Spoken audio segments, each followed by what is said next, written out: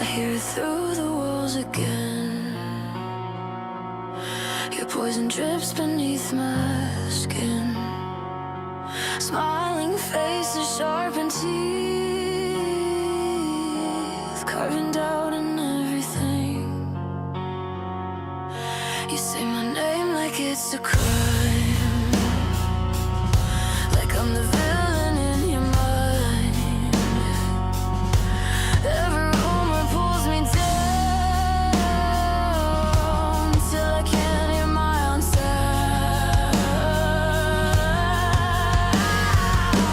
Breathing heavy, chest in chains, static screaming in my brain. Every word another way, every lie I suffocate. You push me under, I'm drowning in your noise, choking on the echoes of your hollow voice. I'm one breath from breaking, one step from the edge. You talk, and I'm hanging by a thread. I'm sinking deeper, can't feel the floor. Your words hit harder than they did before. If this is what you wanted to see, congratulations, you buried me. You build your throne from shattered trust, turn my scars into your buzz, laughing while I come undone, like watching me is so much fun. But every whisper fuels the flame. You don't get to kill my name. If I fall, I'll fall in fire, not beneath your cheap design.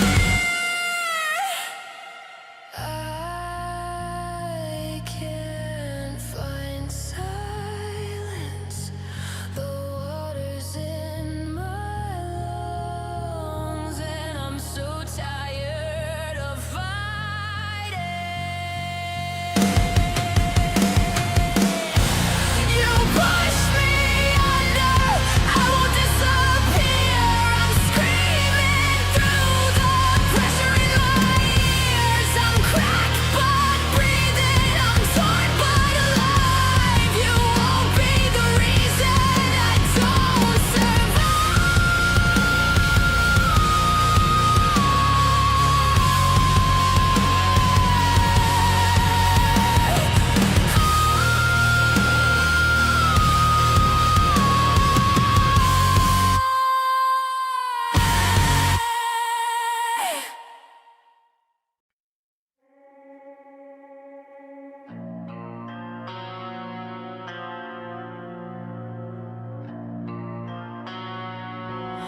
I hear it through the walls again.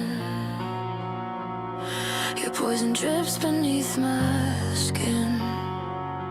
Smiling faces, sharpened teeth. And we're live. Hey, how's everyone doing today? Hey, Starwin. Hey, Ivan. Hey, Tact. Hey, Shadow. Hey, Moose. Hey, Ivan again. Number 2. Number 2? Hey, Sarah. Hey, Hito. Hey, Sniffly. Happy birthday to Sniffly. Hey, Yagan. How you doing? Hey, Oh, Kuro. yeah. Since we had like yesterday spamming happy birthday Sniffly in Discord, can we have a happy birthday Sniffly in the chat? Happy birthday to you. You Do look the- like a monkey and you smell like one too. I was about to say, do the monkey part. Do it. Do it. Wait. Hey, J Dog. Hey, Prince. How y'all doing? Hey, Ben. His name is Dawn. And Actually, his name is Dao Ben. Dalpan. Dal. Wait, Dao?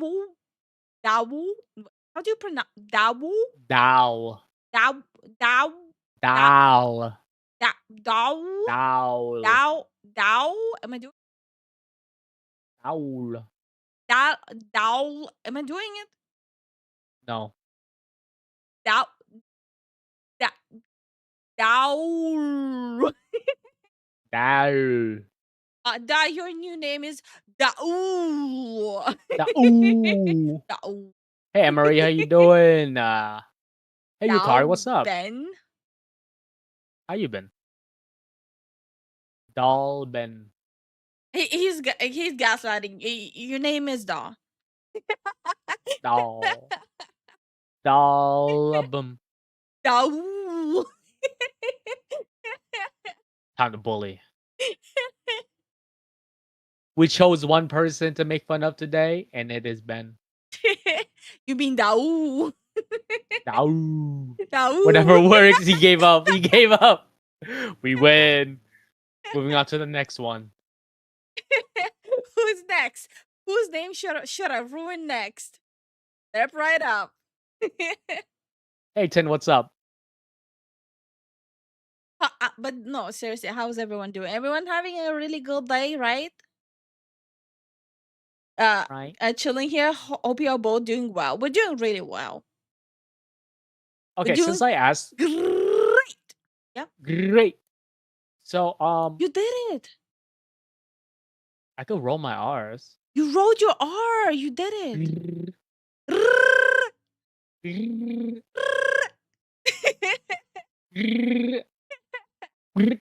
Guys, close your ears. It's our meeting code to then comes back home from work. He just strips down and goes.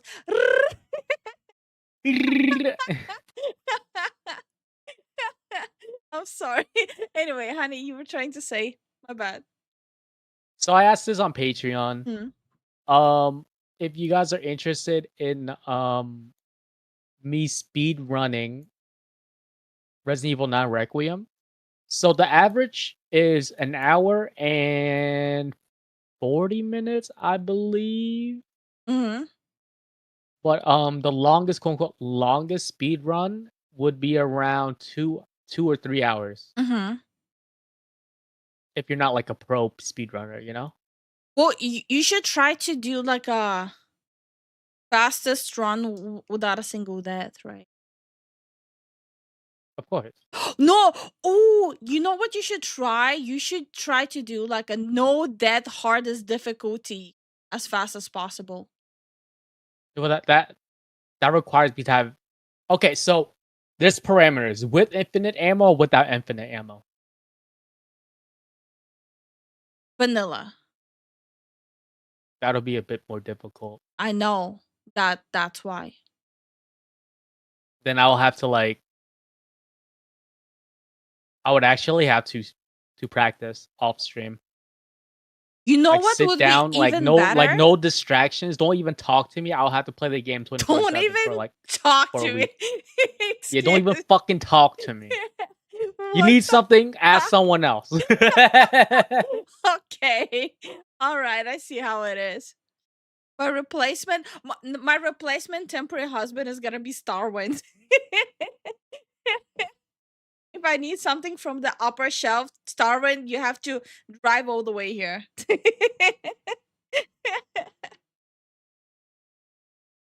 So, Lasso technically. Wait, what's Lasso? And hi Prime, hi Tin Man, hi Multiverse. How you guys doing? Hello, everybody. I did the And hi James. full. What's up? What's up, guys? Multiverse says, "Hello, everybody. I did the full cutscene recap of your AC Shadow stream. The stats are crazy." Wait, what do you mean by that? What does that mean? What do you mean? What does that mean? Yeah, I don't know. Okay. Stop right there, criminal scum! Nobody breaks the law on You my wanna fight, watch. Prince? If you get it under 4 hours, you get the achievement. Oh. But I can do the under 4. If it goes over 4, then I end the stream. Because I'm starting it now, honey. I'm actually starting it right now. honey, I have no words. Hi Masuda, how are you doing? Masuda, what's up? So,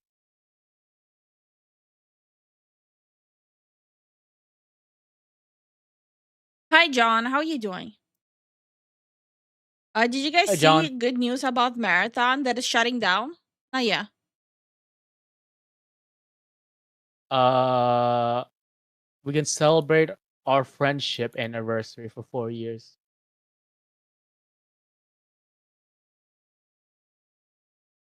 Wait, it's 57.7K players right now, then. It has a pretty good retention rate, so it's not that bad, honestly. Why was Spanish for Fox hit for mod review? Wait, was it? Was it? What? Zora? Wait, Fox in what? Spanish. Wait, why? Zorro. Wait, why was it hit for review? Because it means bitch, vixen, or hooker.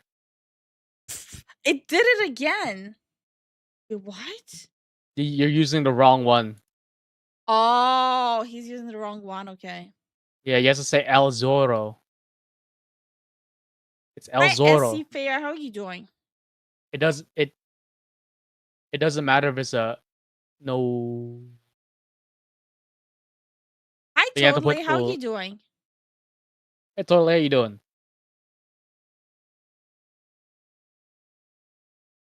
Friend zone. I mean, friendship. He's about to get. What? Lasso is from Halo Legendary. All skulls on. What does that mean? Oh, don't tell me my PC. Don't say that. My model. The models are not moving. Oh yeah, yours not moving. Yours is not moving either. Yeah. Well. Uh-oh. No. I think it is because my PC is overheating. You made it into a sauna here. I did. Hold on. Let me see. Yeah. I didn't even touch anything. All right. Let me turn the AC on. I'll do it myself. Talk to them. Okay. So today on the chopping block, we're gonna be yapping and then doing yapping. As you guys see on the schedule, we're going to be having a yapping stream today. Tomorrow will be with Far Cry. Let me pull up the schedule. Vroom, vroom, vroom, vroom. Meow. Okay, so if you guys can look at the schedule post that Lifu posted, schedule week of Yeah, it's at 76 blasting hot air into my PC. what the fuck? You did it, I didn't touch it. No, I did brother. it, yes. I didn't turn it on, but yes, I did. I turned it on. Brother. Um, So Monday's gonna be yapping stream. Tomorrow, yapping and Far Cry 5, and then Wednesday is gonna be a horror stream. So everyone can be spooked. And then Thursday will be the same as Tuesday, yapping and Far Cry 5. Friday will be a full yapping stream. Saturday, Sunday will be Dead Space remake for controls and graphics.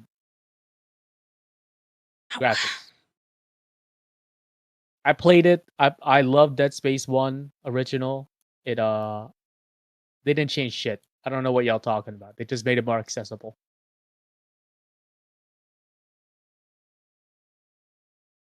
Hey Leaf, I went down memory lane, thought about the Aphrodite lore video. Okay. Aphrodite? Wait, which one was the Aphrodite? And hi, Jason. How you doing? Hey Jason. Hey Billy. Sorry, I'm just fixing it in the background. My PC almost shut down from the temperature. Yeah. Hey Fair, how you doing? Hey Tin Man. Hey Brendan. Also, fun fact: Goonies is about 41 years old. Okay. Legendary is the difficulty skulls are modifier. For example, the skull. I sent you Okay. the invite. Oh shoot. Okay. Okay. All right, fixed it. Improved graphics for Dead Space? Yeah. Yeah, the remake will be improved graphics and accessibility. So it just Sometimes it's great to have a fond memory of old school old games, but there's a reason why some of them are so popular during the remake because you're able to replay it without having like your PC getting bricked. There's a lot of games, old games, that end up breaking your PC because it just doesn't work compatibility wise with Windows. You can blame Windows for that because it's not compatible. But Yeah. it is what it is. Time to switch to lurking. No, no No, lurking. only No. talk. Yeah. You have to I'm gonna send a message every 5 seconds. yeah, I'm gonna eat though. Okay. Enjoy food. Thank you. I think the remake also added a dialogue for Isaac. It is that Isaac. a good thing or a bad thing? Good, because the original didn't have any. He was just he didn't speak. Okay, okay, okay. Yeah. Hey America, how you doing? Multiverse says to explain what I said. I watched your old Assassin's Creed Shadow stream from last year. You said in it, could someone count all the cutscenes and when they are? Well, I did. It Oh. is in the comments of the stream if you're still interested. Did you include the total number of minutes how long the cutscenes were? I would love that too. That would be so fucking funny. And thank you, Multiverse. That would be so fucking funny. I really want Assassin's Creed Brotherhood remake. It would be great, like, if they remake some of the, like, older Assassin's Creed, it would be great. There's one huge problem with it. Would you trust the current team with it? It's a big problem. So up until they fix their shit with who is actually working on Assassin's Creed games or who is gonna be working on the remake, I rather there is no remake. So yeah. Sometimes the best thing you can do is like not like go for one. At least when you know the team is shit.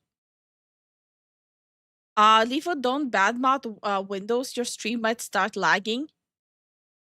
You think that's why it happened? Man, I need food. But my hands are dirty. Wash them. John, there's this invention called soap. Bro, how the fuck are you typing on your? Are you touching your phone Oh while your hands are dirty? no. Maybe he's wearing gloves. Then his hands are Maybe. dirty. Oh no. I didn't even think about it. 5 seconds. Well, I need to go after this anyway. Wait. Yo, John's Oh, having good that. night. Good luck with your exams. Good luck with your Hi, B exams, Ray. How are you Prime. doing? Hey, B Ray, what's up? Also, John is going for that attention seeker vibes today. No, he says he's on the road. Well, John, don't get distracted. Like, actually, don't get distracted. That would be not safe, especially with how people are driving these days. Yeah, it's not safe. Hi, Jersey. How you doing? I don't trust anyone with games with so many pre-release disappointments. I will only evaluate games based on the ship product. Did you guys see like the new meta is like shitting on Leon now? It's always like when there's something popular, right? There has to be like a pocket of people who are gonna be loud how shit that popular thing is. So right now there's like a whole new trending thing of saying how shit and ugly Leon is.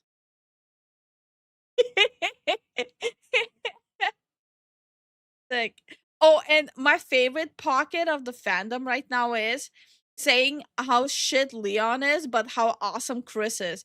I don't know. After Village, I hate Chris. And hi Benji, how you doing? What about those loving the no shirt Leon mod? Honestly, luckily I don't get those crazies on my timeline that much. Hi Captain C, how you doing? Leon sucks. He has old man smell. Jason, why are you smelling Leon? Wait, is Jason Victor? Wait, is Jason the victim? Jason, why are you kidnapping men, tying them to your chair, and caressing their hair? Hello? Someone's someone's always gotta be a contrarian, it seems. Oh yeah, oh yeah. Is day? No, it's night. So liars have gotten louder. Okay, Billy. How exactly do you know? And also why? Yeah, I have questions, Jason.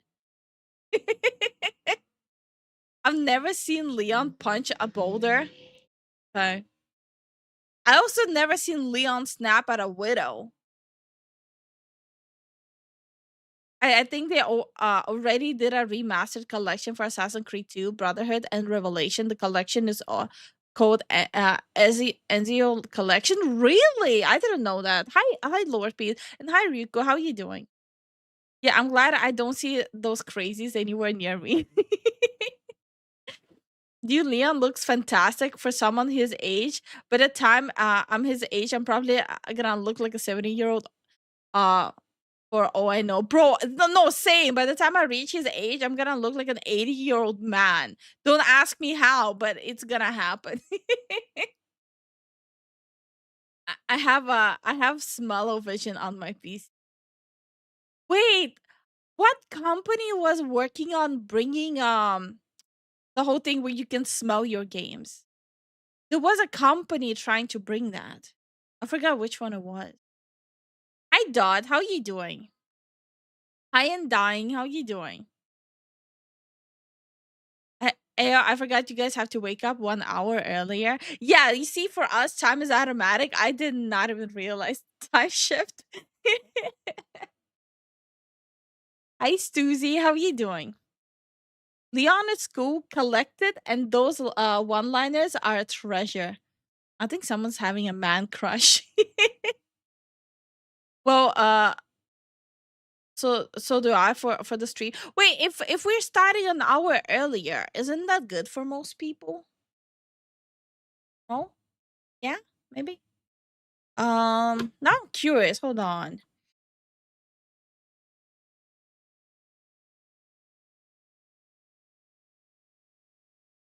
Oh, it's the same. Okay. Smelling your game, therein lies an evil in that sentence. Hi, Buzz. How you doing? Why would anyone have the device to let you smell video? I don't know. I don't know. Like, what's the grossest game around that I have ever played? Let me think. Let me go through all the games. Like, imagine being able to smell Zombie Army Trilogy. That, bro, that's gonna take me out in like a minute. Or being able to smell Reloaded. I'm joking. Imagine they get to the point that we can taste our bro. I'm good. People are probably already trying to taste Leon somehow. Speaking of tasting, videos time. Disney uses scents at their park and some of their attraction. Oh yeah. I watched a video on it, how they're like using specific like smell tactics to make people purchase more, especially like the food stuff. They're like stale, stinky ass food. Just imagine smelling the sewers in Resident Evil. Ew. Or better, Vermintide. Oh, ew. Or remember that, and you can use the smelling device for the South Park games. Ew! No, I'm good. I don't need to smell my games. For Assassin's Creed Shadows, I couldn't count the total cutscenes time because you started skipping them 2 hours and 30 in the game. I forgot. I actually forgot I started skipping them. And hi, Loudmouth. How are you doing? Speaking of smells, maybe I'm overthinking. But isn't it weird when someone says shit like, "I love the man smell. I I love the musk the smell." How do you even phrase it? I love the musk smell of men. Isn't that a weird thing to say online? What the fuck did I just hear? Also, hey Dot, how you doing? Oh my god.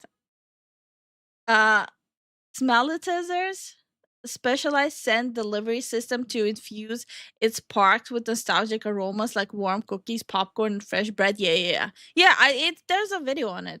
I would go easy on Chris. He lost yet another person he's supposed to protect. Emotions was hot. Okay, but she should probably do a better job, right? Like, probably do a better job in that case. You do lethal? No, not me. I saw a tweet saying that, and I thought that was fucking weird. Honey, Might, yeah. so so the thing about Chris, right? Hmm? Every game that he's been in, it's always been world ending Mm-hmm. stakes. Every boss is huge. Every boss is like balls to the walls. Yeah. Leon is a bit more specialized. He's the guy you send in when some weird shit is happening. A lot of women would say he's special, right? Some men I'll probably say that too. I don't know. Village, like, the more I think about it, Village made me really dislike Chris. I don't know. I really dislike him. I used to be super neutral about Chris. I really dislike him now. Mm. Just because of Village. Okay, I think it's time to switch to lurking for real. Lifu's Chris hate is just too real. Okay, no, Jason, you're gonna listen to it, god damn it, and you're gonna interact with that hate. Ah, After Village, Chris is off the list, but I'd definitely go on a date with Leon if it were an option. Okay, so what we're gonna do is we're gonna at some point, maybe next week, we'll do a ranking Resident Evil characters. Yeah, including zombies, right? including zombies, sure. You see, I don't get enough hate online. I need more hate. So I'm gonna Zombies rate and BOWs. characters. Bring all the hate after that. Yeah. Only hate. Chris is a jarhead. Leon is the detective agent. Chris is a shit. He's a poo poo head.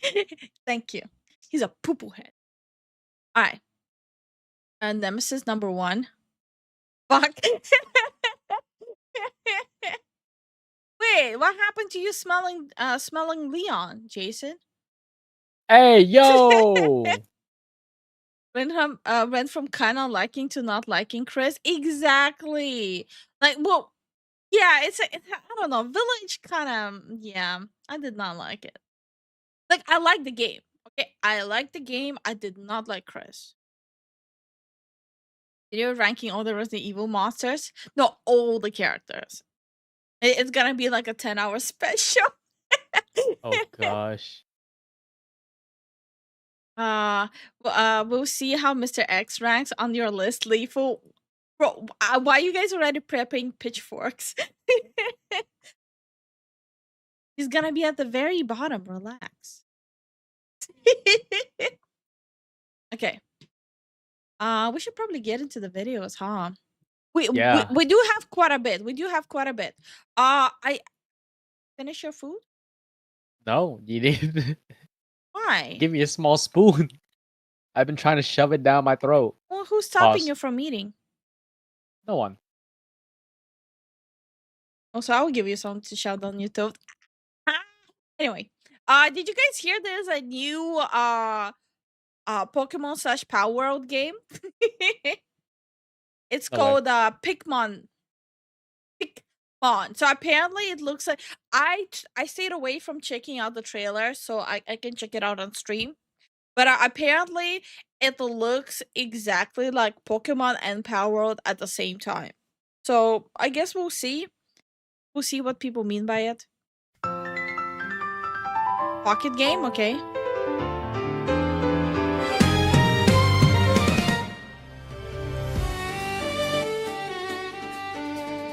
Okay, I do see the Power World resemblance actually. Not okay, not saying the character, like the graphics, right? The assets and the graphics kinda remind me of Power World. Like if you would have put this in front of my face right now, I would have thought it's like a new addition to Power World or something. Hi Matt, how you doing?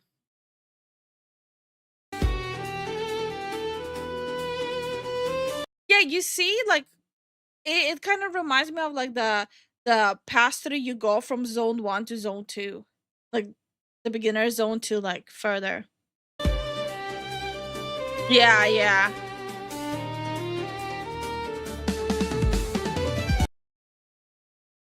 Bruh. Okay, yeah, yeah. Okay. It's what is the name of that Power World? I forgot the name of the POW. Same. But yeah. Yeah, no. Damn. Oh, even the bases are similar. Huh.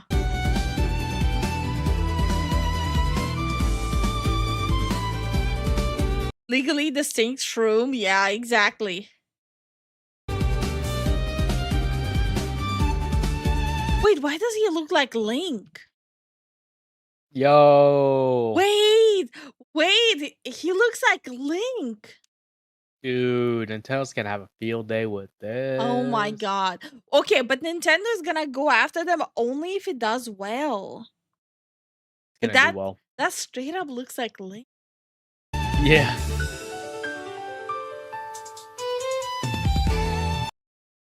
No way. Yo, you can't get away with that. I'm sorry, bro. Yo, I think these guys just want problems. Yeah, I think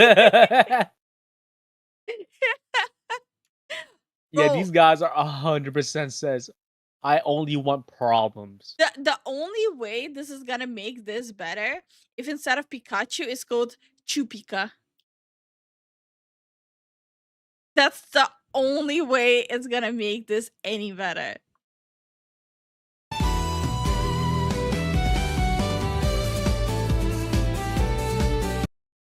Yeah, bro.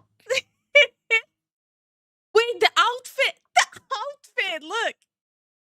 It's literally Power World. It's literally. Wait, hold on. Let me pull it up. It's it's literally like look, right? It's even the same stitching. Look, on the leg, right? Dude. Yo, brother. They actually just They only want problems. yeah. Bro, the cow, the moop house. I just noticed it in the back. They are actually the crafting table. Yeah. Wait. Oh, the Anubis POW? Wait, they're actually just recoloring it. Wait, the more I look at it, the more I see it. Wait a minute. Look at it. The Anubis POW, right? Look at this.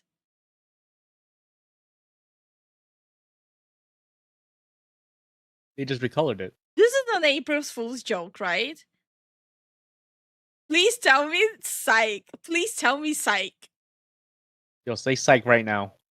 What if this is actually Nintendo and Pocket Pair Lawsuit Simulator 2026?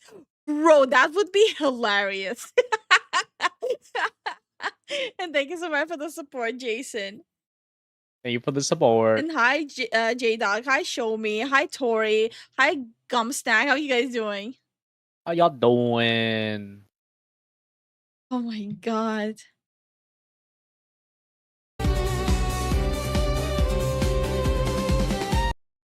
Yo, you're not even pretending at this point.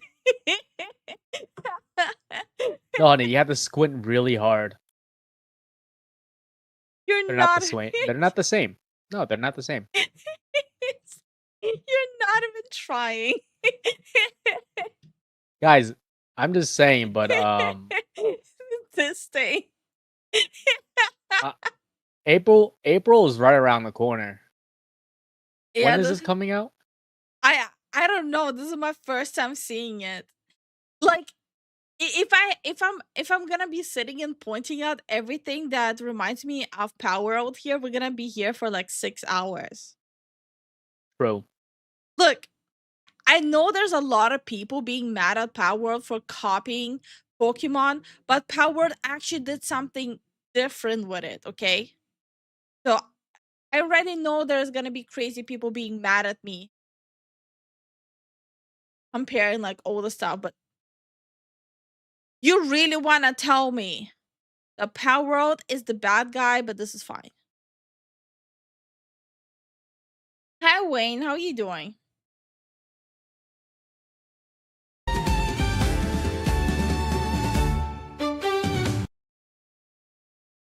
Stop! The Molesto Bear?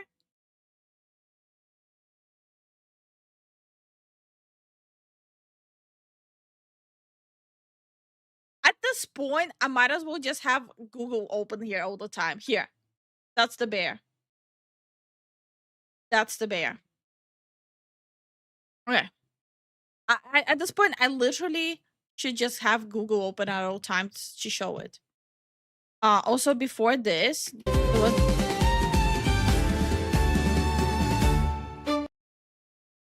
like what's her name in Power? Lilia? I think her name was Lilia, right? I think so. Hi Cosmic. Hi Mark Law. How you guys doing? How y'all doing? How World inserted slavery and guns over Pokemon? Hmm.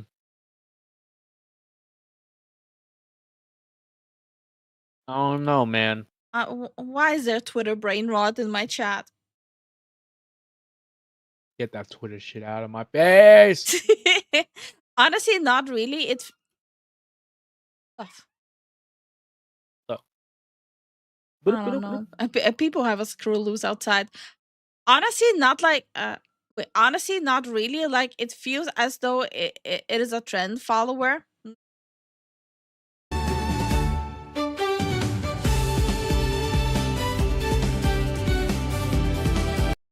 Guys, don't you want to have a game where you can play simultaneously Zelda, Pokemon, and Power World all at the same time? Now beat this.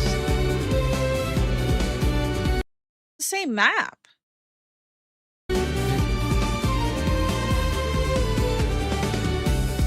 It's the same pal. Flying next to Yo. And you know what's the funny thing is? I'm still gonna play it. I'm gonna get it just to see what's happening inside. Listen, if it's still a good game, it's a good game, right? Because like if they don't deviate from Power World formula, then it's just another Power World. It's a different game.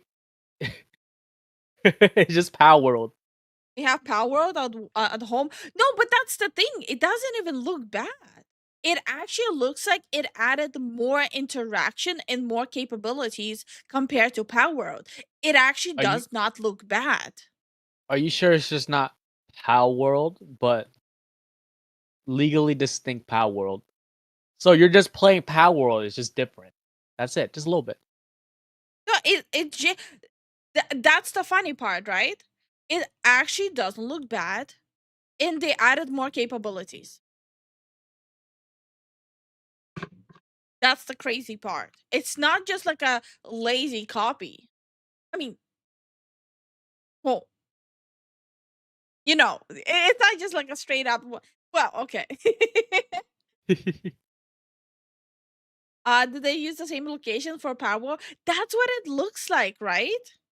But the first minute that we saw, it looked like they added more like movement and interaction than Power World. Same, but different. Exactly. Same, Yes. but different. Does that make sense?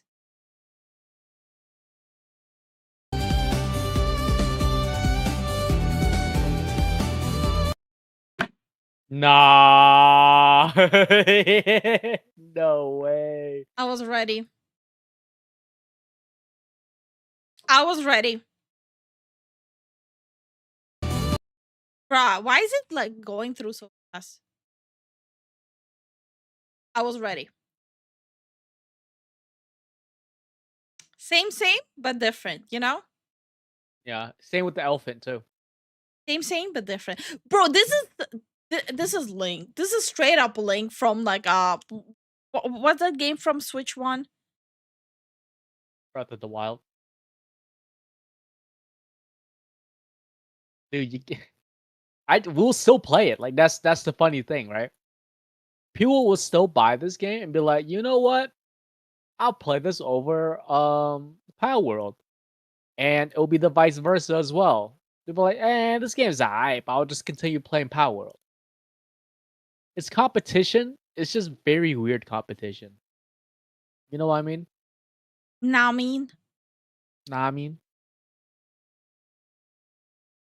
Link from Breath of the Wild. Like, am I going crazy, or it kind of reminds me of a Link? that is him. Right? Same, but different. Yeah, like same, but different. And like this is specifically a Link from Breath of the Wild. Yeah. Don't ask me how I know. Motherfucker blasting me. I swear to God, people are getting dumber and dumber. Like I open the curtains, look outside. It's like full on, like theatrical play of idiocracy outside. Yeah. Anyway,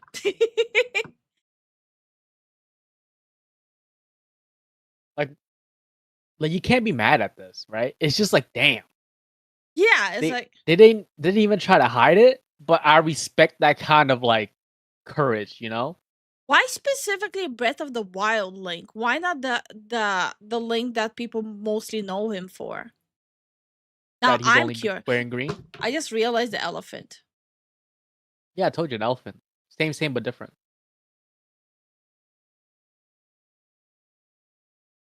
Wait, did they even change it?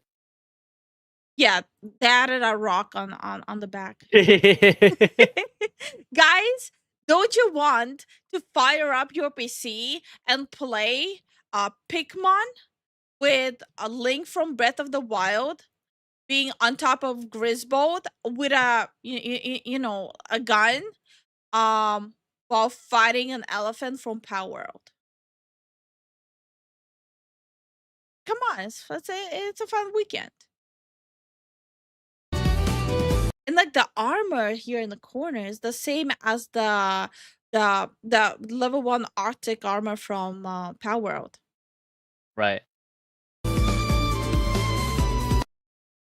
Yeah, it's the same armor. Yeah, it's the same armor. It's the same POW. Oh, it's the area bosses from the electrical map. Yeah. Power World electrical map boss.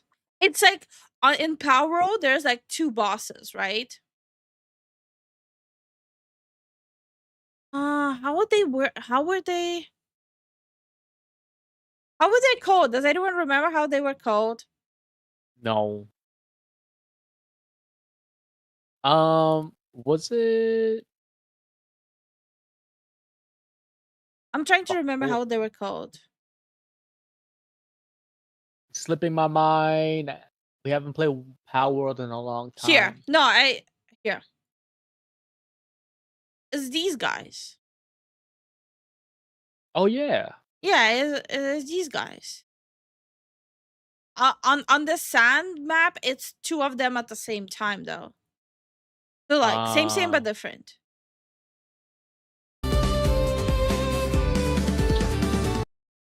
Okay. This is Pokemon. Remember we were going through the last gen Pokemon and there's a Pokemon that becomes a bike? Right. That's it. Oh. Same but different, honey. Yeah. Remember. Let me find it. Yeah, here. Like same but different, you know? Yeah. Like same but different.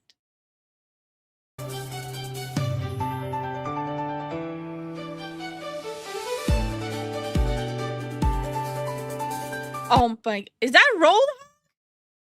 Wait. Is this Roadhog? Yo, that's Roadhog. Wait, Hold no, wait, guys.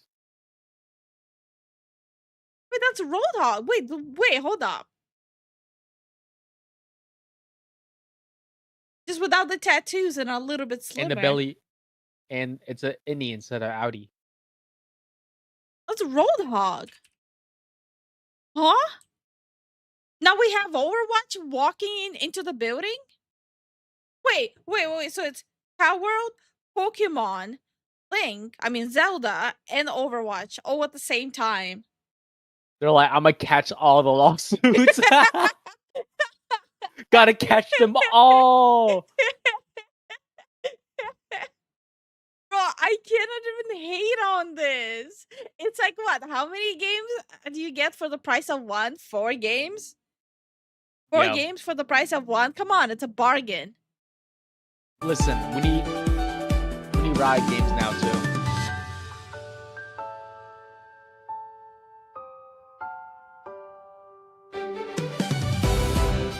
Wait, is this a battle royale?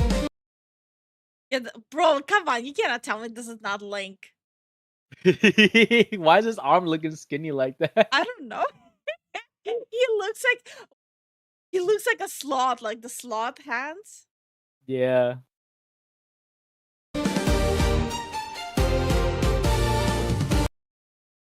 Nah, bro. And now we have Digimon. Nah, he pulled the Mega Man stance. Oh no, that reminded me of Digimon. Season 1. The watches. Nah, Mega Man. Oh wait, that wasn't season 1 Digimon. Which season was it? Anyway.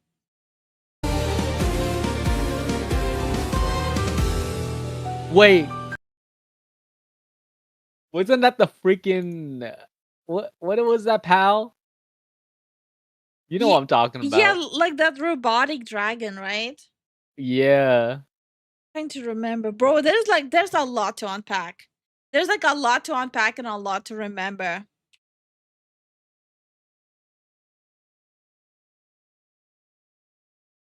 Dude, if they get sued by like 4 companies, I'm gonna be like, damn.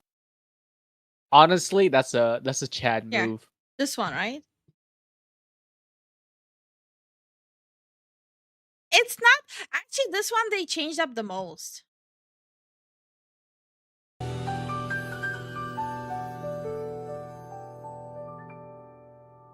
Let me see this Coming shit. soon. Add to wishlist on Steam. Is it actually on Steam? Hold on, let me open it. Honey, it says Poke Game. Network Go. Can I open it? Yes. Okay. Oh Let me my open God. it. Let me open it on stream. So all of you can see. Pikmon. Okay. Let's look at the screenshots. Okay.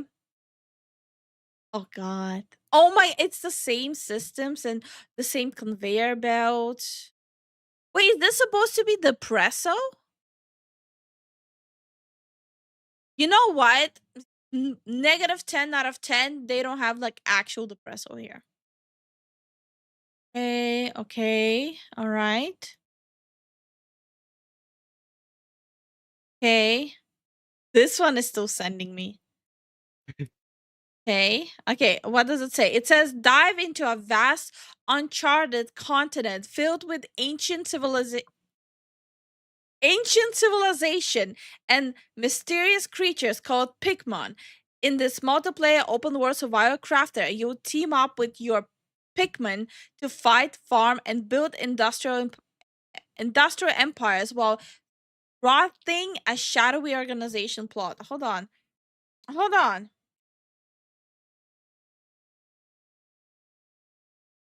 Okay, I don't need the chart. I need the description.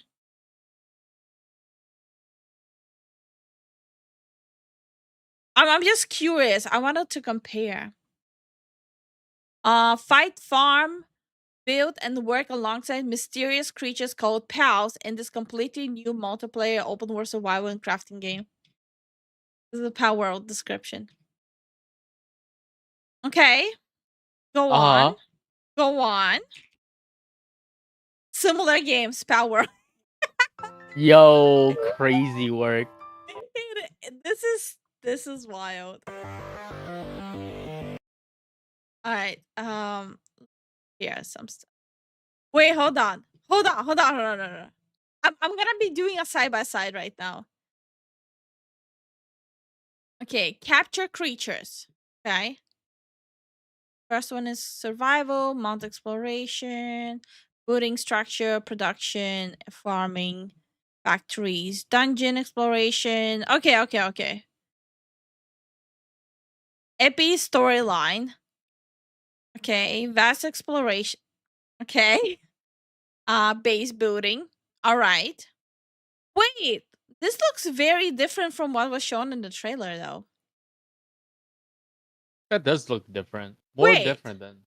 Yeah, no, this looks completely this looks like a what?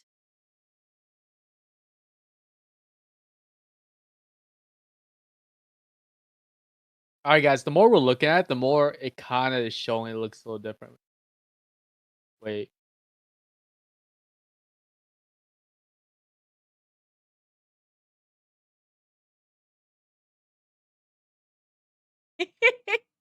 I can't. This is just.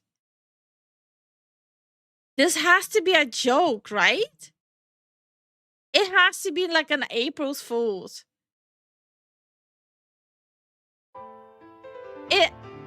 I don't know. I think this is an April's Fool's. There's no way this is happening. Wait, hold on. It says future release for Nintendo Switch. All right. Let me go to the comment. How many games can we steal from? Yes. Yes. Well, we counted 4. The road, bro. I'm not crazy. I'm not the only one who noticed Roadhog.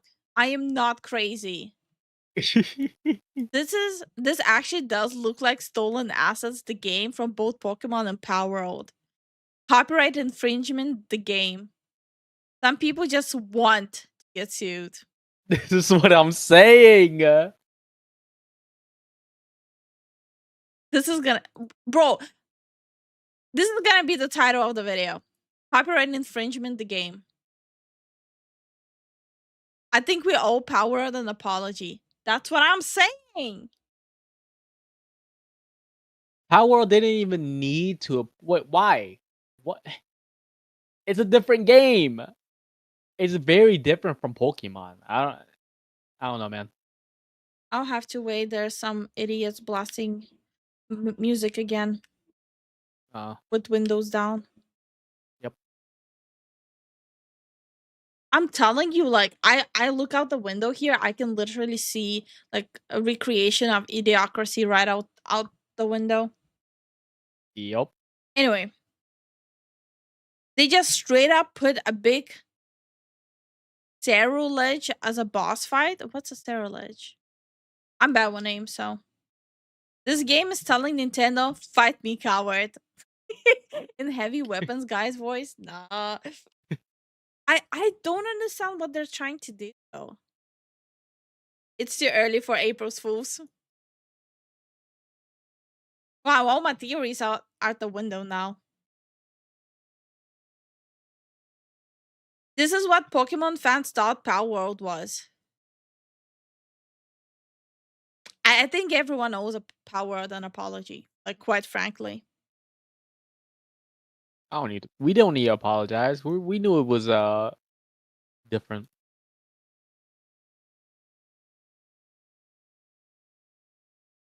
I'm gonna read the This comment right now. is. Hmm? No, TJ. we're done with this one. Okay. TJ says, "Hey guys, my birthday's coming up. It's Friday the 13th. No joke. Ooh, okay. I have no words. I absolutely have no words. Like, the best description of it I saw was copyright infringement the game. Yum. Definitely will have to make this into a video. I love it.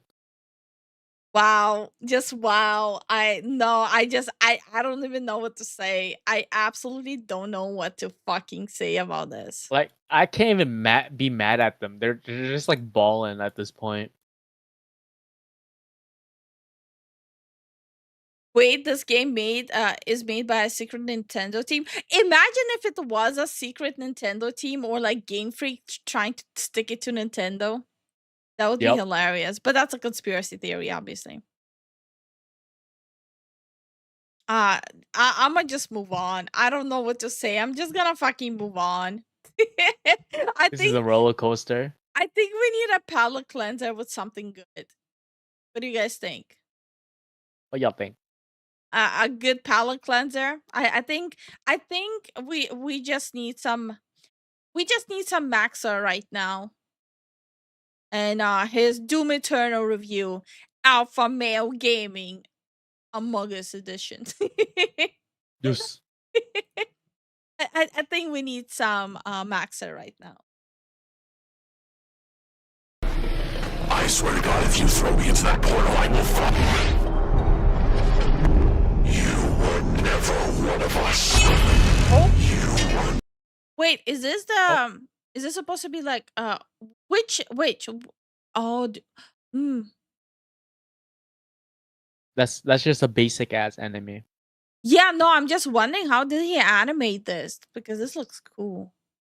Nothing but an imposter. False crewmates. You are Oh, that looked nice.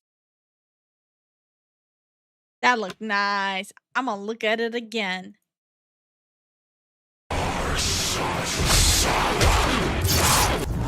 Boom.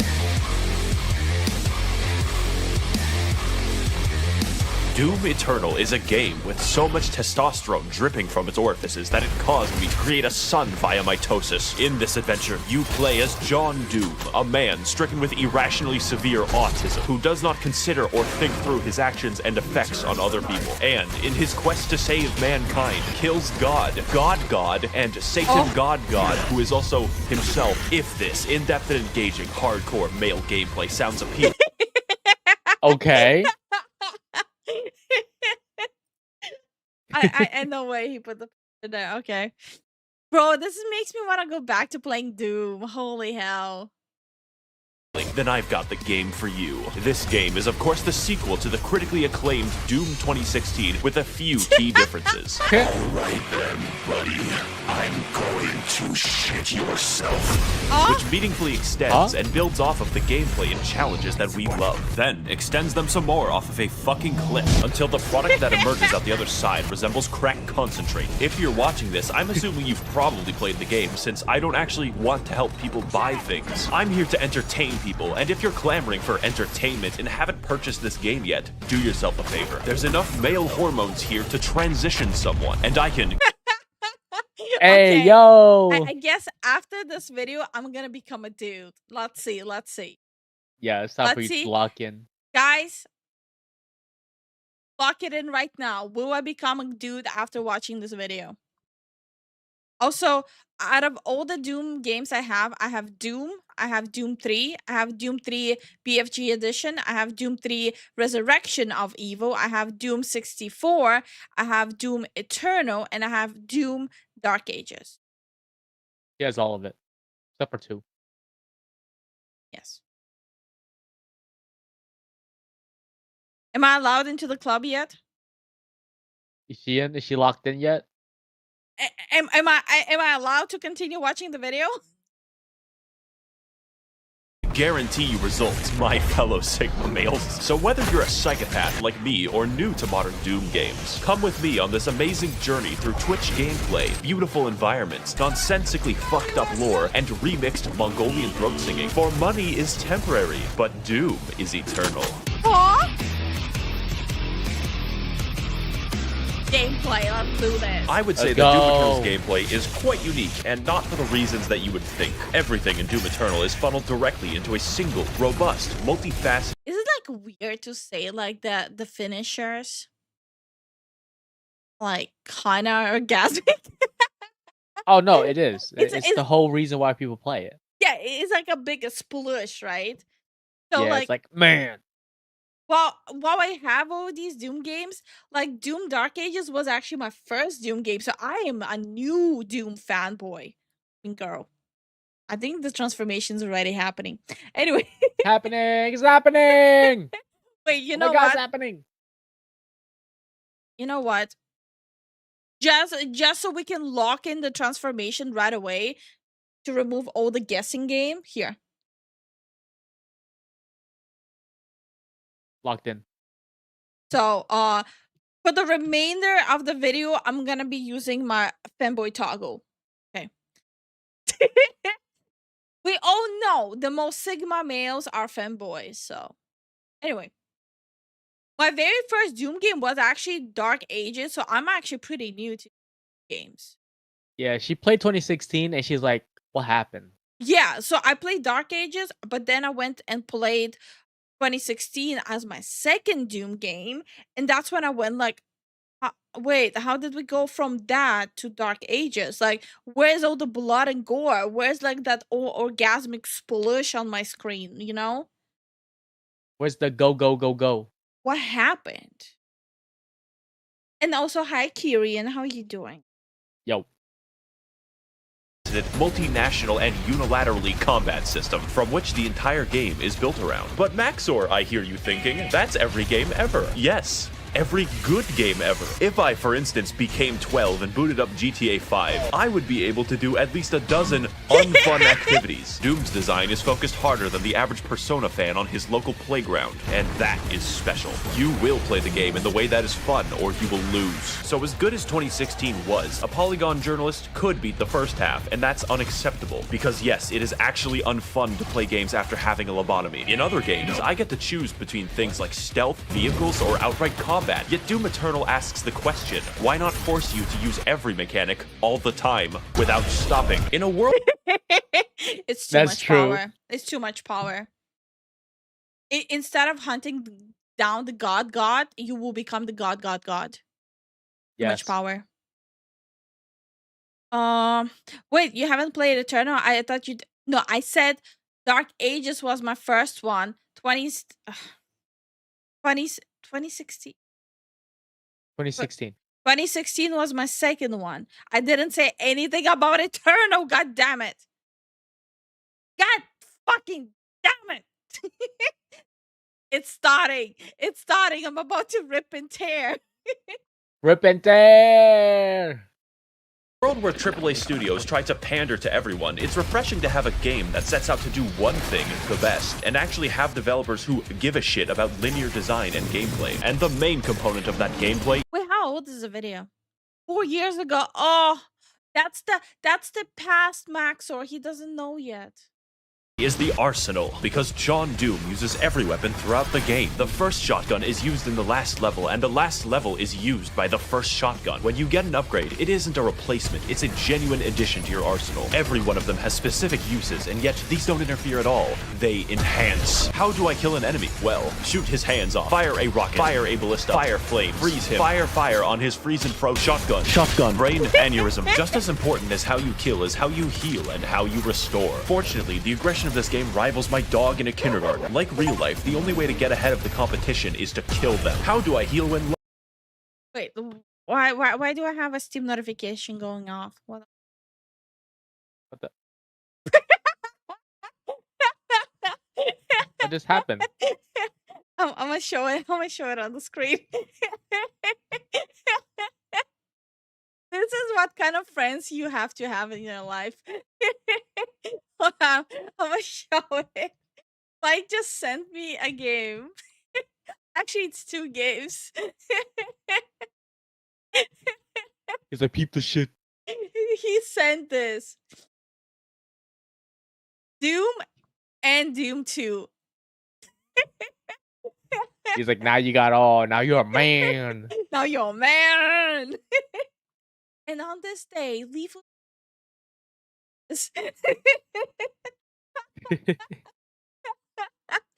Thank you so much, Mike. Wait, I think those were like the only thing, huh?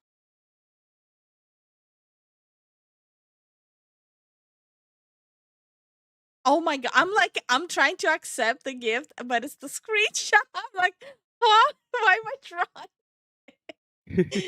Mike, thank you so much. Oh my god. Oh, this is funny. Yeah, now I'm a man. Exactly. Now I'm no Man, longer man, just man. a man. I'm a man. Man. Well, I guess it's time to play through every single Doom game on stream.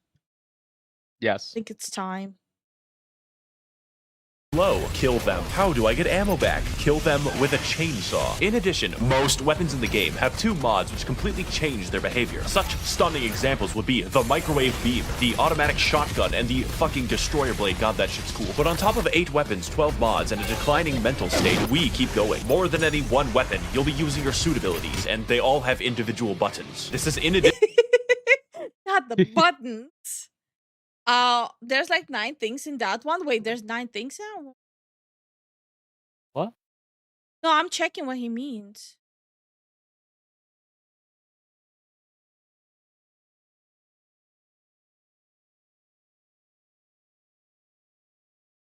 I'm so confused.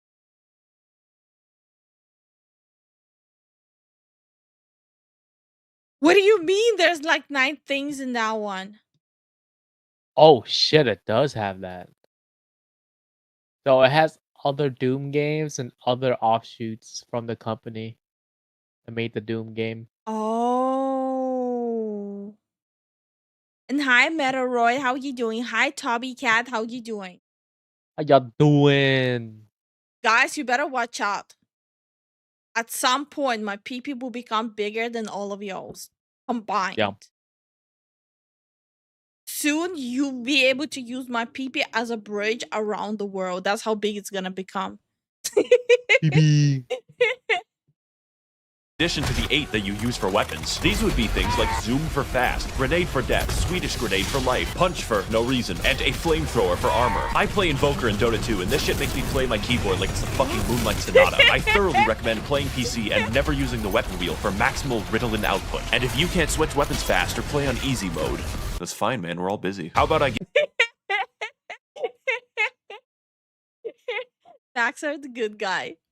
give you 2 more buttons? You thought I was done. There's 2 ways to kill a demon in Doom Eternal, the fun way or the funny way. And to maximize the funniness level, we have the Crucible, which is a direct, instantaneous kill on every enemy. Giant area boss, dead. Previous area boss, dead. The final boss, fuck 'em. Now I hear you think Okay.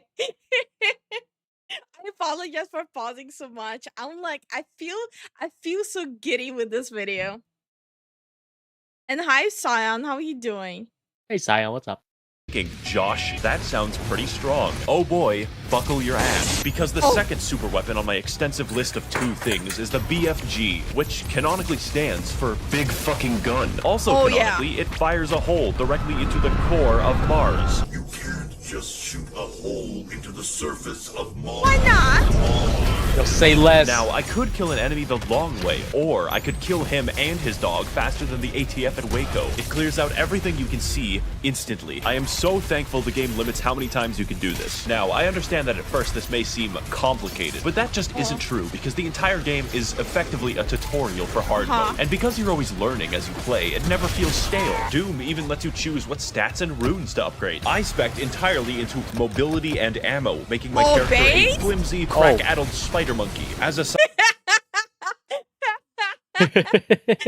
he's Admiral ridden, not even glass cat. No, he's just Admiral riddled. He doesn't put in power nothing. It's just speed and ammo.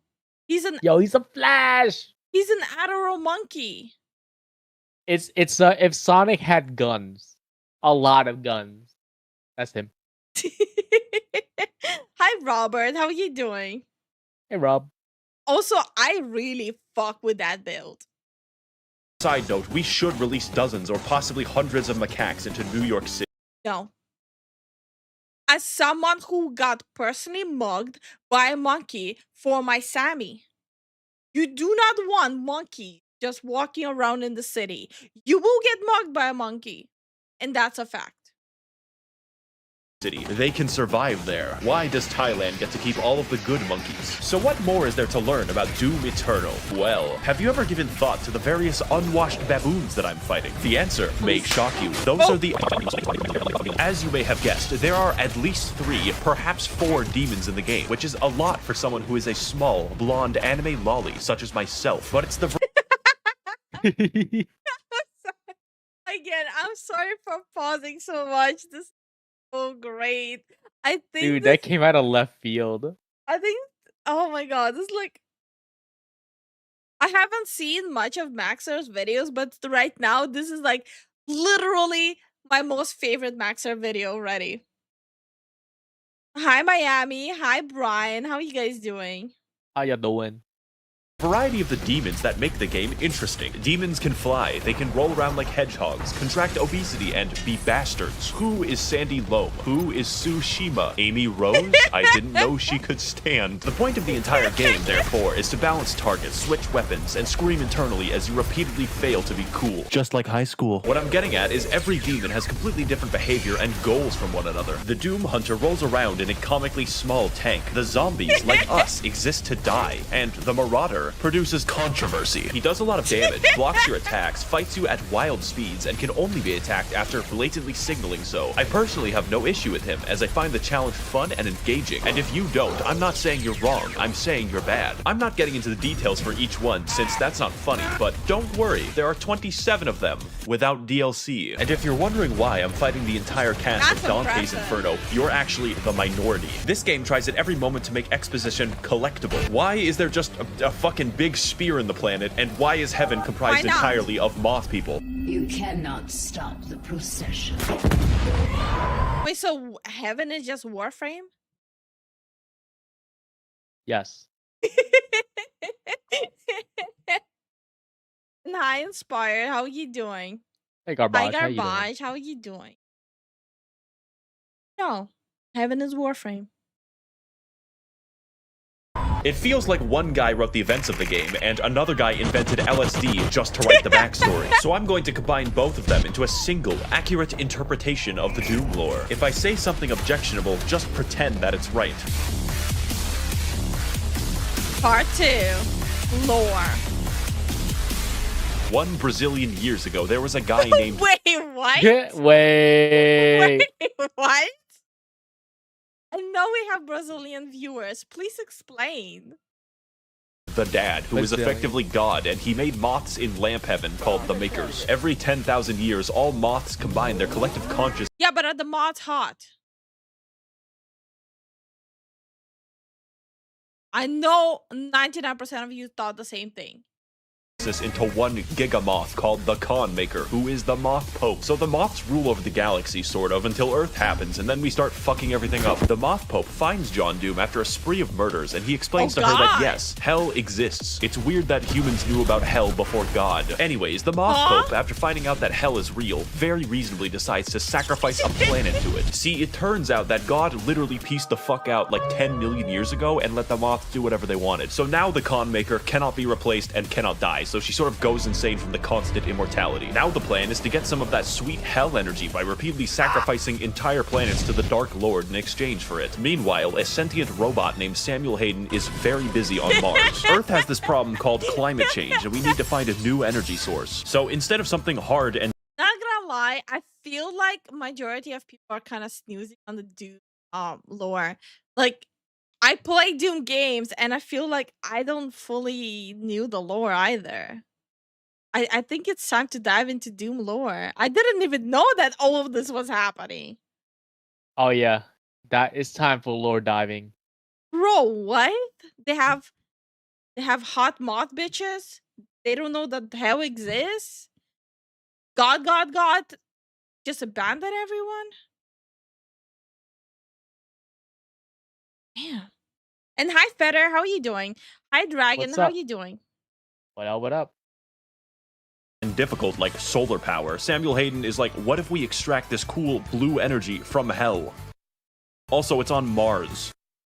Earth does this until Hell begins breaking into Mars and John Doom stops them, which is the plot of Doom 2016. This makes Samuel Hayden mad because he's funded by the Koch brothers and really doesn't want to build a windmill. So instead of destroying the demonic crucible, he just brings it back to Earth and catapults John Doom into the backstory planet. If you think that sounds unreasonable, just remember that we considered blotting out the sun before building a fucking solar panel. I only poo-poo farted for the good of humanity. Unsurprisingly, demons invade to recycle Earth into blue energy for the Moth Pope, so John Doom has to fight both Catholics and Hell. And as you go through the game, you might notice that it just brings up random shit at will. Like, oh sorry, the Soul Factory is being held there by two gigantic titans, and it's like, okay, I guess Attack on Titan is real now. Doomslayer, you'll need this knife to kill my son. Oh shit, what'd he do? He's the giant uncontrollable demon titan. The plot of the main Damn. Damn. You got a bit of a bigger knife though? Fun fact, scientists recently figured out a way to run OG Doom on a petri dish of brain, continuing the age-old question, complex, ? Can it run Doom? Thanks so much for What? the support, Wolf. I Thank you am for the fact-checking support. it right now. There's no way. There's no way. There's no way. There's no way that's happening. I am fact-checking it as we speak. That's a super villain. It's waiting to happen. Okay, so researchers at Cardico Labs have demonstrated pioneering biological computing experiment using approximately 200,000 to 800,000 living human neurons grown on a microchip to play the 1993 game Doom. It's real. Oh my gosh. It's real.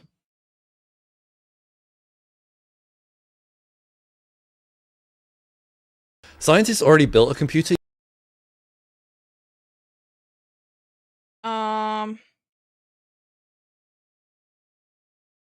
How is there a video?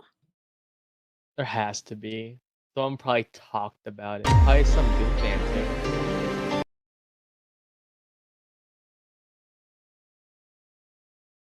I'll have to deep dive this shit.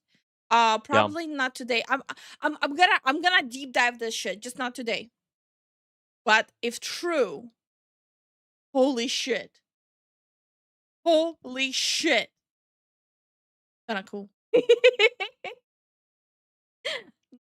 Now a petri dish at some lab has a bigger peepee than some of us. I'm just saying. And thank you so much for the support, Wolf. Thank you for the support once again. This shit almost gave me like a midlife crisis. Like, does that mean some random neurons at a lab are better at games than game journals? Can we have them play Cuphead instead of game journals? Bro. Game, to understate it, is psychotic and acts as an increasing checklist of galactically convoluted tasks. Just in this one game, John Doom finds an ancient city like 3 times, goes to the North Pole to kill Santa, fights Croatia, does a little trolling, does a little cockfighting, invades heaven, and permanently kills God, but we'll get back to that. Doom 2016 took place on Mars, but this game has you slung around the universe on a fucking bungee cord, so I understand completely when people say they don't play Doom Eternal for the plot. They're just wrong. I play Doom Eternal for the plot, and that might sound strange to you, but Eternal's plot is pure insanity, and it does everything that it needs to. We are painfully aware that the plot exists as a contrivance because the environmental designer went fucking ballistic. I just don't care. I played every single level, gleefully wondering, oh boy, what stupid shit is next? I cannot fucking wait. So, play the game for the plot. It is integral to the experience of Doom Eternal. Oh, but Maxor, there's a plot hole. How did the Doom Slayer get the first? Everything I've said so far, except some of it, applies in full partially to the base game, but there's $40 redos of DLC where the gameplay is faster, the challenge harder, and the plot somehow even fucking worse in all the right departments. 2016 was a wash. Eternal is Usain Bolt, and the ancient gods is fucking Venezuelan inflation. You thought it was over when John Doom beat the demons and destroyed all of heaven, but you were wrong. That's just the beginning. And with both parts of the DLC now fully out, my recommendation cannot be understated. Let's get into why, and more importantly, what? Part 3. No. Ancient gods. Ancient God. Do I need to mentally brace myself for this? Yes. Yes, the homunculus that scientists keep chained in the basement can play games better than journals. Well, now we know why the homunculus is chained in the basement, right? Yeah, one wrong move, that homunculus comes out, it will just be Doom Guy. Literally Doom Guy. I was about to say all the game journals are gonna be out of business, but sure, pop off. Give everyone just saying. nightmares. Imagine. This section of the video is going to be different, far more structural, and aligned with the plot of the DLC. Because the gameplay isn't what's new about the product, it's the challenge and the story. I originally wrote an entire script for this and then trashed it because it doesn't truly communicate how this DLC drove me to insanity, and I hard cope by simping for 2D women. I will tell you if there's a very big gameplay change, but the point of the DLC is more of what's amazing. If you like Doom Eternal, you will like the DLC. Period. Okay, so Samuel Hayden, you might know him for his various appearances on political YouTube debates advocating for carbon positivity. It turns out that he's not a robot, he's a fucking angel. Also, John Doom's Alexa is God. That's not a joke or exaggeration. His name is Vega, and he is the physical remnant of God's consciousness in AI form. So Samuel, now a fucking divine being, wants you to revive him since both God and Satan are trapped in volleyballs. At this point, the video can't count as spoilers because it makes no fucking sense. The first DLC is essentially trolling because you kill God. Why? Well, obviously to revive Satan, exclusively so you can fight him. What could go wrong? Of particular note... Yo, he really said... He really said, I only want problems, because I can only want problems. The God, nah, we're reviving Satan, I gotta fight. Oh my, this just reminds me of Baki. Like seeking out the one true fight. Wouldn't that be like Goku? No, that's Baki Hanma. That's the whole plot of Baki Hanma. Oh, just run hands? That's literally the whole plot of Baki Hanma. There's nothing deeper to Baki Hanma. That's why I like it. The gameplay side is the final boss, who is Samuel Hayden, because holy shit, this fight is hard. Also, the premise is ridiculous, and my enjoyment of the game is hurt by neither. Every aspect of this is speedy, fun, and everything else I've already said about the game in general. And when you finally beat Samuel and revive the Dark Lord, it turns out he's you. Yeah, the only thing in the world that could possibly kill John Doom, himself. No blood can be smeared than this holy blood. So now the not you decides to go to hell where we all belong, and the second DLC is just chasing him. This is, of course, where the testosterone moves into critical levels. How does one get to the Nice. capital city of hell? Well, that's a great question. First of all, go to the planet of Argentinur, light the bat signal, learn how to train your dragon, okay? Go into the giant spear that pierces the entire planet for some reason, get the key to the gate of Divoom. Now, No. Yeah, I got another notification. Yo, that's crazy, dude. I got Doom 64. Mike, thank you so much. Thank you, dude. Holy shit. Thank you so much. Now, wait, I have to show the message. The message tickled me. It says, for the ultra violence heavy metal play. Thank you so much, Mike. I think I'm set with Doom, huh? I think I'm set Yeah. with Doom. Huh. That's pretty nice. If I disappear for several months, don't worry. I'm just, fighting Satan. Don't worry about it. The old Doom games are short. But the replayability is long. With mods, yeah. Mm-hmm. go back to Earth, traverse The Last of Us 2, and find the Gate of Divoom. But before I get to the final showdown with Crash Bandicoot Twin Sanity, there's some cool gameplay I want to talk about. You have a fucking hammer in this DLC, primarily used to defy the laws of gravity, but secondarily gives you everything in the game. Health? No problem. Ammo? Absolutely. My deepest, darkest urges? Yes. As I used this, I became more obsessed with hammers than Bob the fucking Builder, and there's plenty of demons to use it on, since the DLC adds a shitload of reskins. For instance, the Spirit is a congealed amphetamine mass that makes every infested target 3 times faster. Microsoft Pinball, who is fun to fight, I promise. And the Bloodmakers. They are my original OC. Do not steal it. So now that we've reached Cleveland, it's time for the DLC to gain style. This is the culmination of all of our work. The final battle against Satan himself. And holy shit, you can feel it. When the Sentinel army shows up and everyone's ready to kick ass, you just can't help but feel like your dick is being tickled. Cleveland lives up to the hype too, for once, because it's a non-stop battle of epic proportions right up until the final boss. This is a universe which implicitly acknowledges your godlike power by making the only credible threat to you your identical twin with red eyes in a Gundam. That is called fucking gameplay. And it's a beautiful send-off right up until the man himself, who awkwardly waddles around the arena like a penguin, but that's fine, the fight is still cool. Damn. Wow, you know, it's so sad that Steve Jobs died of Ligma. Who the hell is Steve Jobs? Ligma balls. Got him! No. Oh no! No! Now, before we defenestrate, there's a few details I want to talk about that truly complete this game, make it a real 10 out of good. Firstly, I would classify the music of this game as metal without guitars, and I fucking dig it so much. How do you make metal without a guitar? Well, you sample Mongolian throat singing and your lawnmower. It just sounds so good. Normally, music isn't very important, but it's so good that it becomes important. And the role it plays in setting your mood is vital. Also, the main composer, Mick Gordon, like me, watches virtual YouTubers every waking second. If we're imagining Doom Guy in Warhammer 40k, get out of my head! Get out of my head! Get out of there! Of his day. Great minds think alike. In fact, most He would fit right in. Oh yeah. Oh yeah.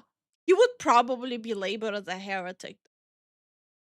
No, actually, he'll probably jump straight into the warp and just try to kill all the demons there. Yeah, but the problem is he will have to follow every command from God Emperor, right? And No. Doom Guy is not really good at it. No, he'll just go straight into the warp and just kill everything there. Every demon, they don't care. He don't care. He just want to kill demons all day. Okay, that is gonna be this video's question. Do you think Doom Guy would be labeled as a heretic in the Warhammer 40k universe if he would be on the side of the God Emperor? I think he would be. Zen thinks he wouldn't be. No, he'll be in a never-ending battle with The Blood God. Mm. Corn? Most of the music in this video is just Doom Eternal soundtrack. Guess you'll have to rewatch it over and over again to really listen.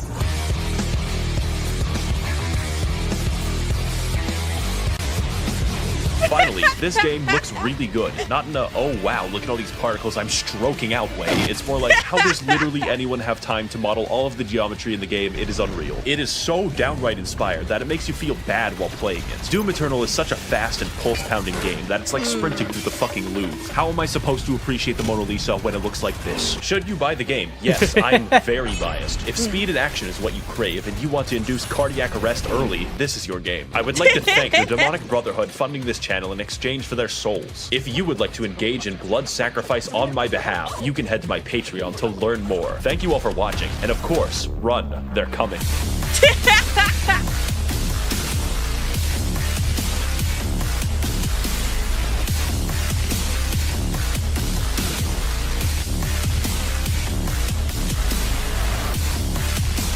I will make more videos. This is a threat. I just read that. Yes!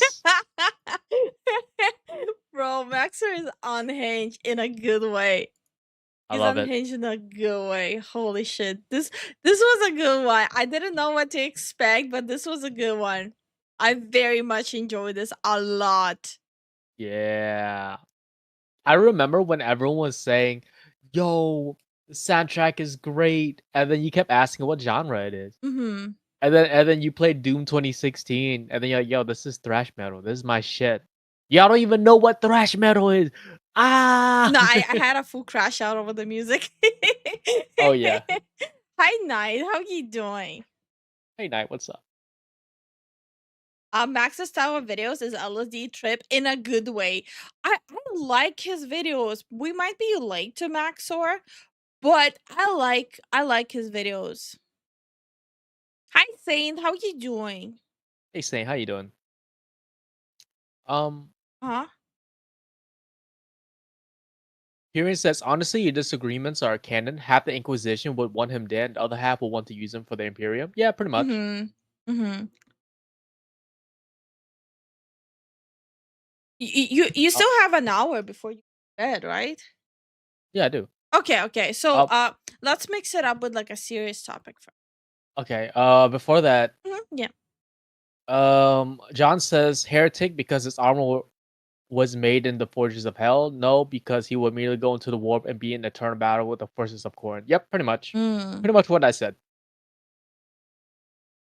Better late than never. 100%. It's better late than never. I 100% agree Yes, with sir. Sir, yes, sir. You see, all I had to do is lose my job, lose my 9 to 5 to completely indulge in internet culture and finally find Maxar. Yeah. All I had to do is lose my normal life. Who would have thought? And yes, we changed the Discord icon and basically we're trying to make it like actually show that it's our Discord. Yeah. So we have a new banner, we have a new Discord name, and we have a new Discord icon. Yes. Yeah. It's Lifu's forehead button. So I hope you guys are liking it. I'm trying to make it look where like you look at it and you go like, okay, that's them.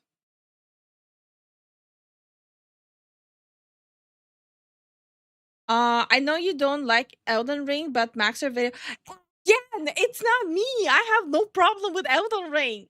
Look at the guy like right behind me. That's him. I don't have a problem with Elden Ring. That's Elden not Ring. me. That's him. Listen.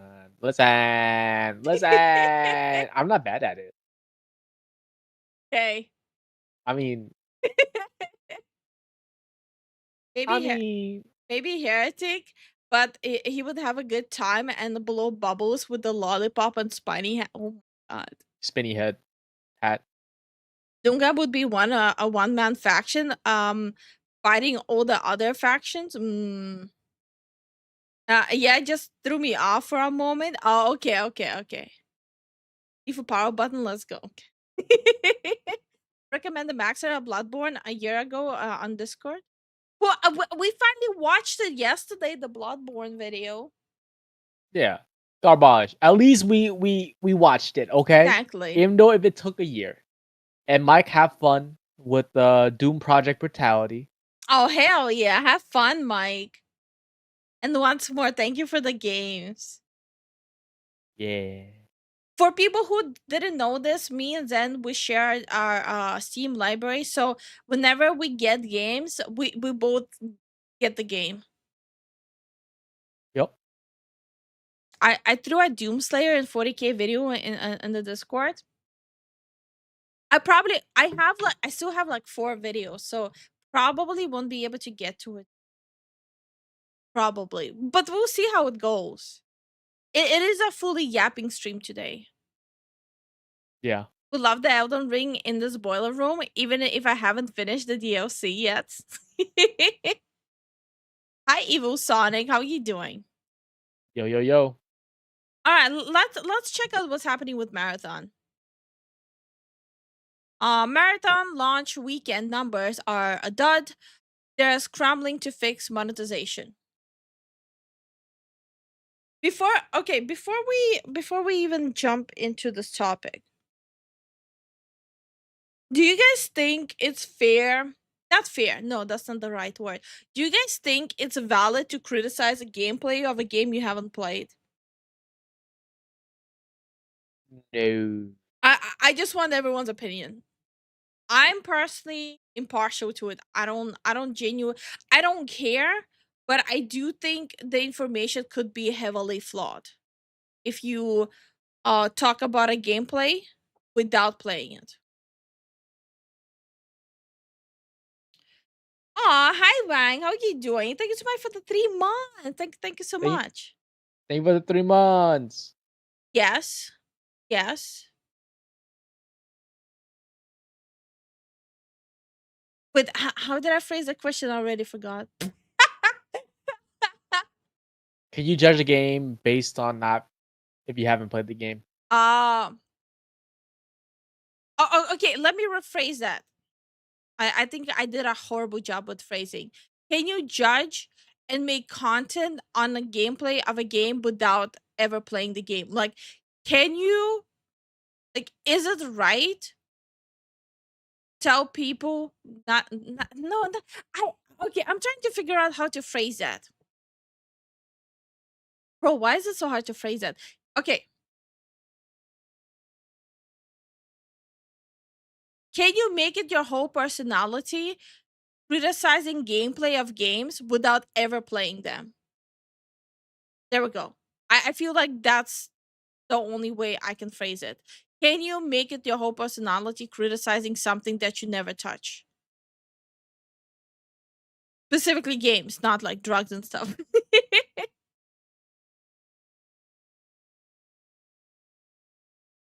Yes, you can. For example, Concord. Content, not really having a general opinion. Yeah.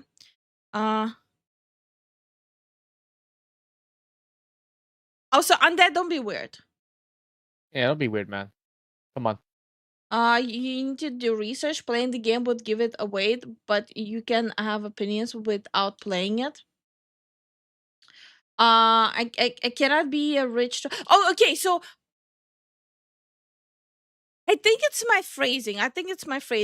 I'm talking about specifically content creators. I'm not talking about consumers who come back after a 9 to 5 job tired playing games. I'm talking about content creators whose whole life is making content about games, but them making games without ever playing games. That's what I mean. Can you make your whole personality talking about games without ever playing games as a content creator? There we go. Bro, I don't know why I'm having difficulties phrasing properly. I think I melted my brain. I think I have a brain rot. Sorry, I'm just a viewer. I don't have a bruh. Bruh. Ivan says it's why I take Lifu and Zen opinion serious, because you play the game before making an opinion. We're kind of forced to play it, no? No, not really. Like even when when I know the game is gonna be shit, out of morbid curiosity, I will play it. Like we crack so many jokes that I like playing with dead things, right? Yeah. Yeah. I think it's valid. They don't owe developers anything. So basically, a game journalist, kinda. Kinda. Yeah, kinda. Hi, Would it Warden. be How on you doing? would it be on the opposite spectrum of it though? That's what I'm trying to understand. Like I've seen so I've seen very vocal opinions on both sides, right? Like yes, you should be able to criticize like yes, you should be able to make content without ever touching games, but then I also seen people say like if your whole content is about games but you never play them, you have no place to talk about it. Like I've seen very polar opposites and both very vocal about it. Sure. There's like Hmm? there's like glazing, and then there's the opposite of glazing, and it's just outright hating for the sake of hating. Yeah. It extends to both. Like it's not just like glazing games, but like both. People who glaze while never playing it and people who just hate for the sake of hating without ever playing. And hi Grateful, how you doing? Hey, Grateful, how you doing? No, but when something looks like a duck and sounds like a duck, it's probably going to be crab. No, that's why I made sure to underline like without ever playing them. Not just like one instance, but ever playing them. You can report the news, but not about the content of the game. Yeah, no, that seems fair. Yeah, that seems very fair. Yeah, it gives more weight, like Koro said. Like there's substance to your opinion when you Mm-hmm. have like footage of yourself playing it and you're experiencing it. You're able to be like, "Hey, this is what's happening, and here's why. Here's why, because I played it, and this is what my experience is." Okay. I think they can make content without ever playing the game, but they will have low credibility. That's fair. That's fair. Would be pretty weird if you make content criticizing FPS game and you don't know terms like gunplay or FOV sliders. Okay, first of all, FOV sliders ain't shit. Okay, people Huh? who are using FOVs, you guys are show offs. Like shut the fuck up. Honey, I play on 110, you play on 90. What? We're different. I'm cracking those 90s. Fortnite joke. Sorry. If you want to critique what you see, that's fine, but not the fine details of the gameplay. You can judge a book by its cover. Just don't act like you're the author. That's a really good way of putting it. That's a really good way of putting it. Yeah. Like Lifu has experience with the FPS scene and tournament and esports. Yeah, but I might have experience with it, but I noticed like even with all the even with all the experience I have, people still rather listen to a dude who doesn't play games. And like to each their own. Yeah. I personally don't give a crap about it. To each their own.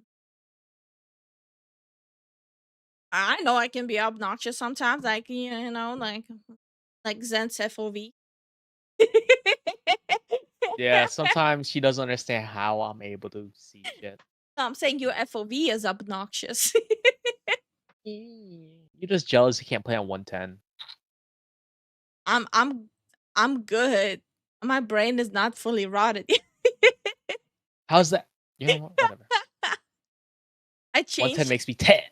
Listen, 110 makes you feel fast. No, it doesn't. Yes. I changed the FOV so I don't get motion sickness. Like people who judge a movie just off of the trailer. Okay, but when we're talking about trailers, the second you see like someone slinging around a dildo as a weapon in the trailer, you have the right to go, this movie is not for me. Yeah. I don't want to watch it. So 110 speed. Hold up, let him cook? Absolutely not. Last time I let him cook, it didn't end well. What? Listen. Then try to take me out again with a pizza this time. You just First- didn't eat it warm. First the Aga- French fry, then he tried to take me out with a pizza. She ate it cold. She ate it cold, and the crust was hard. I had trouble eating it too. Calm down. It was self-inflicted for myself. Okay, listen. So come here. Shh. Come here. Listen. You ate What? it cold. I ate it cold. It was lots of regrets. I should have just left it in the oven until you were prepared to eat it. Okay, listen. Listen. Okay.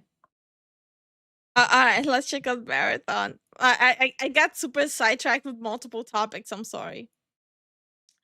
Did people forget the Snow White live action trailer and how bad they were? I think people are forgetting about it. Yeah. Most of the games I play have characters with massive shoulder armor. And hi, Chris. How are you doing? Okay. What's up, space pirates? Oh, that's loud. This is your Admiral, the therapeutically thunderous Dr. Disaster. And the weekend is over, so we can officially study the totality of the Steam numbers for Marathon, and it really doesn't look good. I'm getting like a completely different number when I'm looking Yeah, it that's up. that's a different number, man. I'm trying to, yeah. Oh, he took the screenshot during the downtime when people were sleeping. That's not fair, bro. Yeah, he took the screenshot here. It's kind of like the same thing what people try to do with Black Myth Wukong, like game journals were like posting screenshots of when people were going to bed, saying like, you see, it already fell off, but I just sleep. I'm not Nah. defending Marathon. Marathon is a dog shit game. Okay, It's a dog shit game, yeah. But look at it. It's still doing okay. Like we don't like the game. It's not for us. no. It's like The game is a failure. It's just not as big of a failure. right. It's not as big as a failure as High Guard. Mm.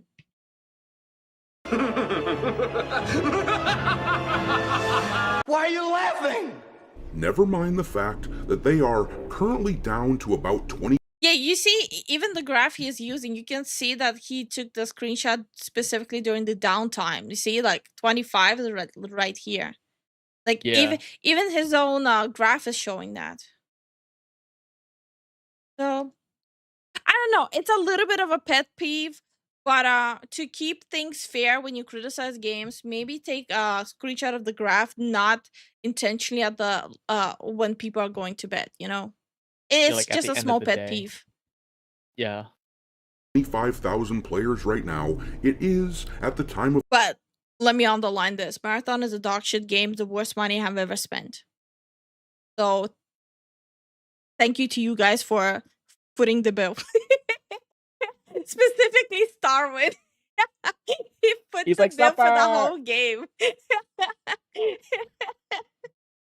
this recording early on a Monday morning, so I won't even Did you refund it? No, we've been reviewing it for like 4 hours.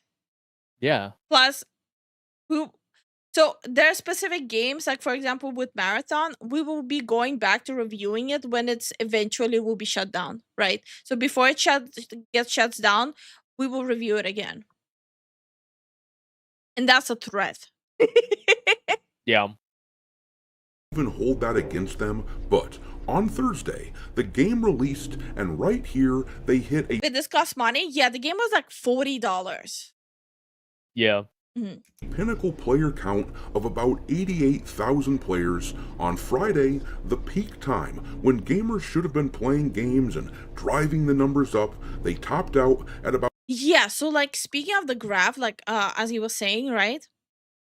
So this was the launch, right?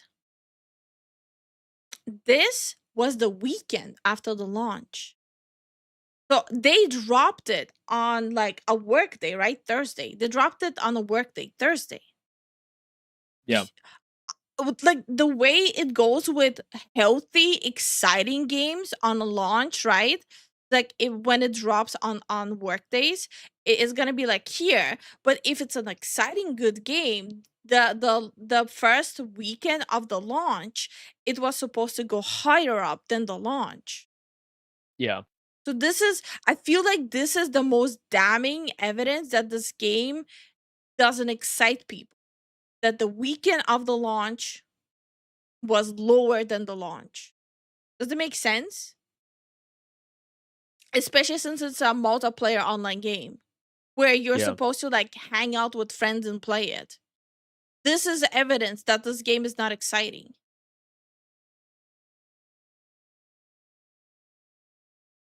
about 78,500, a little over a 10% drop from the first day. Saturday was a little worse than that. This peak here saw them reach about 75,000 players, and then on Sunday they bounced back a little bit and reached about 77,000. Bungie really needed to see that number rise. Odd question. They charge sales tax on games you bought online or no? In Jersey they do charge sales taxes. Yes, Yeah. they do. But the trajectory is clear. You're going down. One of the worst things about this marathon situation is that despite all the talk in the media about how Bungie was gonna siphon off players from Arc Raiders, predictably, Bungie has actually cannibalized their own game. Destiny 2 Yeah. has hit an all-time low point, dropping down to wow. around 10,000 Oh, damn. Destiny is freaking booked. But again, this is like the downtime. Their average is like around 10K. You see, I had the same reaction what he was trying to like show, right? Like only 4K, but man, like my brain is going for the shock value too. I don't like that. Yeah, this is a little Here. It's double. Normally it's double, not 4K. Yeah, I like that shock value thing. I don't like it. I'm not a fan of it. You know, it's still shit. Like, don't get me wrong, it's shit. But intentionally taking screenshots only when it's I don't know. And I feel so shitty criticizing another content creator. Like it doesn't make me feel good doing that. Especially I like his videos, but this is really kind of frustrating me. Yeah. Okay. 1,000 players at its daily peak in the past few days compared to previous lows of around 20,000. That's not gone well. So what this tells me is that the hardcore Bungie butt kissers came out to support the new game, but it is not enough. The sales estimates for the game on Steam do not I always look at that 24-hour peak pretty much, yeah. 24 Yeah. hours 9K. paint a rosy picture at all, which we are going to look at in a minute here, but in order to drum up revenue and try to counter some of the negativity surrounding their game, it looks like Bungie is doing the previously unthinkable and actually listening to complaints. They are planning an overhaul of their in-game monetization scheme, changing how much bang you get for your buck, so to speak. And yeah, to see them actually listen to fans tells you a lot about where Bungie is right now. The pit of despair. Wait. No, wait. Hold on. My brain blanked out. I don't know why I keep hearing Bungie and my brain goes Bungie. You know, my brain's kind of blanking. I'm sorry. Can you collab with Dr. Disaster? He doesn't collab with people. He reports on games. He doesn't collab. He's Yeah. oh, what's the word? Um, He just makes videos, no? he provides like news on games, but he doesn't collab. Like I don't know how to explain it. I love disasters. Movie clip insert. Hi, Sunny. How you doing? Hey, Sonny. Not to mention the price of entry to catch up in Destiny 2. Bro, don't get me started on that shit.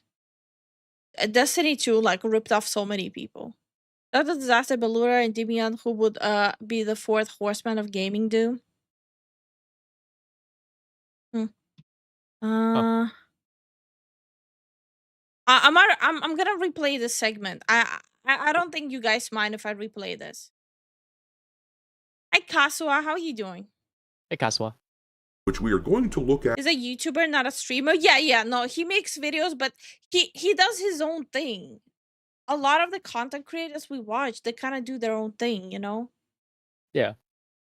in a minute here, but in order to drum up revenue and try to counter some of the negativity surrounding their game, it looks like Bungie is doing Marathon Dev Bungie responds to microtransaction complaints and is preparing a patch for next week. Okay. previously unthinkable and actually listening to complaints. They are planning an overhaul of their in-game monetization scheme, changing how much bang you get for your buck, so to speak, and yeah, to see them actually Okay. I get what he's talking about. Okay, yeah, that doesn't sound like Bungie. That is like a complete polar opposite of Bungie, huh? Yep. But again, the person who used to be in charge of Bungie, he took the money and ran. So it is a different person in charge. listen to fans tells you a lot about where Bungie is right now. The pit of despair.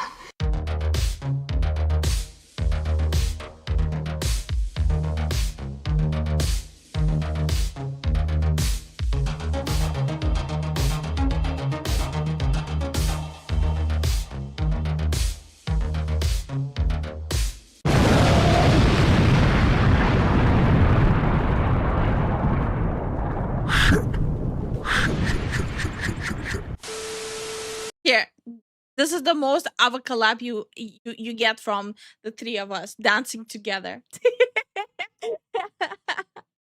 Alright, me hearties, the launch weekend has come and gone for Marathon, and now that the dust is I don't understand how it's called patch when you're doing an overhaul.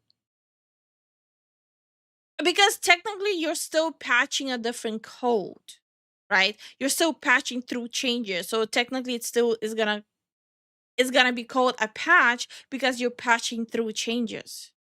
That's why, yeah. settled, I can confidently say that this game is not Concord 3 in the sense that there were actually people out there who wanted to play this game to the tune of what I estimate to be likely around 1 million people. That is a very far cry from the 30,000 or so estimated copies which Concord sold. On the other hand, unless there is a sudden influx of new customers swooping Bro, I would love to know how much of a sale did they get on other platforms. Like we know that actually no, I cannot even say what a game like this. Like it just even when I doubled the amount they would have gotten compared to just Steam, like, I didn't just double, I tripled the amount they would have sold copies of like Steam, PlayStation, and Xbox. It still was showing like financially they are in a negative with this game. And I was trying to be super generous about it. And hi Guardian, how you doing? Hey, Guardian. in and buying this game, then it is not unthinkable that the game's servers would get shut down as they were for Concord and Highguard. A rough estimate as to the costs of making Marathon is right around $250 million. I've made a couple of videos now breaking those numbers down, so I'm not going to go into the details on that again here, but whether I'm off by even as much as, say, $100 million, which I highly doubt, but even if I were, and if the costs, including marketing, were $150 million for Marathon, then they would still be multiple millions of copies away from breaking even on this game. If it only cost $150 million to make and market Marathon, how's that for some alliteration, by the way? But if it only cost that, then they would need to sell around 4.5 million copies, and look here at VG Analytics. They are estimating. Okay, 25.4 K active players, 64 minutes ago. 36.9 K active players, 24-hour peak. Daily active 89. This is also something that really confuses me. 89.5% positive reviews. This, again, maybe I'm nitpicking. This confuses me. How is it such a high rate of positive reviews, you know? Then 17 million premium revenue, 531K units sold, 531K paid, 10.5 hours average. 10.5 hours average. When was this made? That if this is like a week later, this is bad. 7.8 hours median played. Yeah. Hold on. Cool. I'll be right back real quick. Okay. Hi Void, how are you doing? All right, I'm getting ready for work tomorrow. Have a good night, everyone. Good night. Bot reviews, possible. I don't think so. Good. I don't think they bought reviews. They might have done that with the game journals, but this is like Steam reviews. Marathon.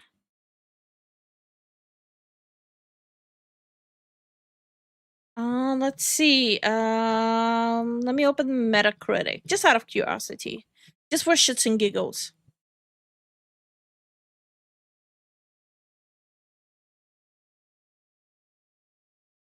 Bro, user score on Metacritic for the game is 5.1. It's like half. User score is really bad. Was a critic one.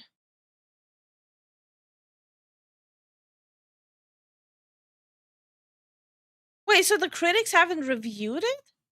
The critics still, it says T. Screen Rant gave them 70. Wait, are they withholding the critic reviews? It seems so. The fuck? That's suspicious. That is highly suspicious. That on Steam, after the full launch weekend, that Marathon has sold roughly 530,000 copies on that platform. Now, Steam is a larger platform than PlayStation, but this is a game made under the Sony umbrella, so it is not inconceivable that Sony fanboys would come out and approximately match the numbers on Steam, putting their total sales figures at a little over 1 million units. Critics are holding off until the first content drop, Bungie asked nicely. But that's not how it works. What? Oh, bro, I'm telling you, like, if you need more evidence that the quote-unquote critics are just paid off dogs, there you go. I think Marathon is definitely shining a bigger light of how much of, like, on a payroll they actually are. Yeah. And if you throw in Xbox, whose user base is much smaller, well, they might be very lucky to hit half of Steam's numbers. But if they did, then we are looking at 1,300,000 copies or thereabouts, and that just ain't gonna cut it, considering that those sales numbers are going to dry up now really quick from here on out.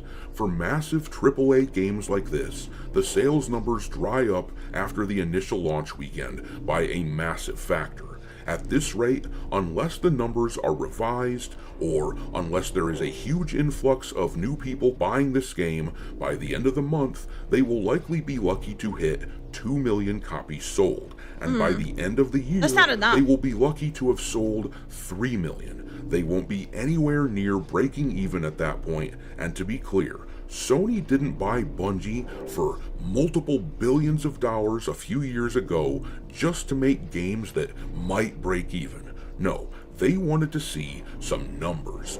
They wanted to Bro, looking at the gameplay just boring the fuck out of me.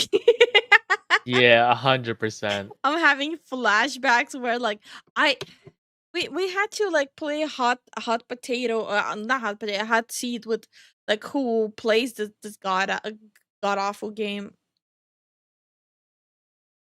Game is just so boring. make money, and no matter how you slice it, that just isn't happening with this game.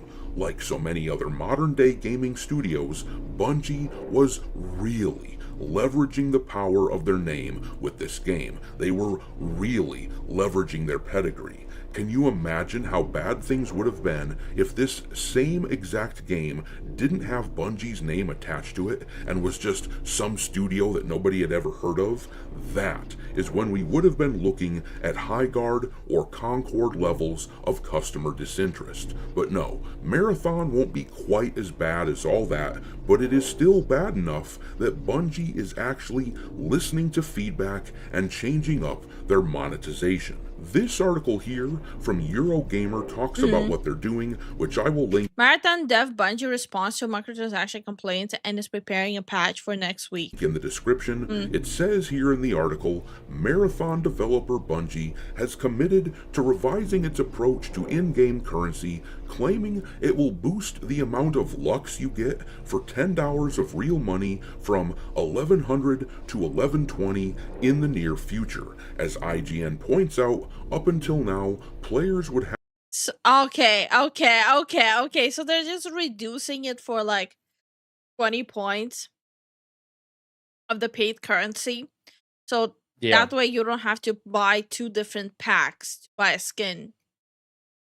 Technically, the skins are kind of still the same way, but they're not doing the same thing like most games are doing, where it's like you have to buy like the $10 one and then the $2 one to have enough points to buy a skin.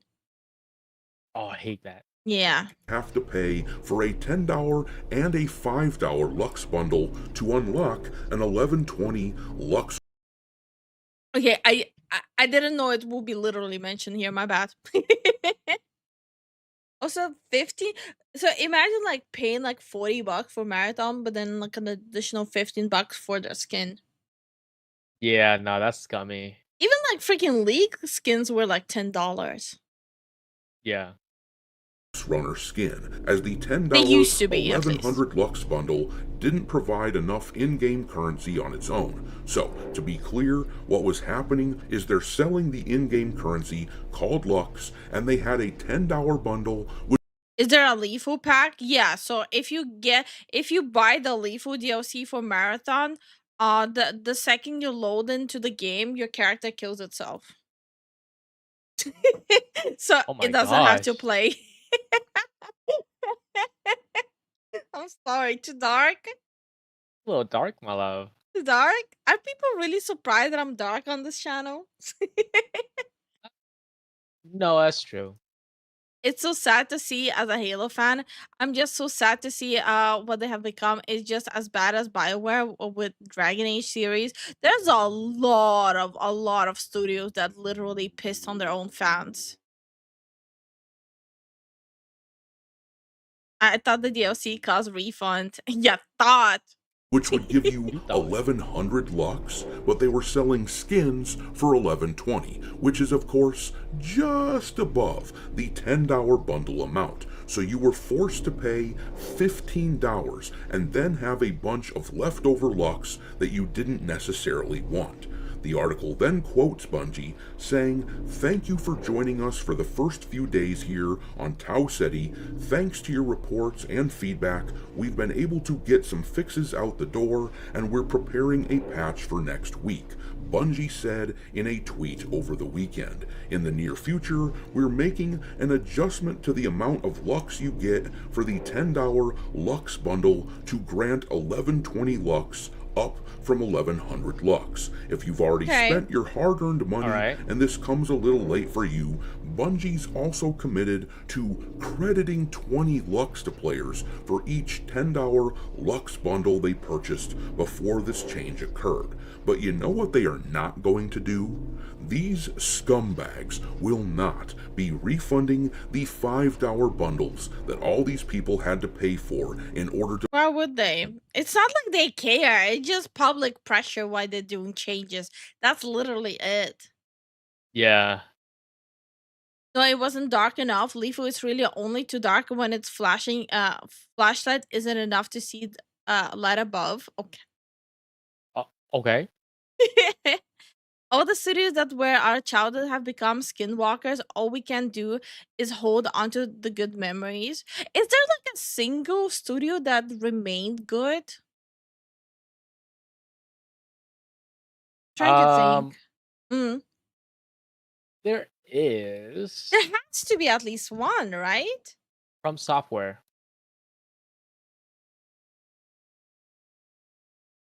Right? Okay. Yeah, that's the only one.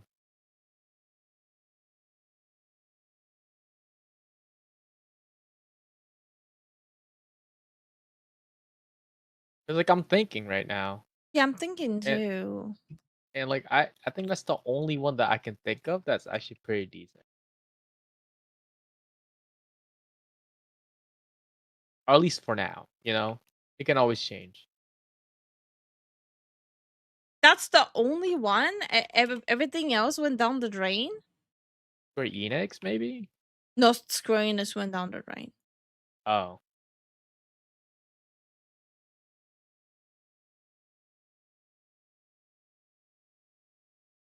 Yeah, I don't know.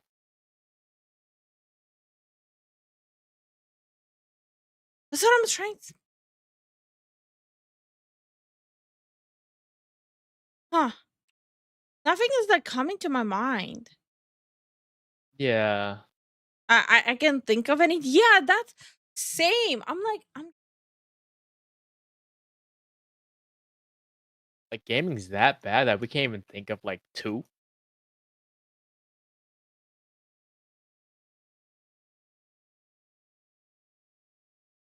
like, this is kind of worrisome now. Sega? No. Nah. Sega had some like skeletons as well. Yeah.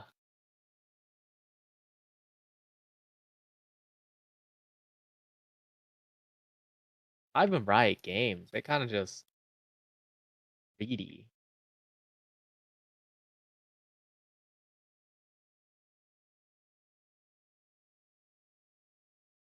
I don't know. Yeah, I don't know. I cannot think of anything else. Uh Let me Even just CD Google. Project Red went bad. Yeah, no. Yeah. Larian Games.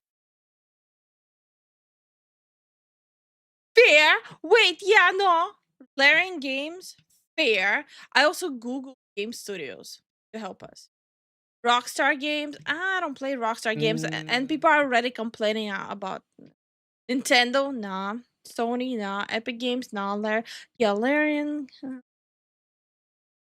Capcom had its downs, but it is getting more ups and downs. So Yeah. I don't know. Oh, okay. So it looks like a lot of the ones we grew up with, they collapsed. A lot of them. Then there's quite a few who, are like mid, and there's like only like a handful of like that are still good.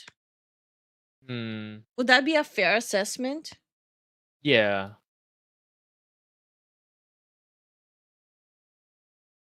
to buy those specific skins. No, And good night, Benji. Good night, Benji. instead, they are going to give those players a measly 20 lux, a Even Resident Evil 9 was mid-ish? No. I said Capcom is mid. I didn't say Resident Evil is mid.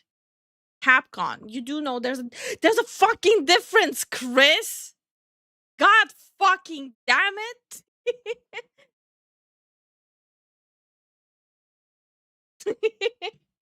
Baldur's Gate and Larian are so good. I will say smaller indie studios and some mid studios are still pumping out games. Yeah, it's just kind of hard to recall all of them. Yeah, it's a little hard.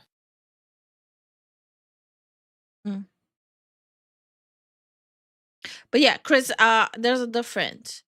I'm talking about the studio, not not one singular game. A studio can have like hundreds of games.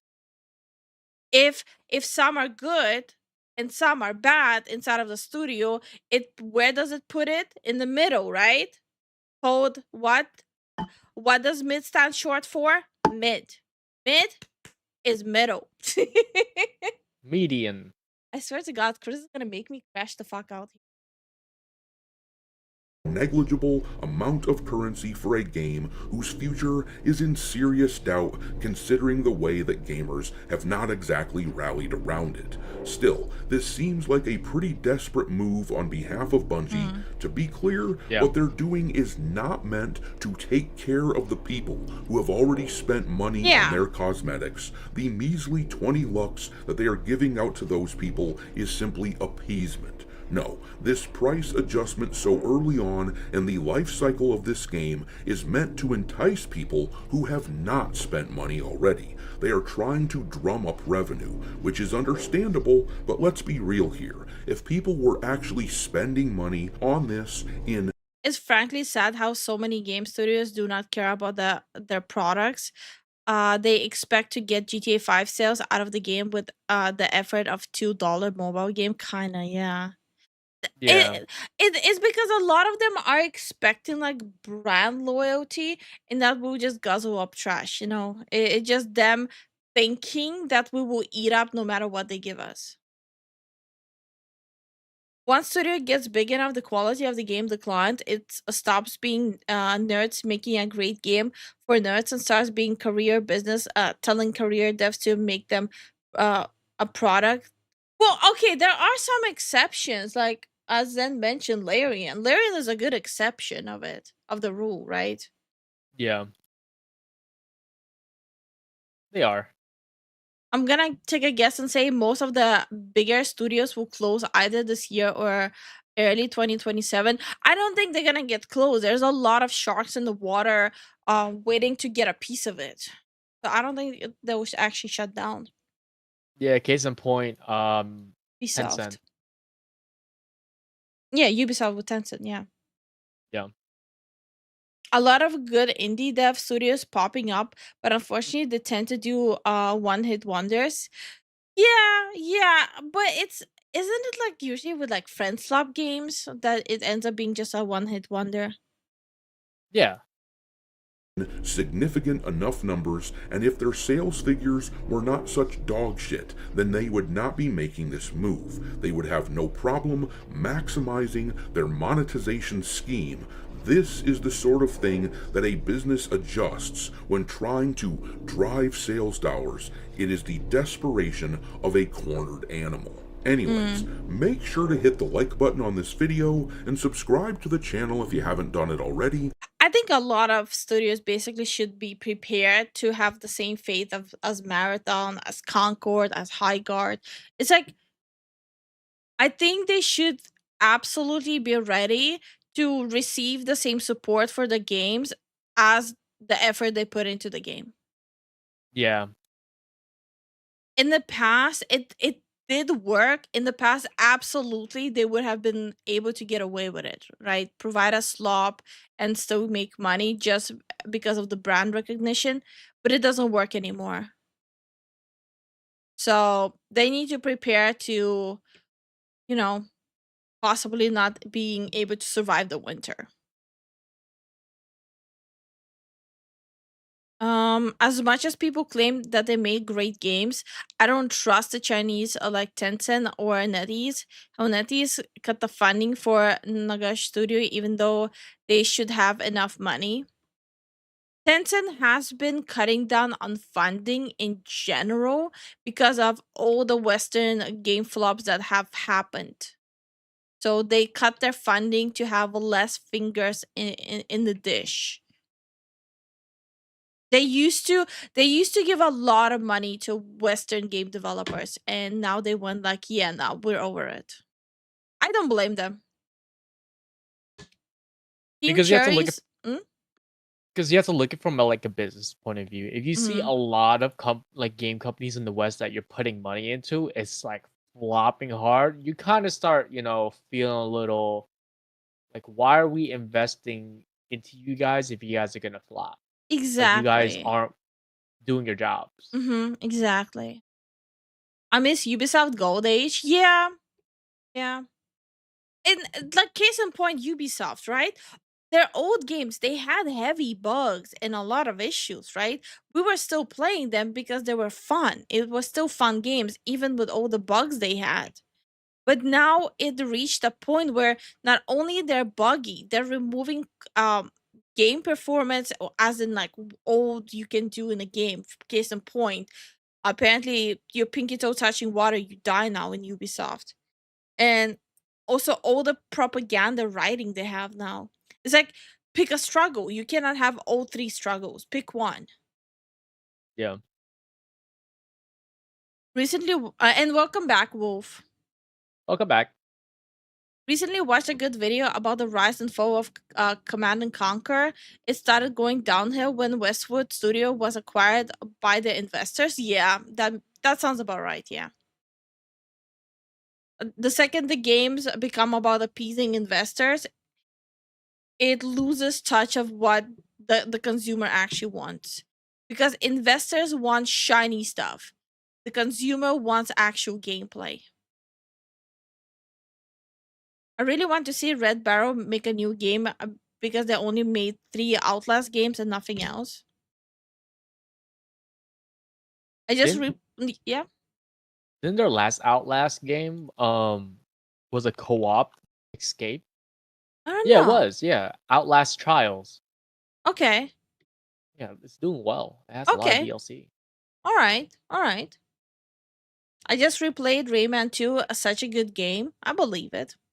It's crazy to think Skull and Bones was supposed to be Black Flag's DLC. Yeah, yeah. You absolutely can feel all the love and care they put into the game, huh? By stripping down 60% of the content. Yep. But yeah. I mean, it's sad to see the studios go down that we grew up with, but at the same time there's so many new great studios emerging, right? So it's like it's bittersweet. On one hand the downfall, but on the other hand it's the rise. So it's bittersweet. What's worse is companies also want to remake all the games that we love and will ruin what gamers love or remove what made their heart and soul of those games. Oh yeah, no, I know what you mean. Like I'm of the opinion, like I love remakes and remasters of games as long as they don't change the content. Like up the graphics, up the compatibility with modern like keyboards and mouse. Don't touch anything else. But that's the thing, right? We're talking about Ubisoft here. Mm. If they this is current Ubisoft. They remade Black Flag. They messed up bad. But if we're talking about a different company, Mhm. like Capcom with the Resident Evil 2 remake, Resident Evil 4 remake, Those were good. those were good. Yeah. It added on to like the experience. If Yeah. anything, it refined the experience and made it more streamlined. Mhm. That's Okay. just my opinion. Of course, Bro, you can disagree with me. Resident Evil, bro, dude, they did such a smart job with remaking games with Leon. That Yeah. was such a good move on their part. Holy, those games look good. they look like those remakes look better than new games. Hi Poison, how are you doing? The Hey, Poison. devs that made those studio are great, are gone is why. Yeah, we're aware of that. Yeah. Billy Cope. I still want a Viewful Joe remake. Beautiful Joe would never be it's in the dustbin, bro. It's never Yeah. coming out. Same with Mega Man. Cope. I ain't no helicopter consumer, sink or swim, baby. No good games, no me opening my wallet. Unless Inspired, it's Pokemon, right? you still buy all the Nintendo shit. What the fuck you talking about? Bro, we saw your room. You have like 6 Joy-Cons. What the hell are you talking There's like about? 6 Joy-Cons, 3 Nintendo Switches. Like, inspired? That you? Investors have basically become vouchers to game studios. Yeah, and that's what's funny, right? Like they're investing into games and they want their money back, right? But at the same time, the stuff they're demanding from the studios is actually making the studio generate less money. So they're kind of self cannibalizing the investors itself. It's so stupid. They have a new Mega Man game they announced. Mega Man already got announced for 2027 though. Really? Yeah. I don't remember that. I think you were at work or Mega when I was Man. watching the showcase. And hi, Ancient. How are you doing? What was gonna happen in Game of War? Game of War, God of War remake and the sex scenes.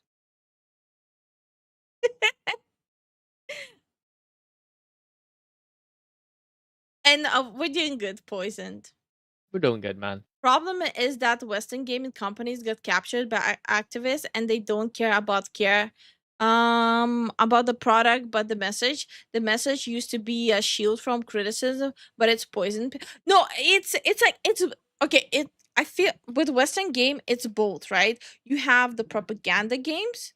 No, actually it's 3 things. You have propaganda games, then you have the chut games, as they want to label chut games, right? And then you have the investor games. There are 3 different things.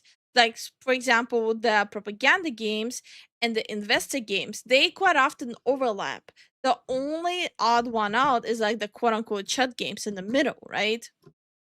But like the first and the third one, they overlap pretty heavily sometimes. For example, like the propaganda ones, they might look shitty, low budget ones, but they have propaganda. The investor ones, all they care about is how many follicles of hairs and how many pores you can see. But again, they overlap quite often, the first and third one. Even Resident Evil 3 remake looks good. It's just the price for what's in it. Yeah. And they changed the way Jill looks. It's kind of weird, man. The first 3 God of Wars are raunchy. Yeah, I heard of that. Yeah, yeah. All right.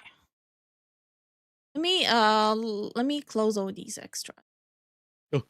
It's a J Daddy jump scare. It's like, you wanna buy a new Western game? You sure? Bro, can we have that pop out whenever you wanna buy like a new game? Like just this saying, you sure? Wait, this is the meme. Guys. This is a meme. Make that into a meme. Much work.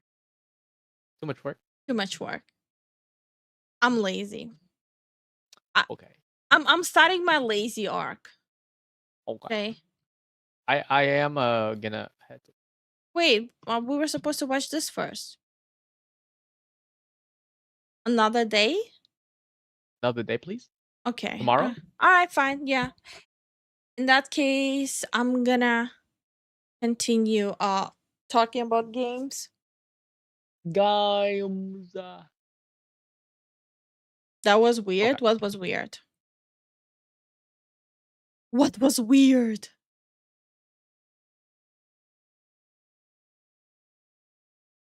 Can I help you, sir? Good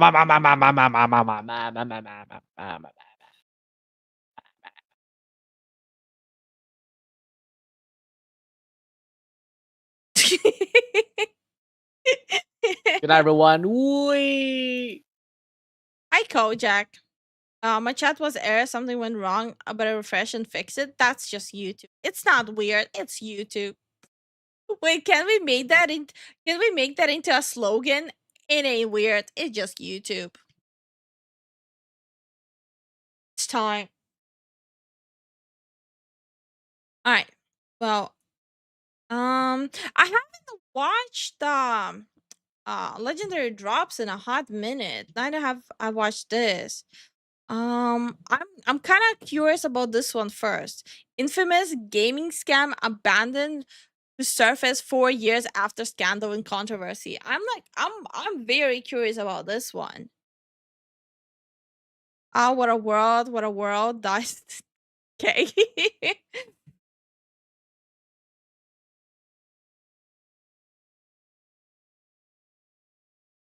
Wait. Oh, you're going to bed as well, Prince. Good night, Prince. Goddamn. I'm like, wait, am I going somewhere? Am I getting canceled?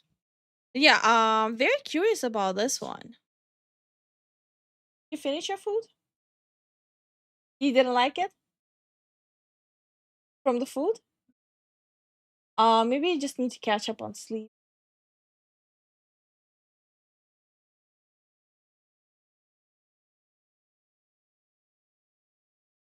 All right, let's see. Never in my wildest dreams did I think we'd be talking about Abandoned again. You may recall that this is a game that was quite literally abandoned, and last we heard of it was around 4 years ago. It was being developed by this indie studio, Blue Box Game Studios, and spearheaded By the way, I'm going completely blind into this. I actually don't fully know what happened. by one Hassan Karaman, who basically marketed this game in such a way where it seemed like it was a Hideo Kojima marketing ploy and took advantage of that when the end result was ultimately just a game that turned out to be very much like a scam in the sense of like it didn't really even exist and it was all hype with no real sauce or any kind of substance or any kind of product for that matter. And for the first time in 4 years, we're hearing about it again.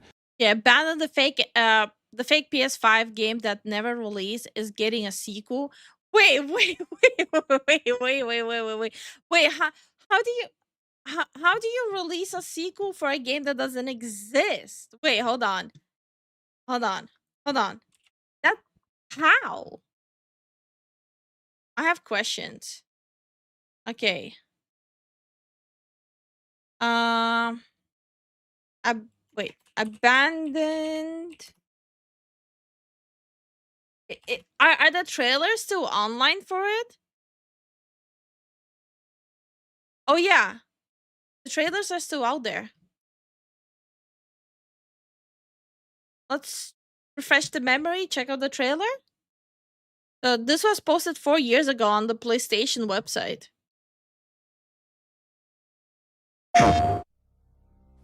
Let me tell you a story. A true story. A story that could overcome to all of us. Imagine waking up at a place far, far away from home. Away from your loved ones. Away from friends. Away from safety. Okay. Trying to understand how you got there. No one there to guide you. No one there to assist you. No food. No water. You've got nothing to survive. But the complicated part is... well, you're a prey. A powerless, thirsty, and a weak prey. Of That was a whole strong, trailer? blood-loving community led by a religious nut job. A false prophet that will do anything for power. Anything for wealth. And when you... So the trailer is just like this. Like environmental shots with someone talking over with a bad microphone, well, semi-bad microphone. What? And hi, Roxa, how are you doing? I find these kind of scam games interesting. They're fun to learn about. I have to agree. You realize this? You know it's the end. Your end.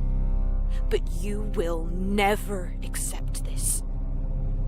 You will fight for a way out.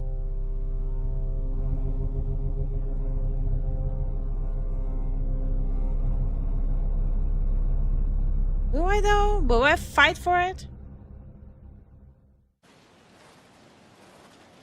Holy mother of FPS drop. Is it my eyes or is it the video?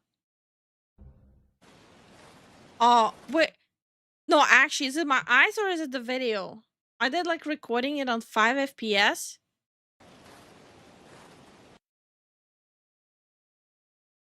Gameplay review coming after this.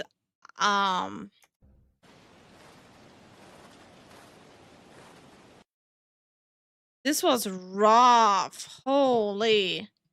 So this game never released and it's getting a sequel? Exactly. Yes. Hi Clemens, how are you doing? This brings me back to the original question. How do you release a sequel to a game that never came out? Mathematically, that doesn't work. Like, math ain't mathing here. Remember when ads used to advertise the product? It's like they haven't since 2010, kinda. Dang, that look bad? Yep. The game has been abandoned for 5 years, and now it's getting a sequel. I think the only time Sony helped people get refunds was for Cyberpunk 2077. Due to recent activity from Hassan Karman. Right here we have Twitter user Hunter who explained it best, saying, Abandoned, the fake PS5 game that never released, is getting a sequel, seemingly. Hassan Karman was spotted playing Abandoned Gospels of Blood on his PlayStation Network profile. For context, there was this prologue for Abandoned that was supposed to release sometime in 2022.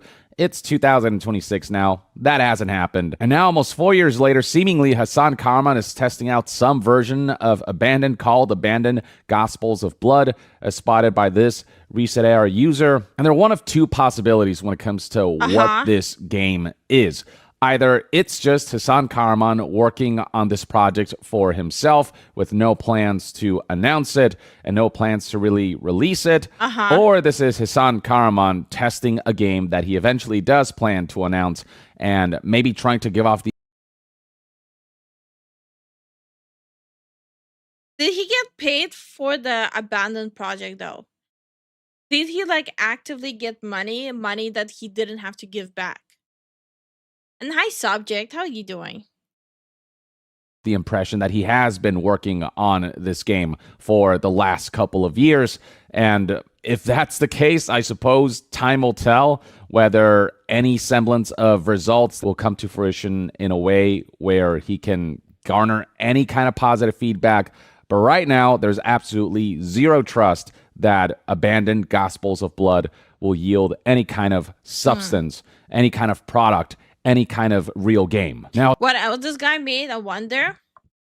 I think that was the only thing. Abandoned was the only thing. No, hold on. Hassan. It's giving me automatically Hassan Piker.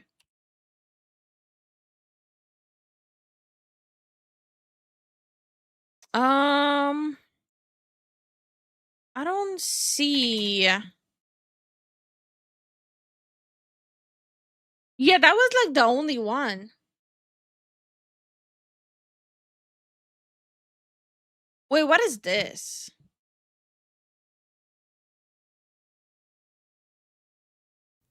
This is piquing my interest now. Apparently, IGN interviewed him when people still thought it's a real game. I'm about to go down a whole rabbit hole. Let's see what the interview is about, huh?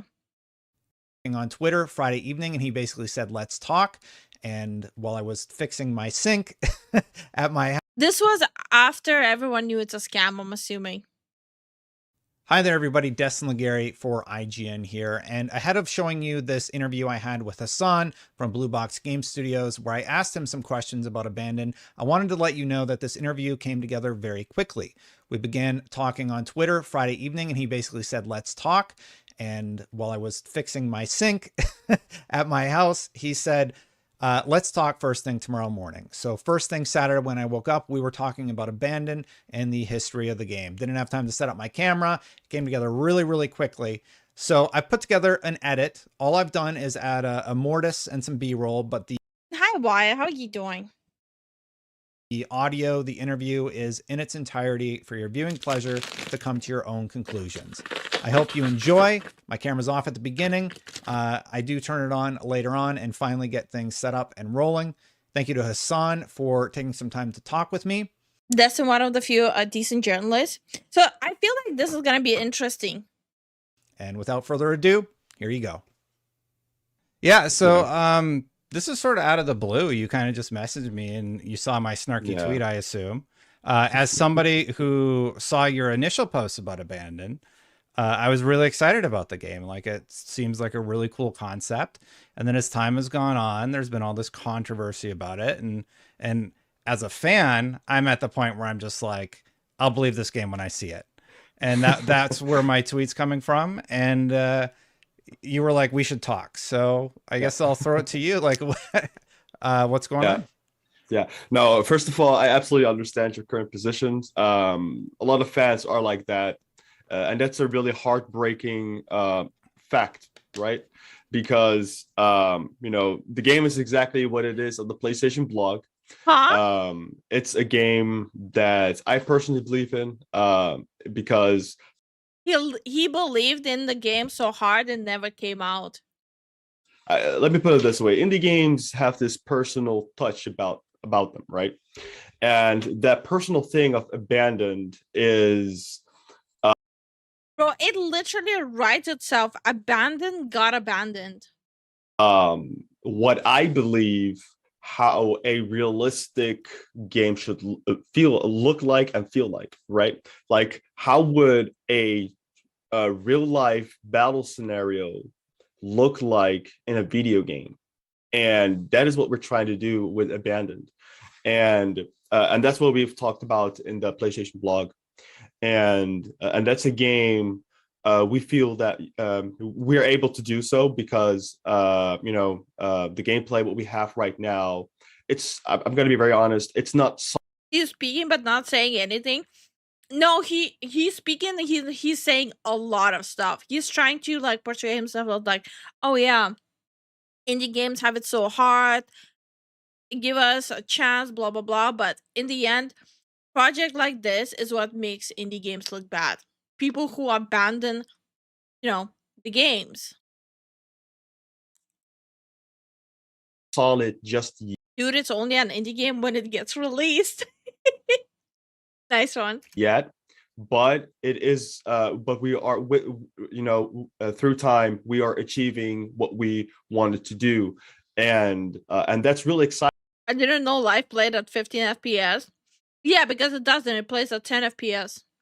Same as his game. Exciting. And then having to see the audience, you know, have this mindset of, yeah, I'll see it. You know, I believe it when I see it. That's heartbreaking because it's my own fault, right? I admit that it's my own fault, but that's simply because I don't have experience doing marketing. I don't have experience. This is the first time I'm actually dealing with. Do you guys think he was trying to pull off like the No Man's Sky guy? Like, oh yeah, I would just release like a shitty game and just everyone will be like, oh, maybe he's trying to pull a No Man's Sky. All right. Maybe it's the conspiracy theorist in me right now. A big audience. And for me, it's everything except something I enjoy. And the reason why is because I have created this situation where people are just frustrated and I should have been taking things differently, right? Doing things differently. Yeah. And yeah, so yeah. Honestly, if you're gonna make a game, commit to it, and release the product, yeah, I think so too. It's worse to not release it at all. And good night, Kojak. I get it, but it's definitely. I'm like, what I'm doing now, and that's the reason why I'm connected with you. Is I want to be open right now. I want to be transparent to everyone, right? I want to make sure like what's going on. The reality is the reason why people haven't seen anything of the game yet, any development of the game yet, is because simply, and to describe it in one word, is that yeah, I'm scared. I'm not gonna lie. The reason why I'm scared is because it's a personal work. It's something personal. I'm not working for Ubisoft. No, I'm not working for a AAA publisher who tells me what to do. Who basically tells me, yeah, what game I should make. It's something personal, and the development progress. Not everyone might get it because gamers don't understand what like in development means. Gamers don't care about that. The gamers only care about what they're seeing at that moment, and I'm between these two choices where I either going. Yeah, he's trying to pull some sympathy card bullshit. 100%. Wow, so many words, but none answer the question. Exactly, yeah.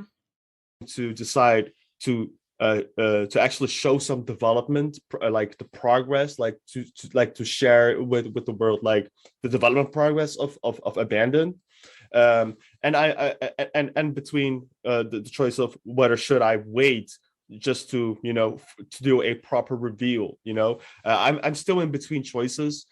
Saying a whole lot of nothing. Yep. Watching this interview after knowing that he abandoned is actually kind of funny. Because if I do the first scenario, I'm afraid. Hi, J-Rock. How are you doing? That people might be. It's just afraid. It's just scary. That's just basically what I'm trying to say. So I'm convinced if I am going to eventually show development footages of the game, that it's a matter of presentation of how you present it to the world, and that's where I'm looking at right now. If I'm able to present it in a good way, then I might put it up on Twitter. Yeah. Okay. Yeah, I mean, like, so for me, watching this whole thing unfold, you have this whole history of Blue Box Game Studios where people have collected the project and all its other iterations and names, like looking through Wayback Machine and everything like that. So how long has this idea been formulating? And hi, Tyron. How are you doing? Hi, SCP. How are you doing? My heartstrings are not pulled. I think we're also immune because we know how it actually ends. Do you think, like, can you confirm that this will actually come out someday? Yeah, absolutely. As I mentioned, this is a way formulating. And do you think, like, can you confirm that this will actually come out someday? Well, this did not age well, did it? Yeah, absolutely. As I mentioned, this is a game that I've been working full time every day. I've been working it with freelancers. I've been working with with team members, and some of my team members are also working on other projects. So basically, yeah, it's a game that's actively being worked on. And it's interesting that you brought up the timeline. The timeline is actually pretty. It's actually less interesting than what it is. It's actually quite boring because the timeline is actually the games that you see there. Most of them were announced on a website called indiedb.com, right? And that's a place where indie developers can, talk about their games, upload them there and write articles themselves, and hopefully to get an audience. The games that were put in the timeline were actually the source is actually referenced from IndieDB. And what I'm trying to say is that we talked about these games, but we actually didn't have an audience. And at that point, as a developer, you're like asking yourself, should I continue development or should I just, which is a risk because you don't have anyone that actually talks about your game. Or should I just make the game and release it and create an audience then? But that's just not a good idea. So Instead, he decided not to publish it at all. Sorry, that made me choke. I get choked up on his behalf here. I'm sorry. you do is you cancel it out. And this is something that happens all the time in the game industry. People just don't know about it because when a studio pitches a concept of a game to a publisher, most of the pitches, most of the games, they get declined, they get rejected, and they get canceled. They don't see daylight. And that's actually the same thing here, except we're not pitching it to a publisher, but we're actually pitching it to the audience, right? And if it's and if it doesn't work, it just doesn't work. You cancel it out. With the Kickstarter, no one actually paid anything on Kickstarter because when a Kickstarter campaign cancels, no one pays.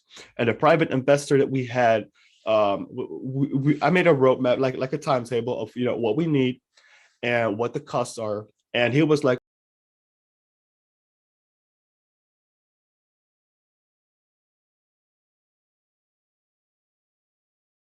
Oh man, I was muted.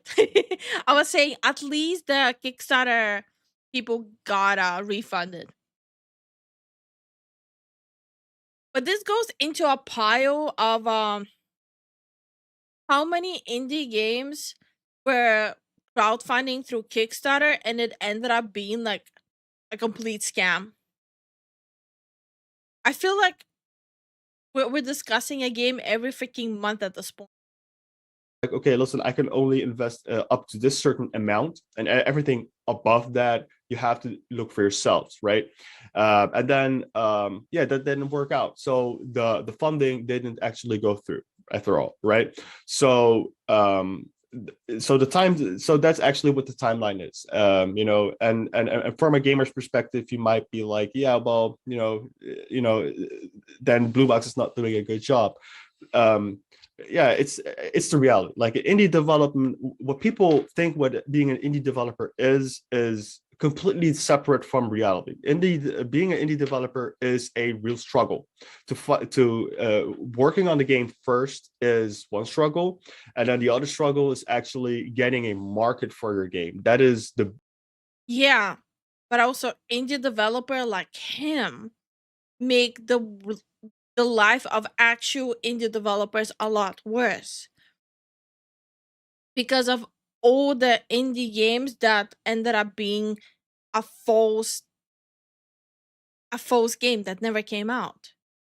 So a lot of people will become doubtful of indie games because of it.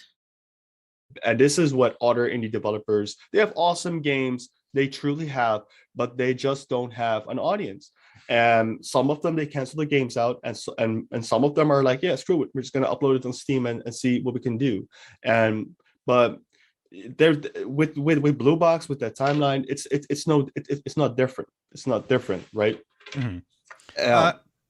Sorry, go ahead. I didn't mean to interrupt you. Yeah, and the case with The Haunting and The Whisperer, because those were games that were actually released in early access, but so he did release other games. Whisperer eventually just died out on the Play Store, and the reason why is because back then, The Whisperer was kind of demanding for a mobile game. And most of our users were actually based on like Indonesia, like Asian countries, right? Korea, Indonesia, and they didn't have like the Samsung Galaxy S9s or these high-end devices to run the game properly. So what they did was they started the game. Wait.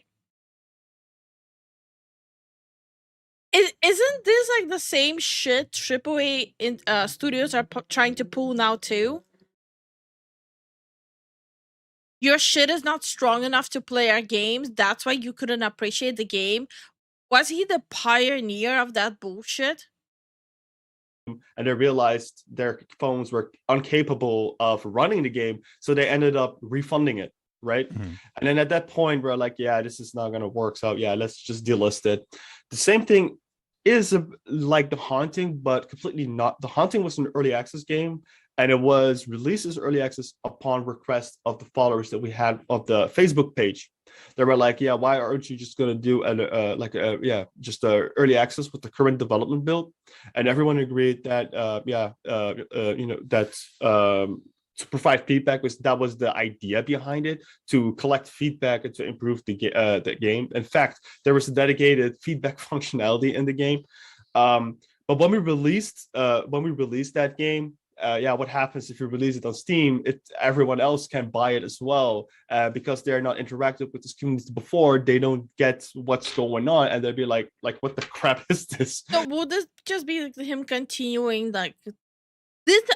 Oh my god, this whole segment is just him talking about the timeline. This is him. Oh my god. Don't let bro cook. I guess it wasn't Todd Howard that started that. I guess not. Okay, let's check this one out. Collaborators. Yeah. So who are your collaborators on The Haunting? You said it's community driven. Like, can I contribute to it right now? Or can a user if they want to? Yes, you can actually do that, but that has to go through the group of friends that I'm working with. So let's say if you're like, yeah, I want to reach out, and there are people who actually reached out to me, and they're like, yeah, I have this knowledge. I'm a hobbyist. I can and they all and basically I refer them to them. They don't have a website because they're not officially a company. They're not officially a legal entity, because the game eventually is going to be released, through us, right? But they're just the ones that are making it. And from time to time, I'm also working on it. From time to time, I'm just also looking at it, and that's all there is, actually. So they're just doing it for like fun, not paid or anything? No, it's not. It's not for not for fun. It's more like, it's more like a hobby, really. And that's what it's become, right? It's not. People are not going to charge for the game eventually on Steam. As I mentioned. I mean, yeah, you cannot really charge for something that never came out. Okay, I think we all got the picture of this one. Let's just see what's the updates on it. Hasan Kahraman himself hasn't necessarily talked about Abandoned Gospels of Blood. This was just something that was spotted because his account showed that he was playing the game. So Hasan Kahraman hasn't come out and started like marketing like he did before. But, it's still interesting that Abandoned has too much or just the fact that he sounds like he doesn't know. Yeah, I don't think that he says a lot is a problem. And I usually don't criticize people based on how they speak, because some people do get way more nervous about speaking.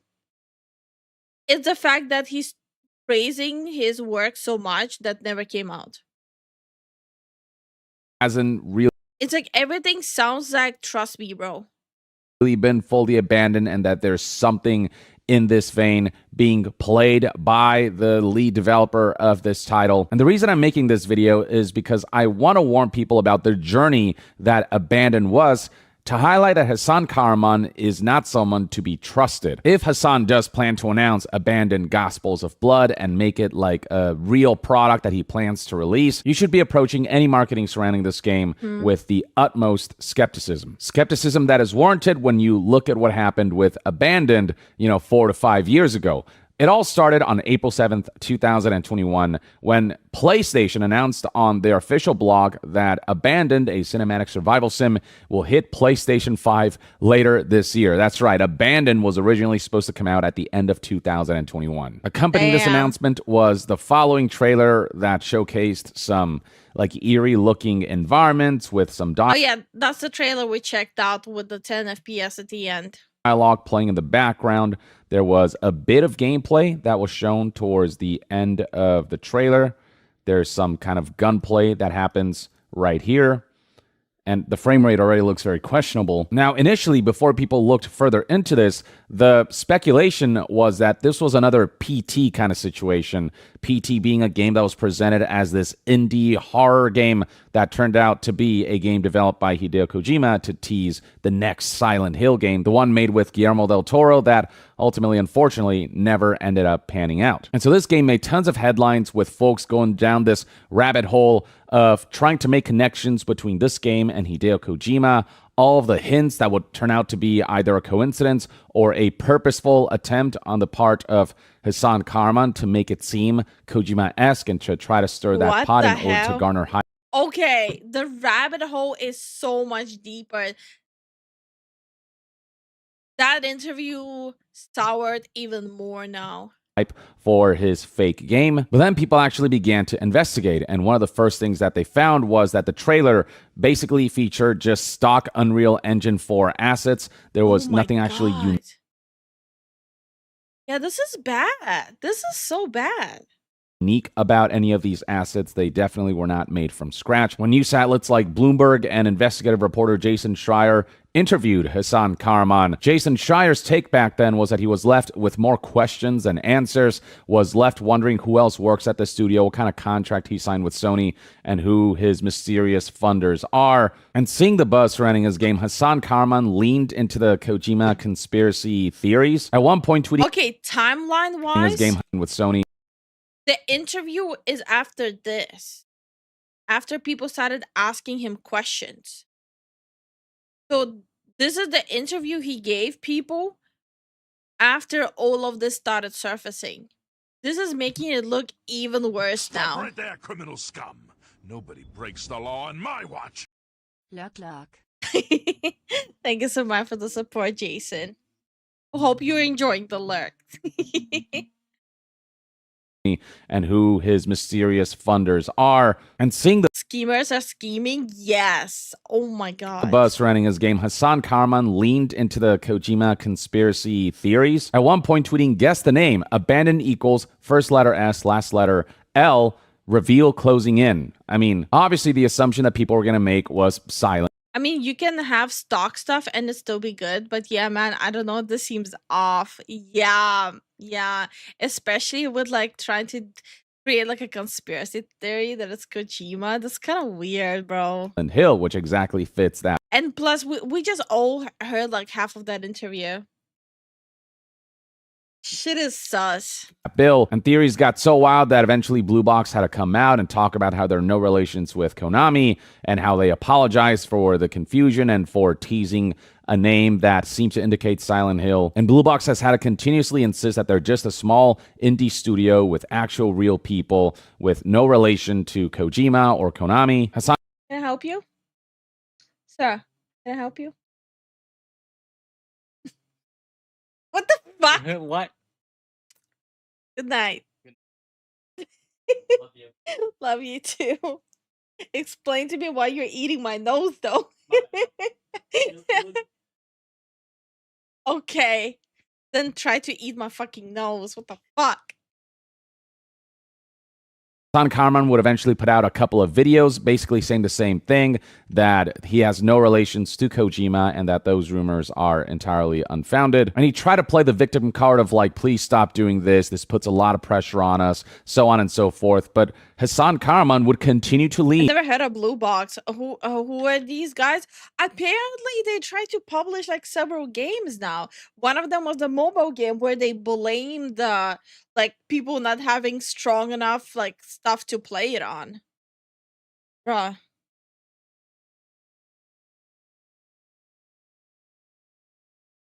Dude, he was rambling so long, he needed a smack with a leather glove and a toe to answer the question. Back forgot we don't do our group thing on Mondays. Oh. Into the Kojima conspiracy theories and the way he marketed the game. It was obvious that he was kind of like intentionally rocking that boat. I mean, the dude was literally posting images like these, advertising the abandoned real-time experience And in the background is an eye-patched character who sure as hell resembles Big Boss. And so yeah, eventually many, journalists included, came to the conclusion that the Blue Box conspiracy had no real substance to it, and that this is a game studio whose project had no relation to Kojima or, Konami properties like Silent Hill or Metal Gear. And I think Jason Schreier put it aptly in this tweet from back in June of 2021. It's a guy who promised too much, got more attention than he ever thought he would thanks to a string of wild coincidences, and is now in way over his head. And then came the release of the real-time experience, whose preload began on July 29th, 2021. And I mean, this bro really hyped it up, saying things like, you have no idea, it'll be mind-blowing even if it is short. This is a great time for PlayStation fans. On the day of the real-time experience's release, Blue Box would release the following clip just showing some dude walking through floor. And while all that was happening, the real-time experience... Bro, and look how many people like this. 10,000 people fell for a dude walking on floor. Some dude walking through floor. And while all that was happening, the real-time experience app was running into technical issues where people were just not able to access the content. And that went on for a couple days until on August 13th, 2021, Blue Box announced that the patch is now live and that the app has been fixed. And then the app would ultimately end up looking like this, with just teases of a couple trailers and gameplay demonstrations, with the whole idea being that instead of trailers shown through videos, these would be trailers shown in real time on the PlayStation 5 running on the console, so you can get the most accurate experience when it comes to how this game will look like. And then the trailer that was featured in this first batch of content for this real-time app was literally just the same clip that Hasan Kahraman posted on Twitter. Bruh. Really? See, there are scammers, right? But then there's lazy scammers. People who are not even bothering with it. Of this dude just like walking through floor. That was it.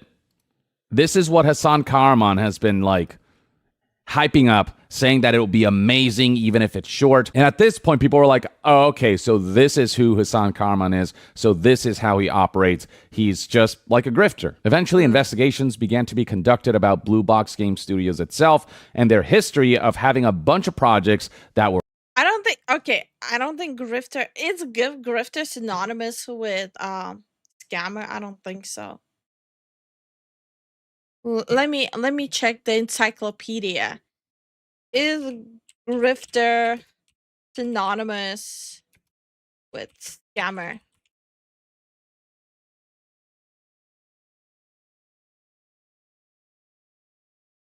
Oh, okay. Never mind. It's synonymous. My bad.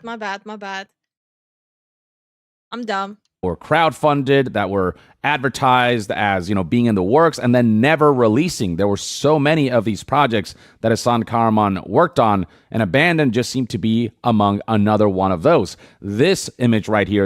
Wait, be careful, Blue Box is a big scam. 2015, announced a horror game called Rewind. Delayed the playable teaser for this game because of technical issues, quote unquote. Said it'll have VR, then announced they canceled VR. Canceled Kickstarter, said the game development is on hold, and they tell us when development continues. Said they have a new project. Announces that development is resumed. The game was never released. Website was deleted. Then 2015 again. Announces PC exclusive horror game The Lost Tape. Said they will stream gameplay soon. The game never came out. Deleted from IndieDB website. 2017. Announces new horror game The Whisperer coming out June 2017. The game never came out. 2018. Announces multiplayer horror game Unseen Faces. The game never came out. 2019. Releases a broken mobile app called Tales of the Six Swords. They stole an anime character art and made it this app's icon. Said an update is coming to this non-working app.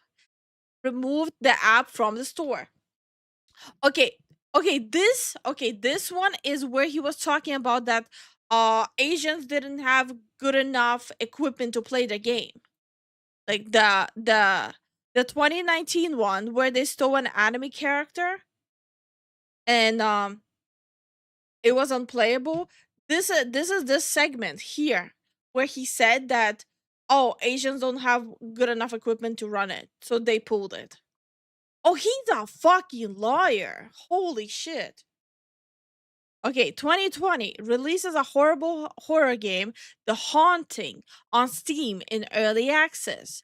Game receives 100% negative reviews. I never seen a game receive 100% negative reviews. They removed the buy option. Says a big update is coming very soon. Delays the update.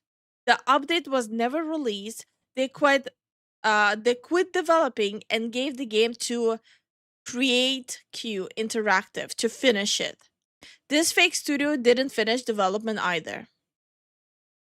2021 announces a new horror game, Abandoned. Said that the PS5 real-time app will be available August 10th. Said they have technical issues and are working to resolve it as soon as possible. Delayed the supposed app indefinitely. This has been going on since 2015. Holy shit.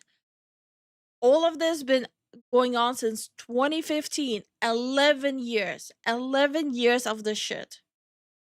That really highlighted the timeline of Blue Box's projects, kind of really raised red flags about Abandoned's prospects, given the history right here of just so many essentially grifts that never ended up panning out. Eventually, Blue Box had to go into damage control with Hassan Karaman insisting that Blue Box Studios and its game Abandoned is 100% real despite their history of literally abandoning a bunch of other projects. People would also expose Hassan Karaman's deceptive marketing tactics, like trying to add more like breadcrumbs to this Kojima-style marketing game that had no substance behind it, with things like cryptic audio files with like Japanese audio and Japanese speech in them. This one Reddit user right here straight up baited Hassan Karaman and eventually managed to get a conversation out of him via text that highlighted that he was pretending like he didn't know where this Japanese audio came from and that, you know, his account was hacked and that's how it got uploaded.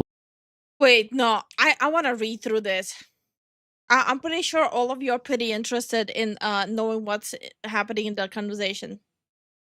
This is worse than Asset Flipper. At least they release their garbage. Exactly. This one Reddit user right here straight up baited Hassan Karaman and eventually managed to get a... Okay. Ripper dude, man, you really have to calm down, lol. No, but seriously, the Japanese audio message is fake. I am investigating how it got there and who shared it. There's no conspiracy. I will tweet this later. Conversation out of him via... Just set your expectations and kindly request you to remove the post text on Reddit. And Discord, man, I really appreciate it. Stay awesome. Okay.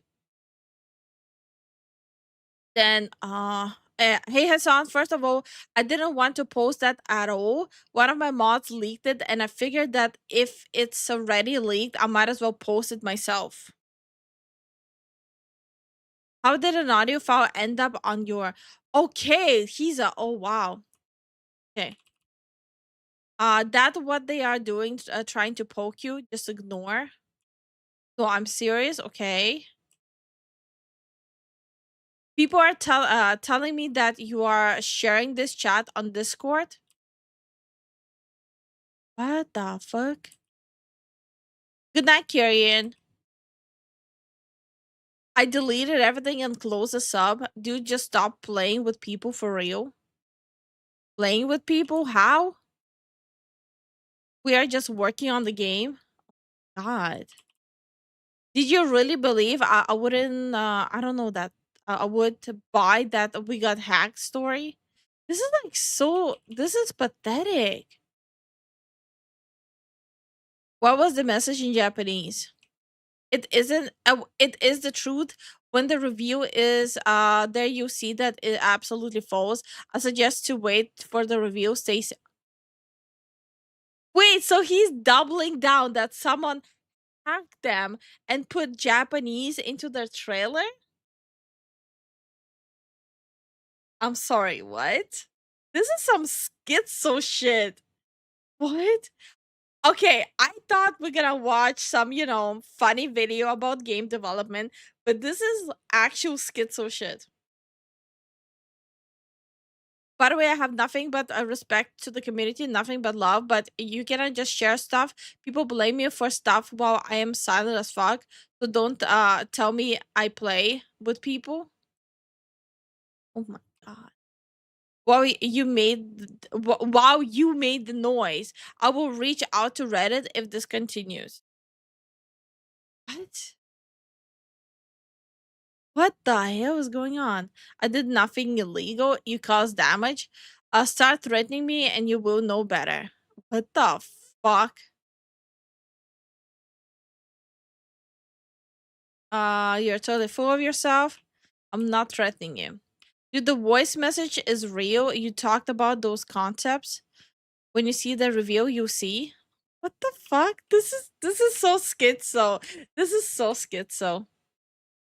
Are we toddlers? Why does he think anyone would take that seriously? I don't fucking know what the hell is going on. Like, this is actually psychotic.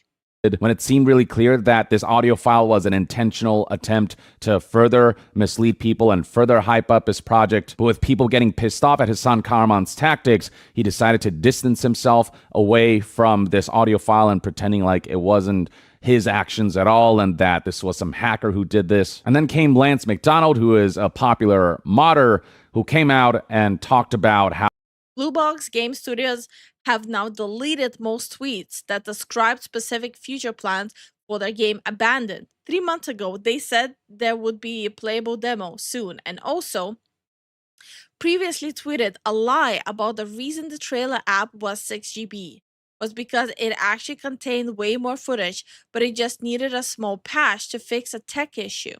After many months passed, all these tweets have been deleted. I don't think the game ever existed. A lot of people seem confused as to why PlayStation marketed this game so heavily. All the indie developers are allocated to a certain amount of marketing opportunity by PlayStation. Blue Box just blew the entire marketing load on pre-teaser hype and now have gone flaccid. Wow. It's so dumb. how Blue Box Game Studios have now deleted most tweets that describe specific future plans for their game Abandoned. 3 months ago, they said there would be a playable demo soon. And he also pointed out how Hasan Kahraman lied about why the real-time experience app was a whopping 6 gigabytes when it showed just a couple seconds worth of footage or real-time cinematic or whatever you want to call it. And the way Hasan Kahraman was deleting past tweets just gave off this sense of Hasan Kahraman and Blue Box trying to cover their tracks and hide evidence. And at this point, we're into March of 2022, which is almost a year after Abandoned's announcement. So yeah, this whole fiasco went on for a while. Blue Box would then come out with this statement talking about cancellation rumors and insisted that Abandoned is not canceled, that they're working really hard on it, that, they have this prologue that they're working on that they'll release when it's stable, good, and ready, with them stating that their plans to release this in Q1 of 2022. Again, it's 2026 now, and there's zero signs of this Abandoned prologue coming out. And at this point, people were just like sick and tired of Blue Box and Hasan Kahraman and the way he was dangling carrots and just his lies and deceptions and manipulations.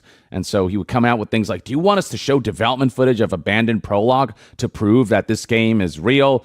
And duh, obviously people want to see the game. Like that shouldn't be a question even. But people were just fed up with what seemed like yet another attempt to play his audience. And people were just saying things like, just shut the fuck up and do something instead of what you've been doing since the start, which is overhyping literally nothing. And that would indeed turn out to be true. Eventually, on November of 2022, Hideo Kojima would have to come out and just straight up say that he has no relations to Blue Box Game Studios or Abandoned, calling all of that stuff just like a nuisance because people have been like pestering Kojima about this because Hasan Kahraman has been leading people into believing that this is all somehow related to Bro, I think he should be glad that no one actually ended up suing him. Metal Gear or Silent Hill. And then Hasan Kahraman had the audacity to pretend like they weren't like one of the instigators of this, saying we want to thank Kojima for addressing the conspiracy openly and how it's not cool for both fans and developers for people to engage in these conspiracies. Oh my god, they're psychotic. They're actually psychotic. We hope everyone can close this for good.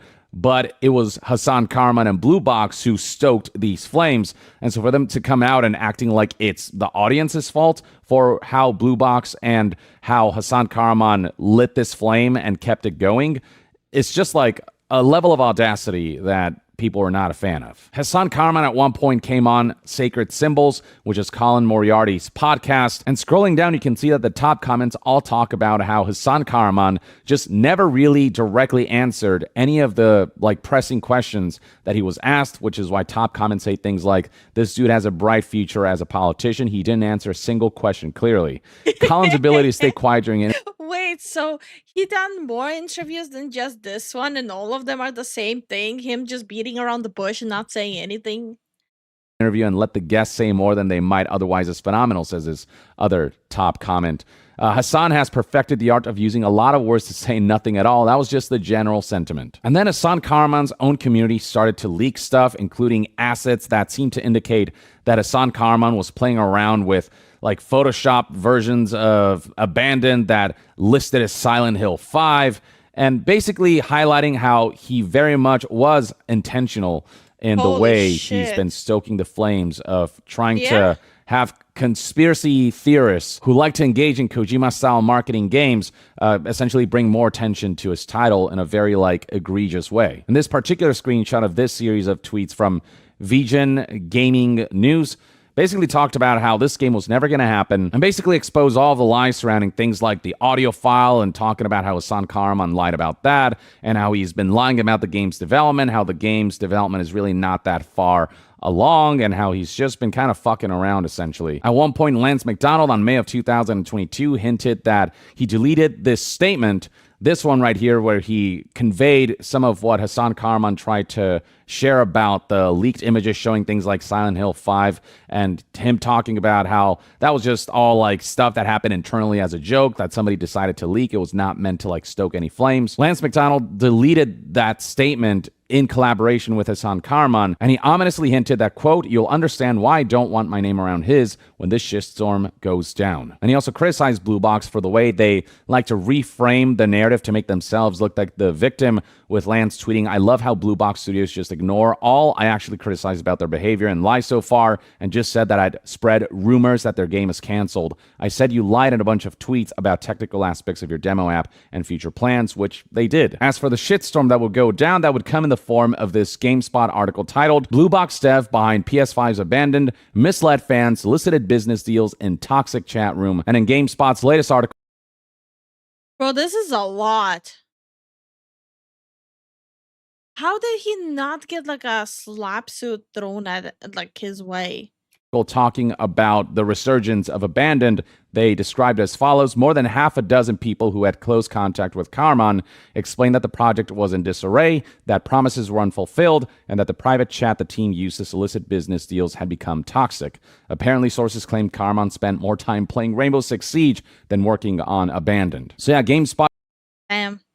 Dude, but still, damn. Man, this is some crazy shit. Yeah, that's what I'm saying. My jaw is literally hitting the floor. How? How did he not get sued by anyone? How did he not get blacklisted by anyone? What? This has been going on since 2015. Released this whole expose from sources who are basically community members of Abandoned who got sick and tired of Hassan Karaman and his manipulations and his lies, and really broke everything down and got a lot of receipts and documentations highlighting all of the deceptive ways in which Hassan Karaman engaged in order to attention farm, essentially. That article came out back in June of 2022 before, months later, Kojima would officially put the nip in the bud on November of 2022, saying that he had no involvement with Abandoned and that he had no involvement with Blue Box Studios. So yeah, I just wanted to remind you what a shitstorm all this was, just how far Hassan Karaman went to attention farm and the degree to which he would play victim while continuously, very intentionally dragging all of this along. How has he been not arrested for fraud because somebody had been giving him money for these scams? That's what I'm wondering. He himself mentioned he had investors, right? What happened to the investors? Who were the investors? What happened to the money? What did they do? Like, what is going on?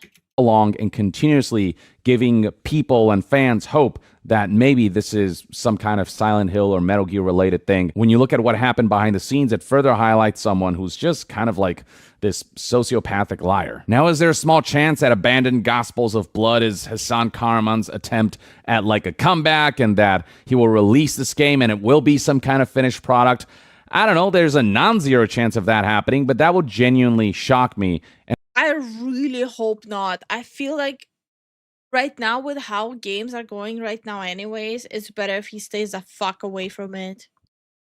what would shock me even more is if this game does come out, that it's in any way, shape, or form half decent. And so, yeah, with all said and done, all I wanted to say is that keep an eye out for Hassan Kahraman and any activity he might engage in on social media promoting Abandoned Gospels of Blood. Make sure you remember Hassan Kahraman's past activities and approach this with the utmost skepticism until you see something concrete, until you see anything resembling a genuine, real game.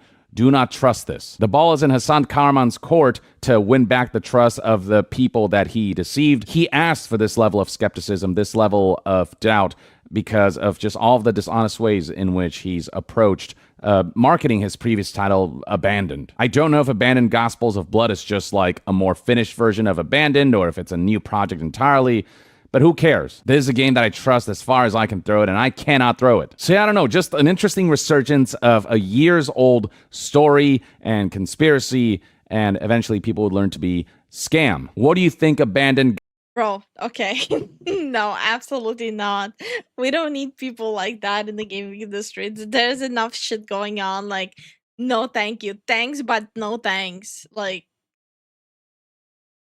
I think I can safely assume that I can speak for everyone that we don't want it. Whatever he has, we don't want it. We're good. We're good on our front. Oh, also for people who didn't know, Dead Space is 85% off on Steam. This is a random tidbit. I don't know where to go from here besides maybe like checking out horror stuff. This whole thing is wild. It is. I feel like we need a change of pace. You know, I feel like we need something different right now after everything. I feel like we need like a clean slate. So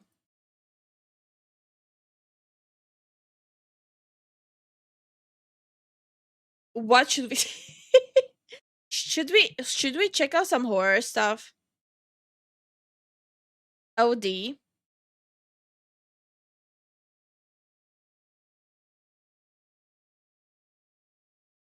This was just a backup. Bloodborne lore? No, Bloodborne lore is gonna be when Zen is awake as well. Palette cleanser. That's what I'm saying. We need a palette cleanser. If we jump from one topic to another topic of the same nature, it's gonna create fatigue. Our brains are gonna start switching off. We need wizard time, mother flipper, fireball, drinks whiskey. No, we already did the last one inspired. We already reacted to the last one. There's no more. Horror sounds cool. Okay.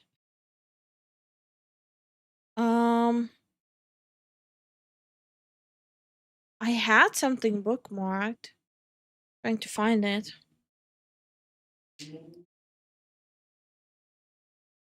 I had something somewhere.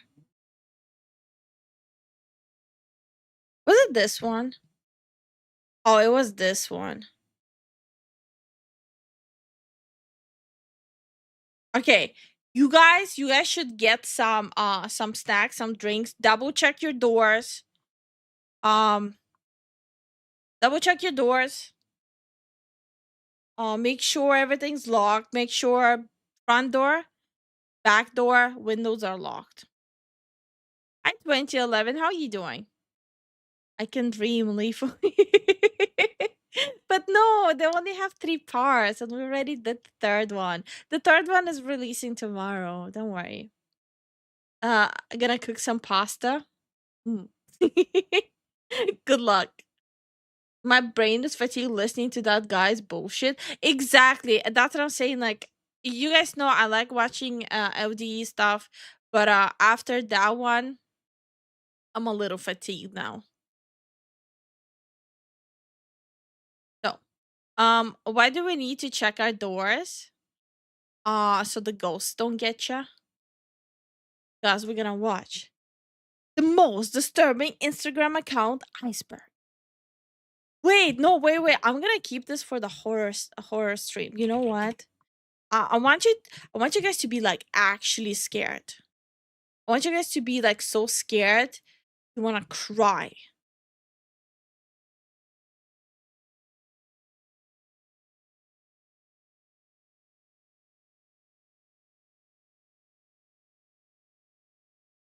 It's late. Okay. It's late at night You guys, when a girl named you Persia. guys remember this channel, right? That's the channel that last time caused a lot of jump scares here. Okay.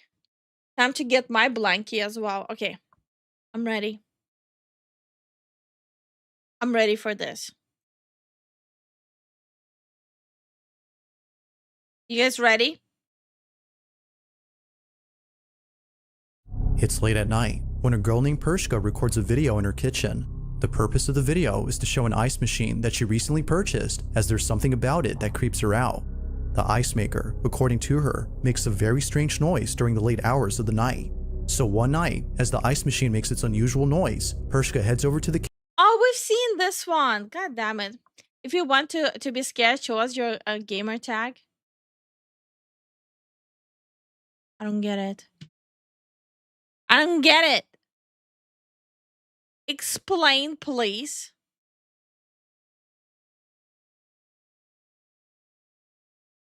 Wait, what is On this? March 26th, 2000. This is a different channel. I'm curious about this one. Wait, no, this is a cop one. Here.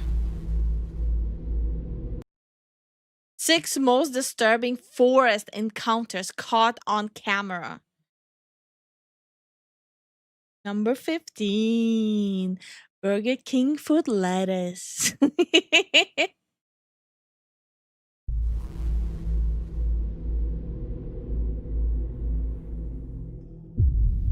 There's a really, really weird noise coming from up there.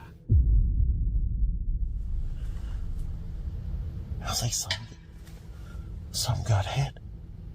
What was that? Oh, there we go. Nightfall.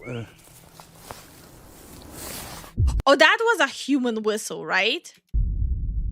Got headphones on and my blanket with the lights off.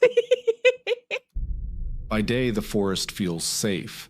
A world of quiet trails, drifting leaves, and distant bird song.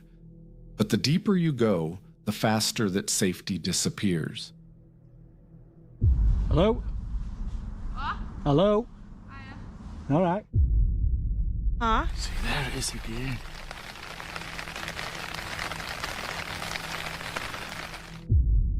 Again, what? That was some rain.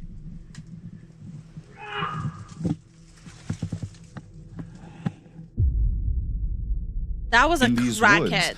unsettling encounters don't just happen. They leave a mark. Tonight, we're exploring 6 of the most disturbing forest encounters caught on camera. Moments where hikers, campers, Blanky always makes me feel safer somehow. Well, I'm glad you parked just in time for this part. You want disturbing noise? Listen to deer at night. Oh, bro, I know about the deer sound. They're like crackheads as well. One sentence horror story. They made a Twitter thread, then they clicked post. Blanky mode, yes.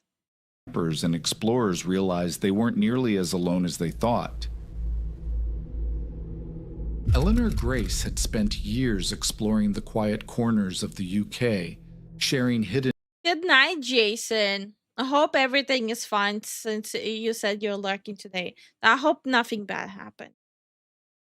trails, cold water swims, and untouched landscapes with her audience. Her channel, Eleanor Grace Adventures, had always been a place of calm discovery. But on her first visit to the desolate moors of Dartmoor, That calm shifted. Wait, where's Dartmoor? Is that England?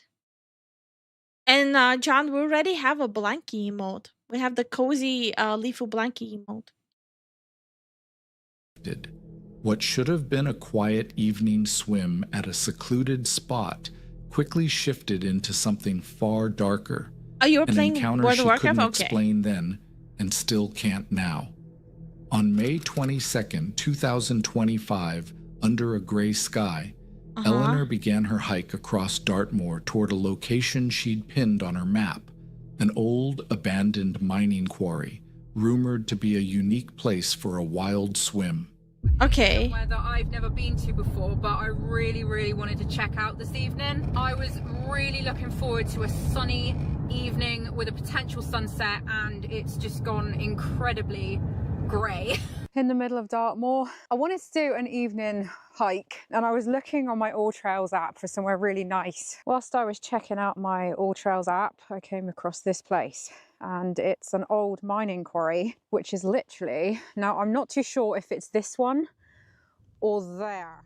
Determined to find the spot before nightfall, she pressed on through deep, boggy grass. As she finally laid eyes on the quarry, There's like sheep she was there. struck by its appearance.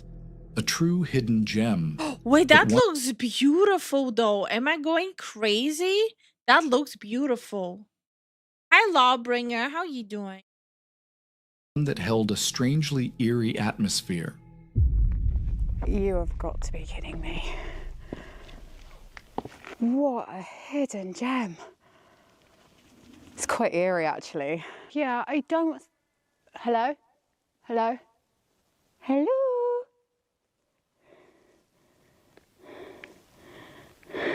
Yeah, I don't think that there is anyone else here, apart from the sheep.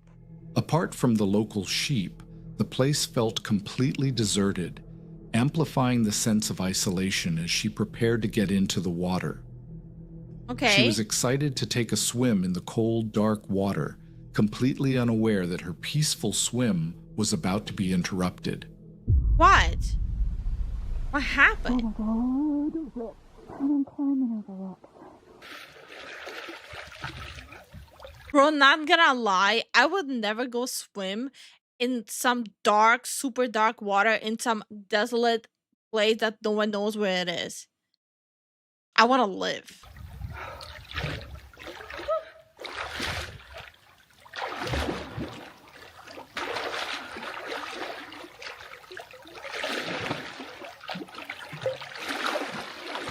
Oh God, the rocks are quite high and jagged. It's not overly deep, so you've got to be careful where you're putting your legs, really, or kicking your legs to swim. Oh damn.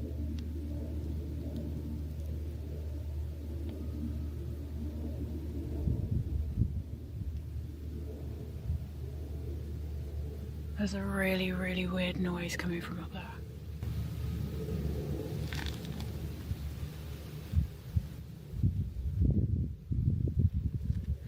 I don't know if someone's wild camping and pumping up something, because that's what I can hear. It sounds like that, either that or it's extremely loud, heavy panting. Huh? God, I hope it's someone wild camping. From somewhere above the quarry walls, a bizarre noise echoed through the desolate landscape. With no one else in sight, the isolated quarry began to feel less like a hidden paradise and more like a trap. As dusk began to settle, making the area feel even more Windigoon? I don't think they have Windigoons in UK. Don't they? Yeah, I don't think they have them there. Aw, that's so nice of you, Lawbringer. Well, I hope you're gonna enjoy your stay, and thank you so much for the follow. more ominous, Eleanor got out of the water, the strange noise still on her mind. Did you hear it? Yeah, it was like a faint, like, I don't know how to even explain. And quite dark, actually. That was a bit risky than getting undressed and then dressed, trying to keep my towel around me. I did keep hearing that noise, so I don't know what it was. It could have been an animal.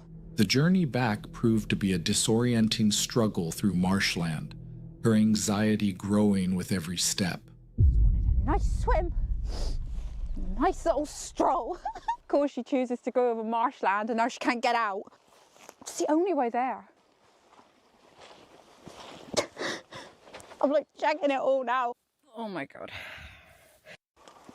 This is up to my size. Oh no. Oh, for God's sake. I'm coming, Stitch. I'm coming, I'm trying my best. The reviews on this place, they were right. Okay, so that's the stream. The car's underneath those trees. How do I get around this? I'm gonna have to go up here. A desperate feeling of needing to escape the area took hold, but getting back to the safety of her car wasn't so simple, and the feeling of being watched intensified with the fading light. It wasn't until the next morning that Eleanor Grace could fully process the events of the previous night. Yeah, so what happened? I want to talk about last night. Oh, here we go. I'm probably gonna get people like, you're clickbaiting. I love it how like people immediately think you're clickbaiting. Hi, Nico. How are you doing? Because like, where's the evidence of your suffering? Dartmoor in itself, it's very vast, very big. There's a lot of beautiful places. There's a lot of ancient monuments. There's a lot of all that stuff going on. For the vast majority, it looks like this, okay? So Really? there's Like, a lot of it is like flat-ish and wet all the time. Tors and woodlands and forests and stuff like that thrown in, which is absolutely gorgeous too. In some places on Dartmoor, yes, it does feel a little bit eerie. And I don't know if it's because I was completely alone. Like, a part of me wishes I had someone with me so that I could ask them how they felt about it. But then again, I might not have got the same experience because, you know, when you're on your own, you're not distracted. You're just you there in the environment in the present moment. I do like to think there's an explanation for a lot of these things, but I'll be honest, that place was eerie as hell. And I don't know if it's because of the noises I heard or just the overall vibe itself. An overwhelming Jeez, this is why people don't touch grass, bro. True. I'ma stay safe under my blankie at home. sense of dread settled over the quarry, growing heavier with every passing second, and as she tried to leave, it intensified, almost as if something didn't want her to go. But the horror wasn't over. As she was recounting her experience to the camera, a new, inexplicable sound cut through the air. I think I'll be going back there again just because of the overwhelming vibe it gave me of just pure haunted. Even more so than somewhere like Wistman's Wood, which is down the road from me, which is meant to be one of the most haunted places. Oh my god, this on just Dartmoor. looks creepy. What is wrong with the trees? Why are they fully covered in moss? I didn't feel anything Like, I've seen moss on trees before, but this is just pure creepy. there. What was that noise? It sounded like someone pumping something up. I honestly don't know if this is all in my head, but did I hear machinery again? Did you know that? Sounded like a maybe a dragging sound. It was a dragging sound. It was like someone had dropped a box. In a place that had been abandoned for a century with no logical explanation, the sound was a terrifying confirmation that she might not have been alone after all. What was making those noises at the quarry? Was it an animal, another camper, or something else entirely? Eleanor Grace was fortunate to leave with only a terrifying story to tell, but one thing is certain. The secrets of that quarry are best left undisturbed. Since 2022, Bear, the creator behind the YouTube channel Exploring with Bear, has been bringing viewers along on his eerie solo camping journeys into some of the most isolated and dangerous places he can find. But on November 19th, 2025, he released a video unlike Yo, what would have happened if she sprained her ankle going alone and is dangerous? Exactly. anything he had posted before, one that left his audience uneasy. The adventure begins with Bear already deep in the woods, a place infamous for Bigfoot sightings and attacks by psychopaths. Even before turning on the camera, a sense of dread had already settled in as strange noises echoed through the trees, sounds that clearly didn't belong in the wilderness. Welcome back to another scary camping adventure. If you're new to the channel, I'm Jer Bear. For tonight's adventure, I've brought us back into Bigfoot territory, but also where psychopaths attack. And before even getting the camera on, I have been hearing some scary things that don't belong out here in the woods. Like a bucket. It sounded like a bucket handle jiggling around decently close to me, right behind us here. He sets up his camp, on edge from the start, and prepares to test some new equipment, a powerful flashlight and a thermal camera, hoping to capture whatever might be lurking just beyond the firelight. Almost immediately, the unnerving activity begins, with sounds just outside his tent, followed by a distinct... Okay, I'm genuinely curious. What compels people to just pack up and go camping in like a creepy place at night alone? What happened in your life that you want to go do something like that? Because that's who dies first in horror movies. Hi, Wheels. How are you doing? distinct knock that sends a chill down his spine. Sounds like something right outside the tent. Hello?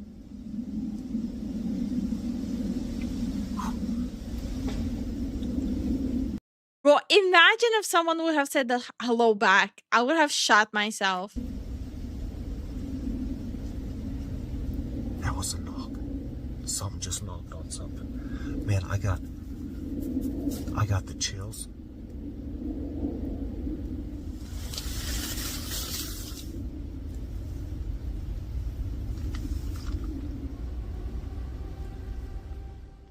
Deciding to confront his fears, Bear grabbed his new flashlight and stepped into the oppressive darkness, heading out No, hide under a blanket where it's safe. on a hike to perform a Bigfoot knock, a technique researchers often use in hopes of getting a response.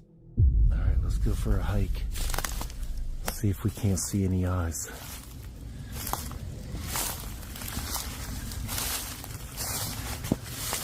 Here, we'll do a knock first.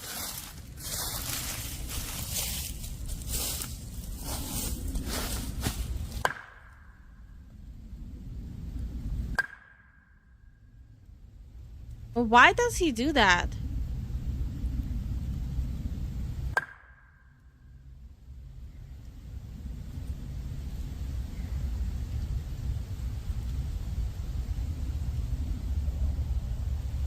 That was something.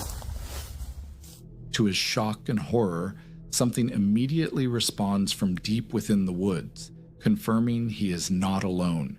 Oh, hell no. Something right back in there.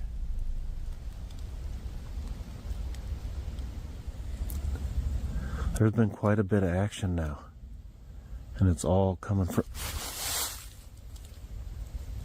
Oh, hell no.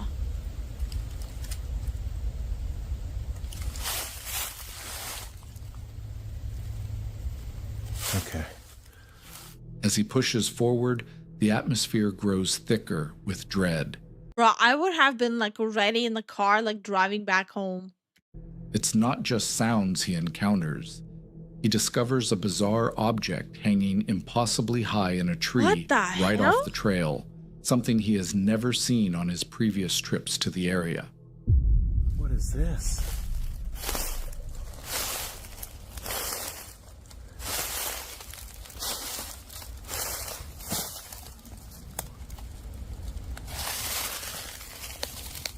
I've never seen those there before. Also, notice how high that thing is hooked up there. I can't even come close to reaching it. Dad, I've never seen that. How have I never seen that? That's coming right down the trail. That has to be new. Oh man, that just gave me the chills. The discovery was deeply unsettling, suggesting someone or something with incredible reach has been there recently, and the chilling realization that he is being followed begins to set in.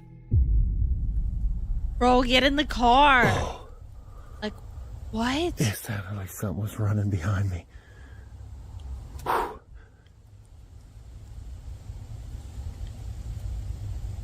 That's crazy. You see, he's just at this point. He's just asking for a skinwalker to hug him from behind. I'm just waiting for the jump scare with every turn of the camera. Same. My hairs are standing straight up. Hi, Tom. The subtle sounds. What did I just join? We're just chilling, watching some scary stuff before all of us goes and sleeps. Some creepy stuff. I've been needing new pairs of pants. Same. The cable is literally just something you use to keep a wildlife out your food. Escalate into the I mean, it looked old. It did look old. unmistakable noise of something large walking directly behind him. Panic starts to take hold as he realizes the creature is getting closer.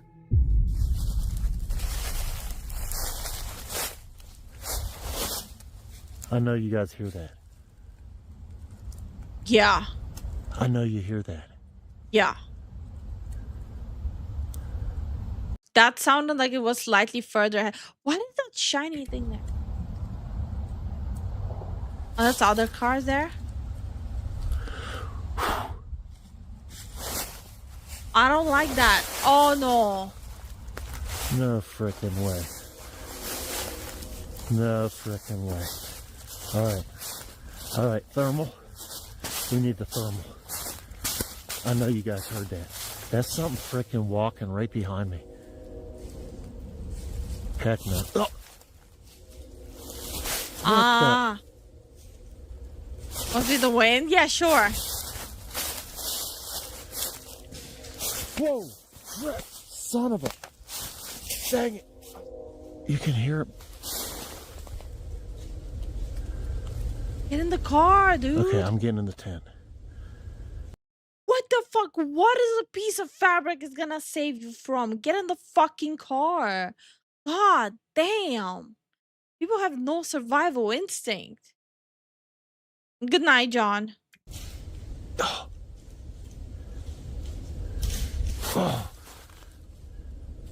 Oh my goodness, I know you guys hear that.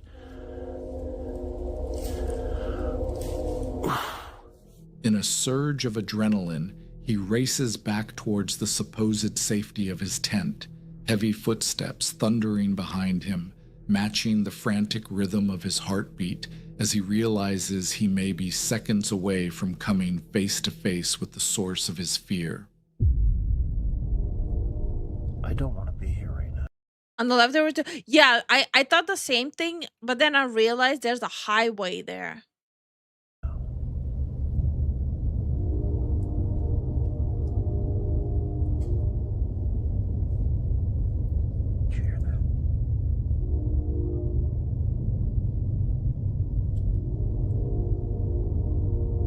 Stinking train, man. That sounded like something was thrown, maybe. I got the chills. Goosebumps on top of goosebumps. It feels like my hair is growing on my head. Once inside the tent, the feeling of safety vanishes as he listens to heavy movement. If a blanket can protect me from monsters at night, so can a tent. True, I guess. This dude is not an average horror movie watcher, doesn't know the rules. Bro, it's like the people from The Walking Dead. They didn't have zombies existing, so they don't know the rule yet. Just outside the thin fabric wall. And I started hearing something. Again. It sounded like something was walking out by the truck. I don't know if I'm going to be able to get any sleep.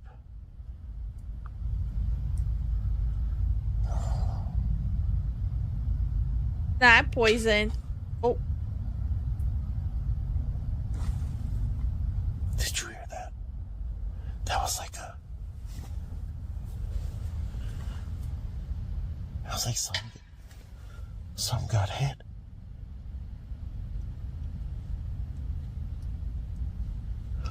I can hear it walking. Oh, yeah.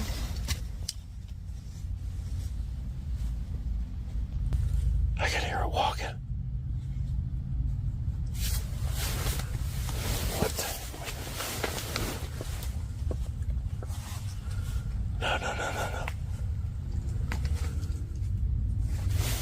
Man, you can hear it. What the heck is that? Hello? It stopped. It stopped as soon as I said hello.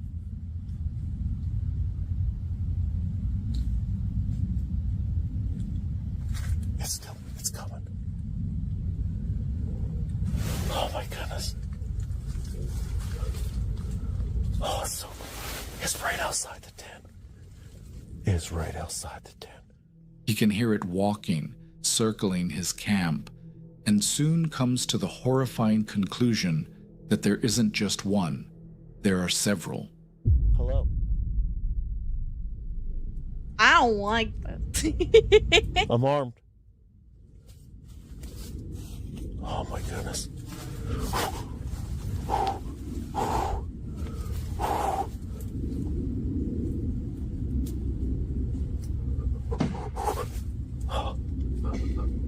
What the heck?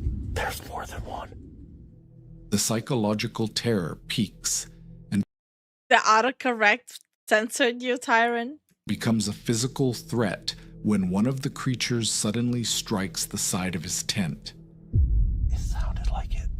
At least. He does have eyes, people. Bro, imagine if it's just some crackhead that jumped out of the train to like smoke up. Finds this like freaking camper there trying to record like a horror moment. God damn it. And hi, Vinny. Hi, Kareem.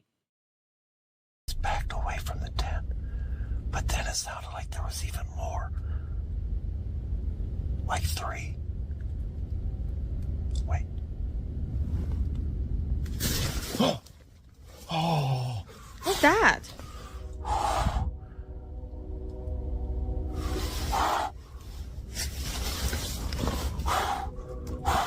Oh. Oh. It just hit the tent. It just hit the tent. I'm freaking shaking.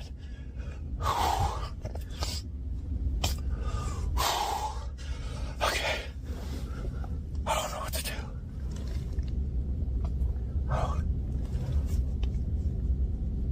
Oh, it's walking away. It's walking away. Frozen in fear, Bear listens as the creatures continue to move around him, one of them walking away while others remain. Overcome with nausea and terror, he knows he has to escape. You see, that's why you should have gotten into the goddamn car. It's clicking or growling. I just heard clicking or growling. Oh, it's a I feel like I'm gonna skinwalker. puke. I'm gonna puke. It's a skinwalker.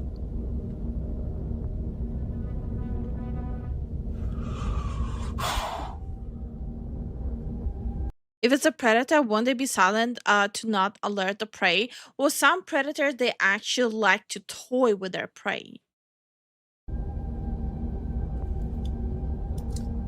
Okay, I'm putting the camera up and getting out.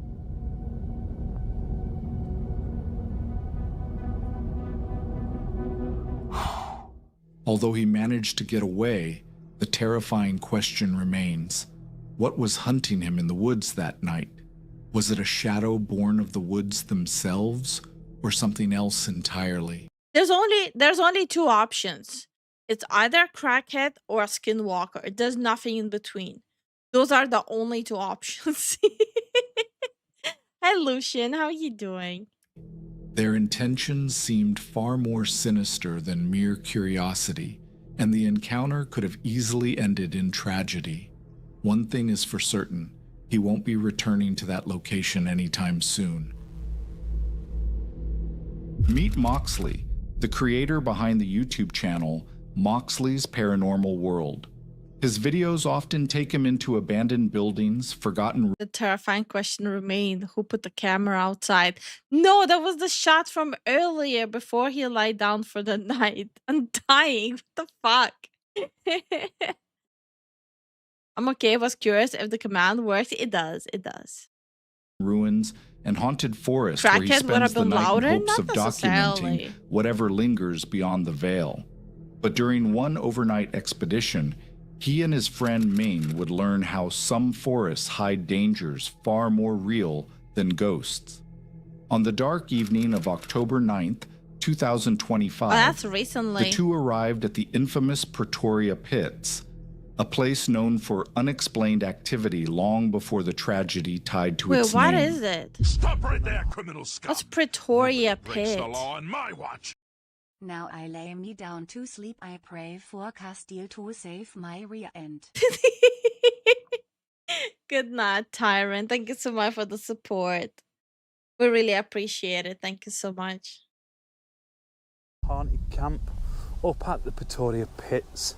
This place has got so many reports of hauntings dating all the way back to 1910 when the original pit disaster happened. Even before that, the workers down in the pits, they were witnessing paranormal activity. We're going to find somewhere at camp. Awesome, this guy has a buddy with him. Yeah, at least somewhat thought this one through, right? And then I'll talk a little bit more about the stories of the hauntings up here. And then we'll do a bit of a paranormal investigation, a ghost hunt. Their intentions were clear: set up camp, explore the area, and see whether any lingering spirits might respond. But as they moved deeper into the woods, the atmosphere shifted, growing heavier and more unnerving. The place is huge, but the history to it is unreal. But there's a lake just to my right here, and it's said that a white lady has been spotted around it. Let's have a look. I bet that is horrifying at night. But yeah, there's been multiple reports of a white lady. Oh, not seen the at this white lake. lady. I have to say though, a white lady, she gets around, doesn't she? I feel like every single country had like a version of their own white lady. Well, yeah, you can just see now, just through the trees, this is where pit number 3 is, where 344 people lost their lives. Passing the lake where a white lady is often reported, and the ruins of the old pit, which claimed where his body. 344 lives, they felt the weight of the land shaping the tone for the night ahead. While searching for a place to pitch their tents, the first signs of trouble emerged. So I can come back and collect a load of these bricks. And then with them, we can do like a little fire pit, get a fire going, keep warm. Not the Karen of the forest. Okay, you guys suck. Not too sure what that was. Just like a black shadow one. Could have been somebody on a push bike, to be fair.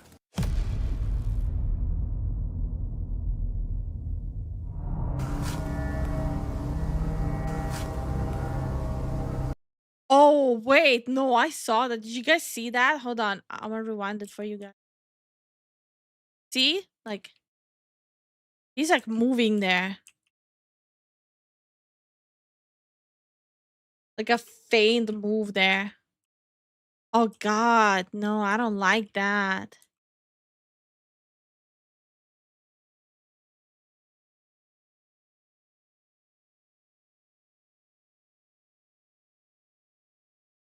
But it's not a white lady.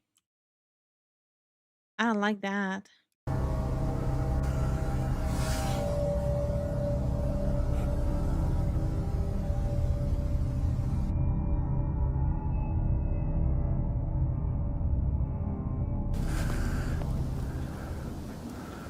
Huh. Thought we were a lot further in than that. Could have sworn a shadow went straight through. And it was silent. Okay, but this place is known for its paranormal. I'm not saying that was paranormal, but it was odd. It was very odd. Moxley spotted what looked like a black figure darting between the trees. I don't like that. He tried to rationalize it, maybe a cyclist, but moments later, a sharp, piercing whistle echoed through the woods, confirming that they were not alone. Uh-huh. Oh, let's go get the tents up. Let's get the kettle on have a coffee, then wait for nightfall to...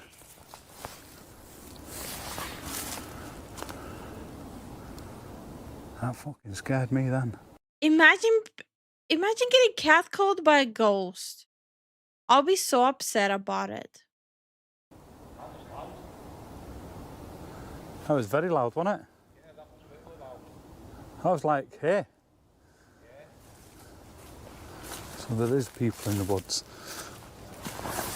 That will explain what I seen going past then. Hey Ming, we've walked in here. Yeah. We're away from the trail. Yeah. Right. So I'm stood over there before that whistle. And I swear, through the trees, something went through the trees. Okay. I can't rule out somebody on a push bike. Right. But then It's possible. that whistling, that whistle. So there's definitely people out here. Caution set in immediately. With their large backpacks and camera gear, they knew they might have drawn unwanted attention, and the sense of being watched grew steadily. As darkness settled and they established their camp, the situation escalated. Upset at being catcalled or seeing a ghost? Both. It's a yes. Upset that a ghost catcalled me. Wouldn't you be upset? If a ghost just shows up and starts whistling and catcalling you, wouldn't you be upset?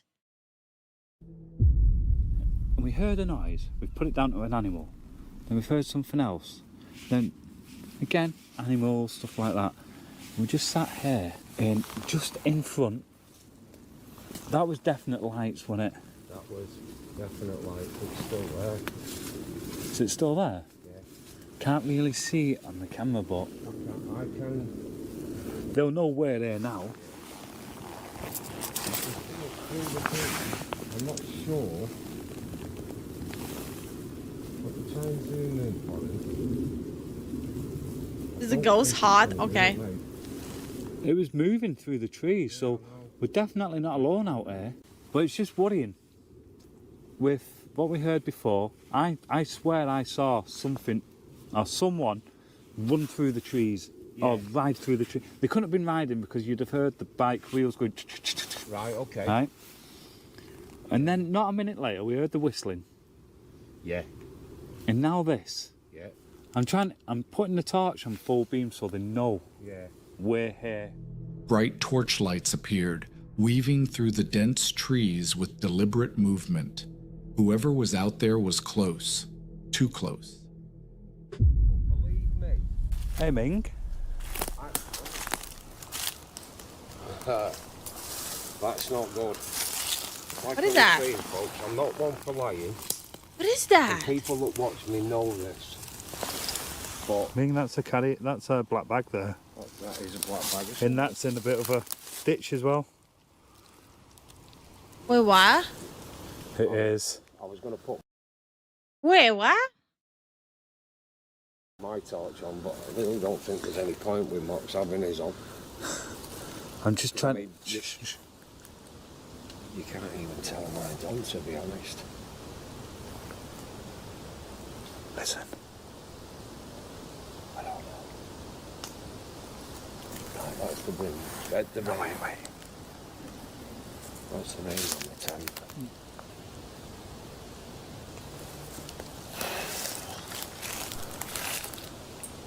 I can't tell if I can hear talking or not. Folks, this is ridiculous. I mean, we've not long since got it. And we're not even spoke about any of the history on the place yet.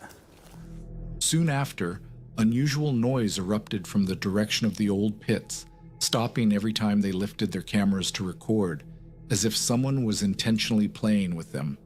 So I just had a walk around. Yeah. There's nobody there. Played the Spirit Talker for a minute, just out of curiosity more than anything. And one of the things that it said... If a ghost cat calls you, it means you're drop dead gorgeous. Okay. is we are watching you. Right, well that would actually coincide with...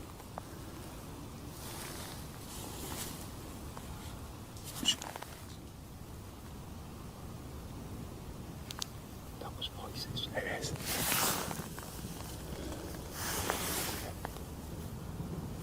I've literally just come back from walking around.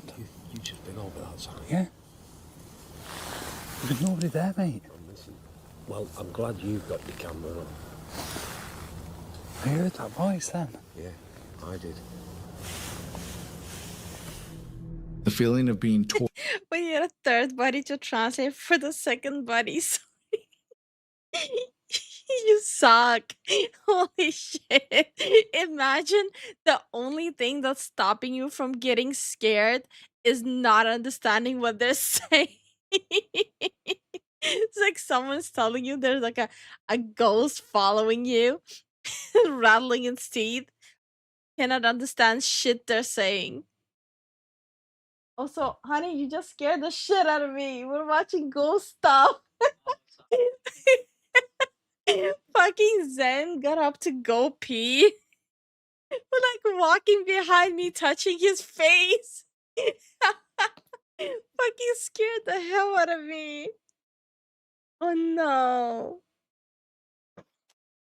You guys might not be scared. I'm getting scared here thanks to Zen. Void became impossible to ignore. Growing increasingly uneasy, Moxley walked the perimeter of their campsite, searching for signs of who or what was out there. He found. Oh my god, my dog is dreaming and I thought it was in the video. If I ever run into a cute fanboy ghost, I'm dead as fuck. Oh my god.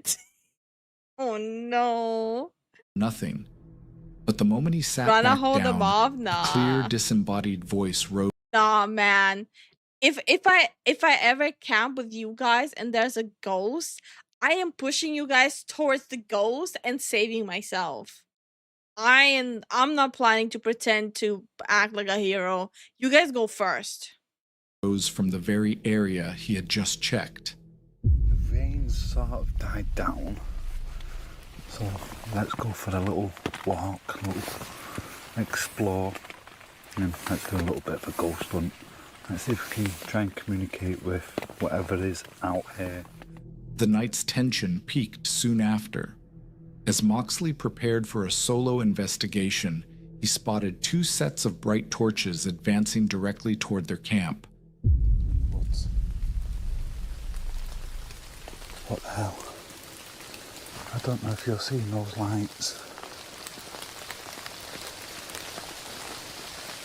There's definitely people there again. I think we're just going to walk over and do a bit of a ghost hunt. It's not coming up. Ming? Yeah. Ming? Yeah. Right. There's two sets of torches coming towards us, mate. Right, okay. I knew I heard something. When I was laying in the tent, I knew I heard something. Two torches?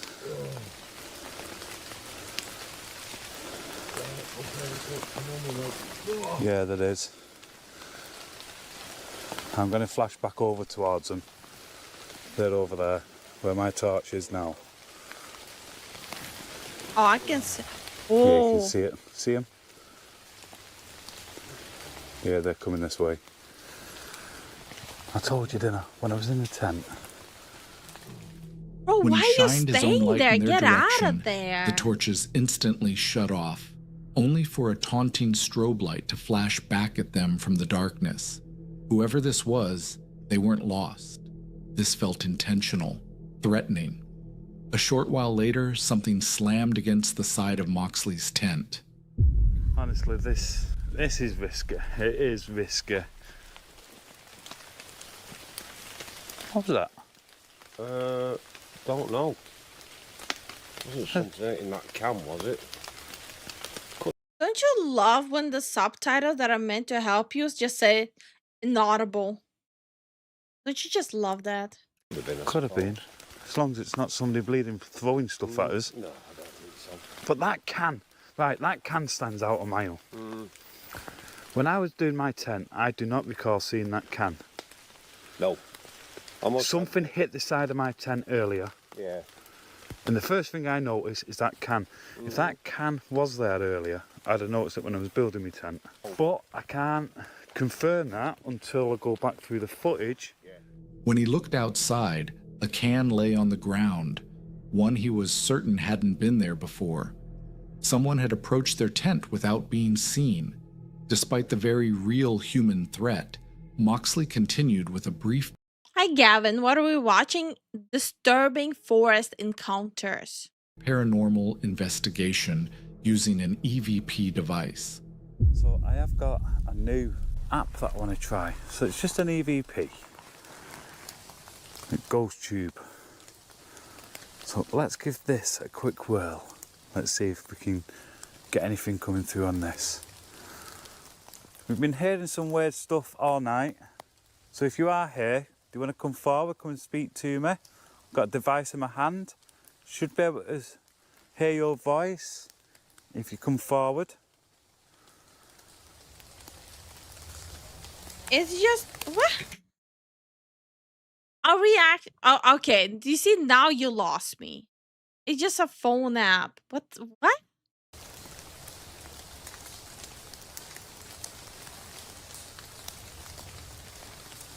The fuck was that?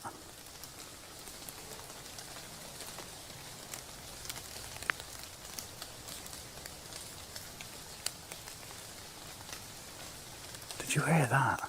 No. Let's listen to this back. I didn't hear shit. That was so strange.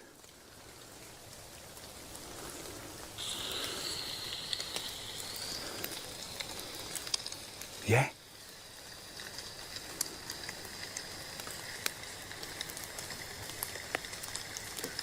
What's that? Right. I didn't hear shit. Did any of you hear anything? Listen to this. Yeah. Was you, my guy? Yeah, it's right there. I can't wait to get that home and check it out. That was like somebody went, hello, hello. Alone in the dark, That was nothing. he asked if anyone was present, and moments later heard a faint hello with his own ears. The recorder confirmed it. The same voice was captured clearly. It was undeniable evidence that they No. were dealing with two different dangers at once: the unseen people in the woods and the restless spirits tied to the pit. Me and Ming's just been listening back to this EVP. Honestly, this is actually incredible. Listen one more time.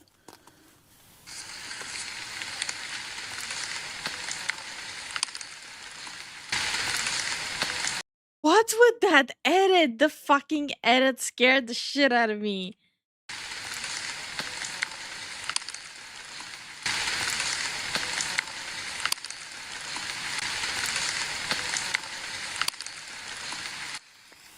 Bro, the edit scared me more than the actual fucking sound. I heard it. I thought I heard the Motley Crue. Bro, the edit scared me, not the audio. Right there.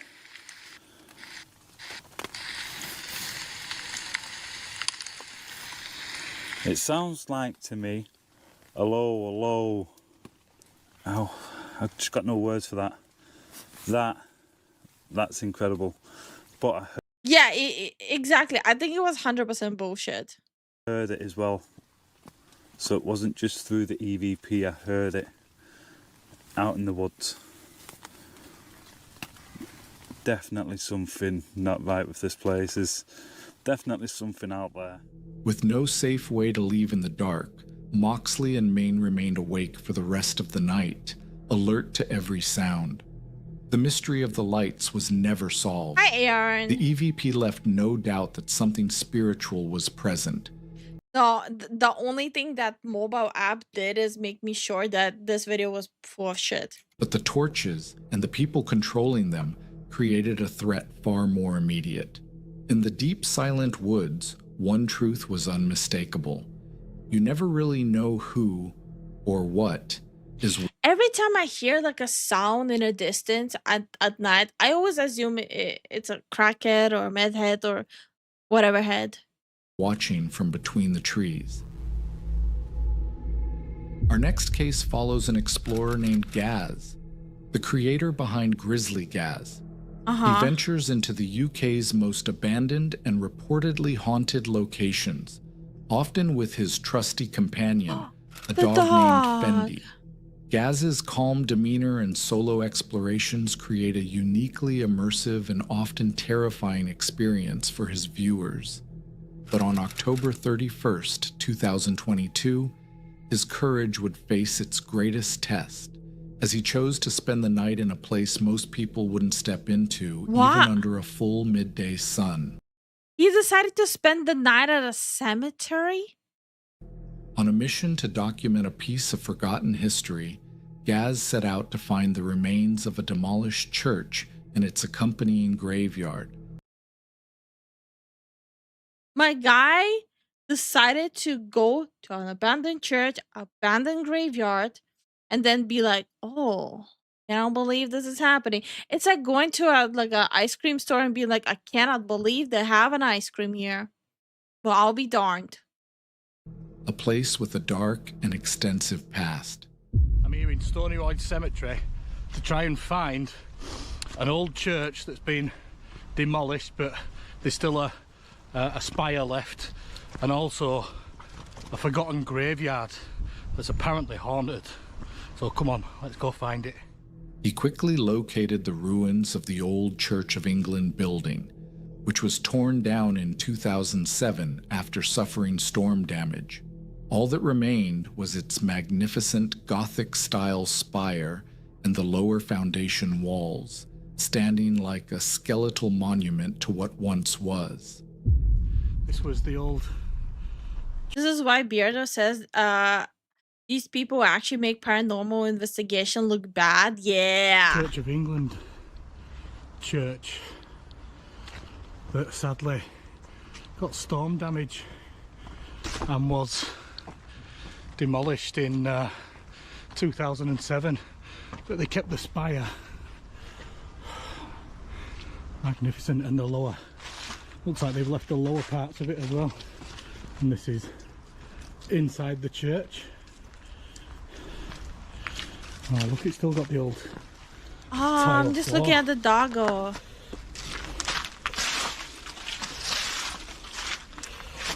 Look at that. Beautiful. As he stepped inside the footprint of the old church, he was met with an eerie silence, broken only by the crunch of leaves. Yeah, it's a graveyard. Not like people are supposed to be partying around there. Leaves under his feet. The original tile floor was still visible in patches. As dusk began to settle, Gaz... I mean, I've had customers come through the front door into the store and ask me if we're open. Okay, fair enough. People like that exist. Fair enough. made his way to the main point of interest, the forgotten graveyard. So this is the forgotten graveyard up here, and these are all the forgotten graves. Can't really tell because of the leaves on the ground, but all these are big slabs that commemorate all the people that are in the crypt. Looks like an earthquake. Why is the dog running in full panic? Did anyone else notice that? The dog just bolted. Look. All the people. Or is he just having fun? Crypt. Looks like an earthquake's gone through this place. I'm gonna have to watch my step because there's leaves on ground everywhere, and it's hard to see where you're standing. The area was unsettlingly quiet, filled with massive stone slabs marking countless graves, most of them lost and overgrown. It was here that Gaz shared the location's chilling history. The site once held a fever hospital, and over the years, more than 3,000 bodies from 3 other cemeteries around Halifax were exhumed and reinterred into a massive vault right where he was standing. With thousands of displaced souls buried beneath his feet and the lady in white who haunts the woods, Gaz did another white lady. The unthinkable. Supposed to be a lady in white that haunts these woodlands.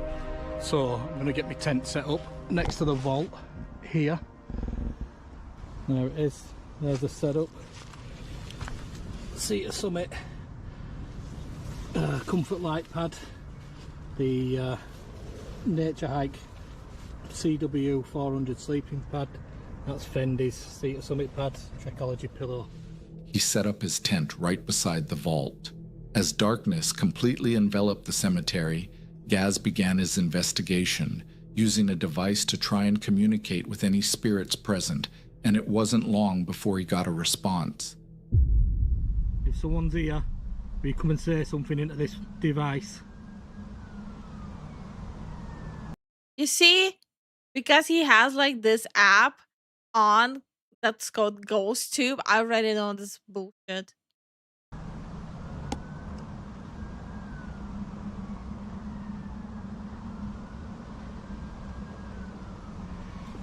Lower.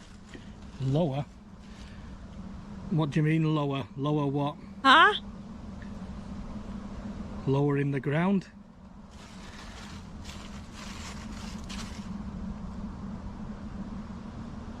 Albert. Albert? Who's Albert? Another phone. Are you Albert? Phone app bullshit. Yeah.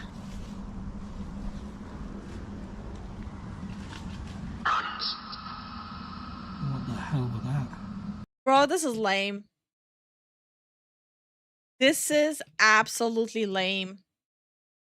Nah, man. Bullshit and lame all combined. Lame bullshit. Lame bullshit. No, that was bullshit. See.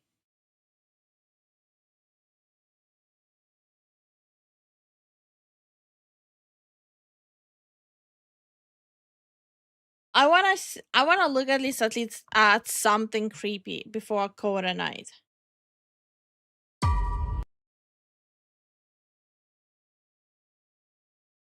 I'm not calling it a night until I see at least something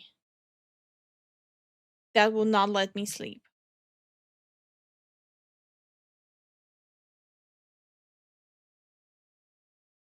I'd rather have a ghost just slap my face instead of using an app. Yeah, pretty much. There we go.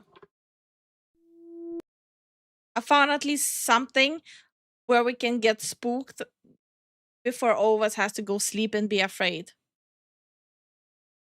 7 disturbing video captured on Ring/doorbell cameras. These videos single-handedly make me afraid of checking my own Ring camera. It's been a long year since I've done a Ring cameras video, and as it turns out, Okay, people are I'm still already creeps, and a lot terrified. of new videos have surfaced. So let's Yep, that'll do it. I'm already scared. Yep, this face will do it. look at some of them. This first video is a very real and grisly reminder that danger can be following you anywhere at any time, even to your front door. And it can be a lesson, especially for women, to be alert of your surroundings, especially before opening your front door.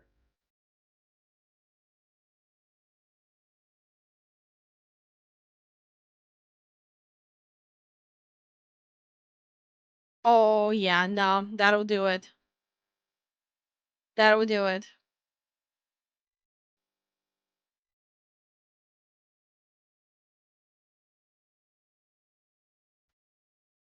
Look, the baby's even looking at him.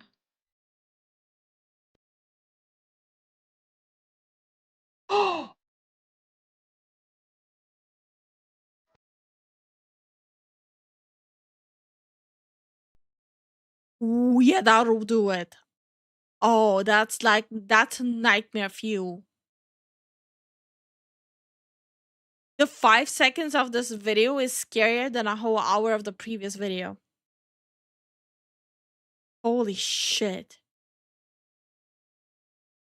And hi, the solution. Hi, Brian.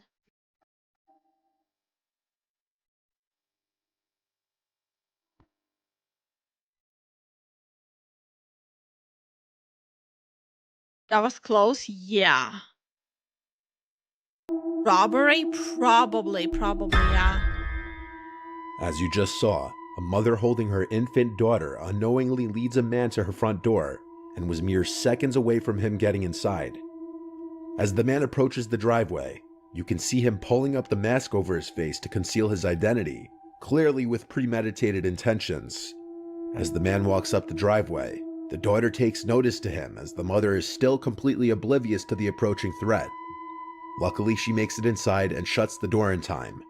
She only realized what had just happened after looking through the terrifying ring footage. The woman made a report to the police as soon as she saw the footage, and what the police said was disturbing. There had been a series of reports of a brutal and violent rapist in the area who had been targeting women and children. It's suspected that he and this man were the same person.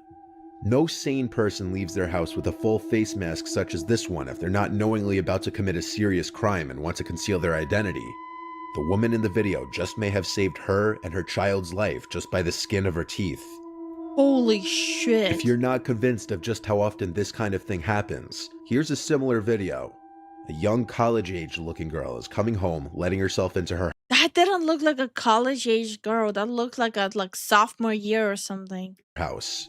Not even 5 seconds after she enters the home, two large men step on the porch, and the one in front immediately tries to open the door. Yeah, that looks like sophomore or something.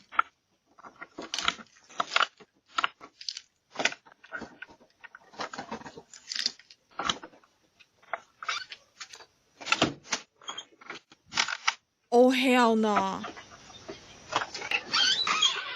What?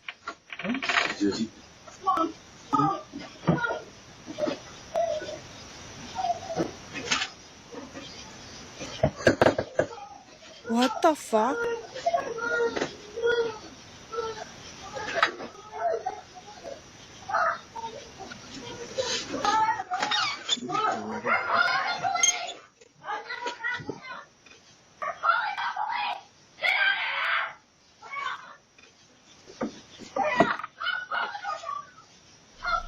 Some people think the men looked genuinely confused and may have had the wrong house. However, the short window of time between the girl entering the house and the men stepping on the porch would have definitely allowed them to see the girl. You'd think anyone who just tries to open the door to a house surely must know they have the right house, or at the very least, know who lives in the house. Time to move It could out, also be argued that when the man turns to his friend behind him, he's making mention of the camera, and so he pretends to think he has the right house by sticking around and knocking, despite the obvious screams from the girl inside as she notices the men at the door.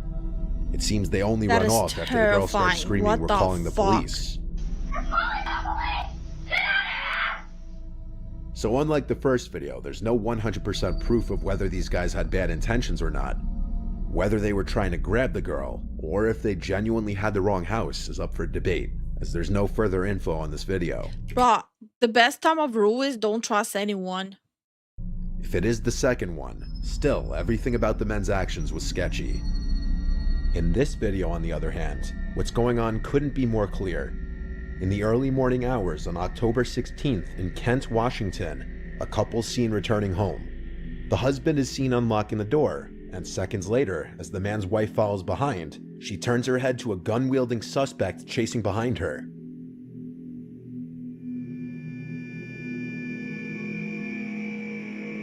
She acts quickly and runs inside, locking the front door. The suspect then spots the ring camera and hits it repeatedly with his gun, effectively breaking the device.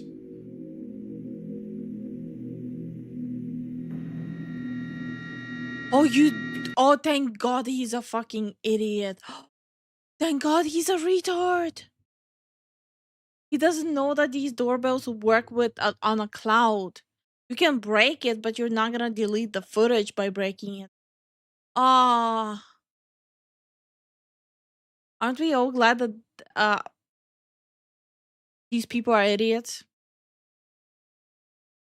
People are scarier than ghosts? Yeah. Yeah. It's at this time that you can notice a second man there as well. Oh, yeah.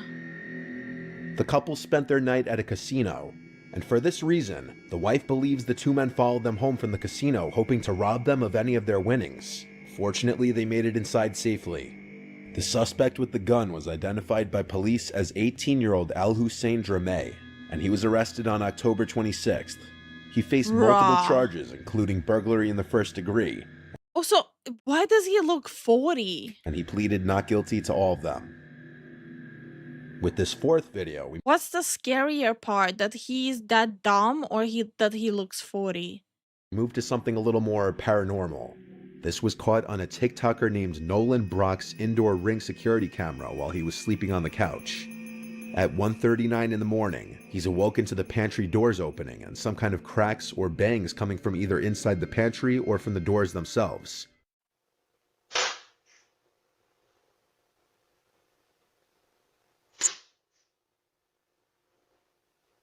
Huh? Okay, but he's a TikToker. How much do we actually trust TikTokers? With the fan running, the thought of it being a draft wasn't out of the question per se. He ignored it and tried to go back to sleep. But 4 minutes later at 1:43, this happened.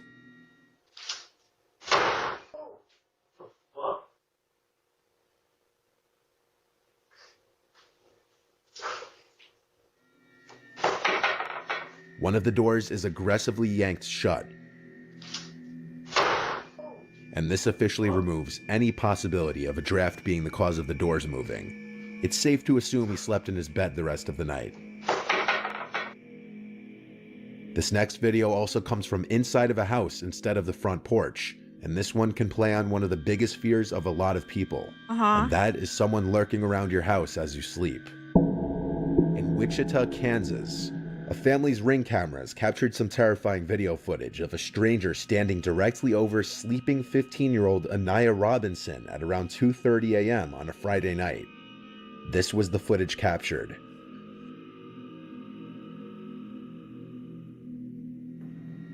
Wait, hold up.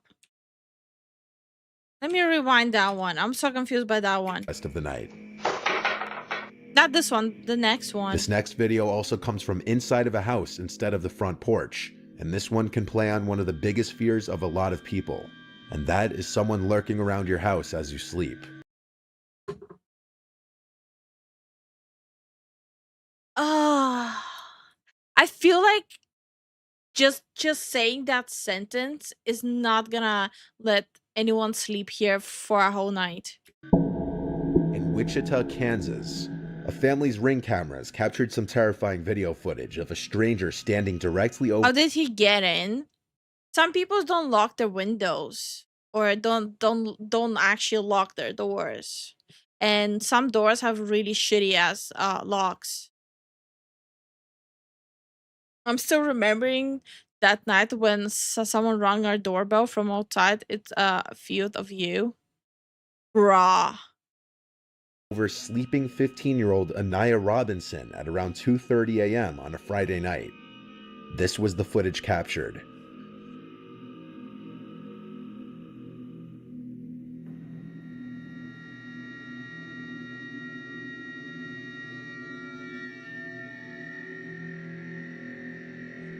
Anaya said once she opened her eyes, she felt like she was in a scene from a horror movie, seeing somebody sitting over her, watching her that she didn't know.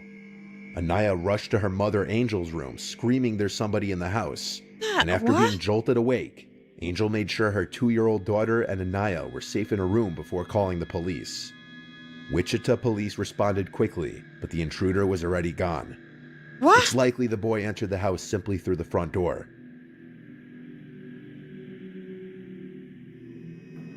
Well, again, at least he's stupid enough to like show his full face, you know? I'm checking my doors to see if they're locked, checking every room tonight before sleep. Good. Luckily, the Ring cameras clearly caught his face, and using this footage, the police acted on a tip and were able to arrest a 14-year-old boy whose name was not released. The boy faced aggravated burglary and theft charges. In November 2021, a woman reported on Twitter that a creepy-looking man had been standing outside of her apartment almost every night for an entire month. She included a few of the videos caught by her Ring camera, and it shows the man creepily standing there for extended periods of time, facing her door. What the fuck? Oh, hell no. At certain points, he can be heard speaking.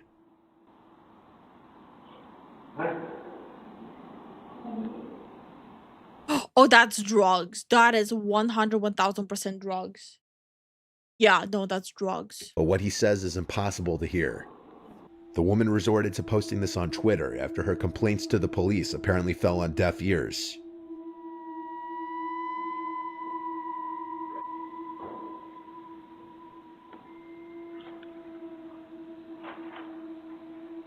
It was a few days after her initial post that she posted an update stating that her friends and family confronted the man, which seemingly got him to stop.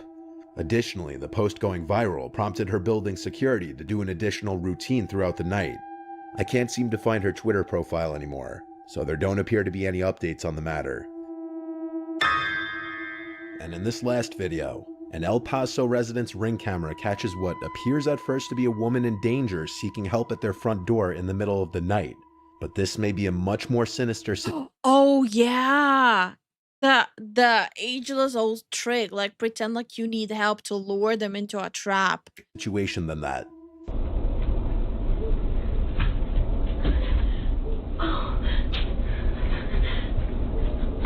Yeah, this is common.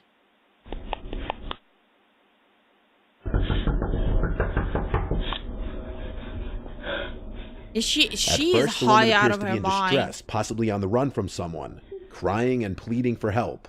But things start getting suspicious when she hides anytime a car is approaching.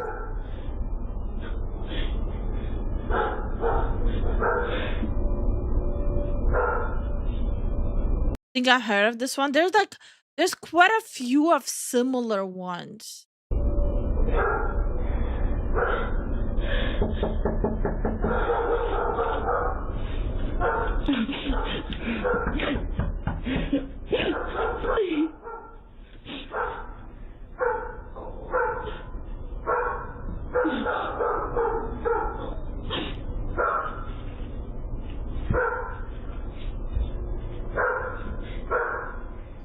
Is she hiding from a specific person chasing after her? Or is she perhaps trying to not be seen from any passerbys?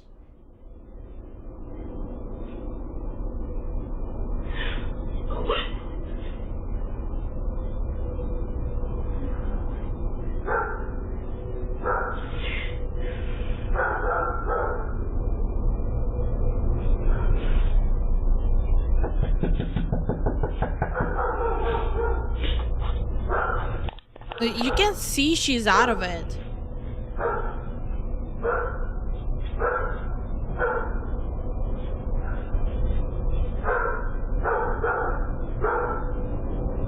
After the neighbor's driveway light turns on, a car's headlights approach from the right, and she's seen casually walking away, presumably to get in that unseen car, perhaps because her driver was growing paranoid that too much attention was being drawn, so they needed to leave. What? Now you could say that's just a far-fetched theory of mine, but a month later, El Paso police arrested a woman who was charged with burglary of habitation. That woman was Krista Nicole Cordero.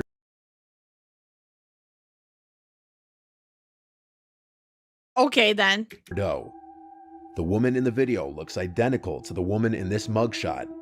The charge this woman faced is defined as the act of entering any building illegally with the plan to do something serious, such They as have harming your the answer. owner, damaging property, or stealing. Suddenly, the prospect that this woman could have been trying to trick an unsuspecting person into opening their door doesn't seem so far-fetched. As always, keep your doors locked and be careful who you open them to. Okay. So I hope all of you are spooked out enough now. Kind of fine though. If that ever happens to Gavin, we're never hearing of him again. But yeah, well, I hope this spooked out all of you enough to have a little bit of paranoia before sleeping today. So this is where I'm gonna be ending and going and trying to sleep after watching all of this. I may be from a violent country, but luckily I live in a relatively safe area. That's good. But yeah, I don't know. These Ring cameras were a lot scarier than the paranormal ones. So I'm gonna keep that in mind for our Wednesday stream, since Wednesday we're having a full horror stream with like probably like icebergs as well.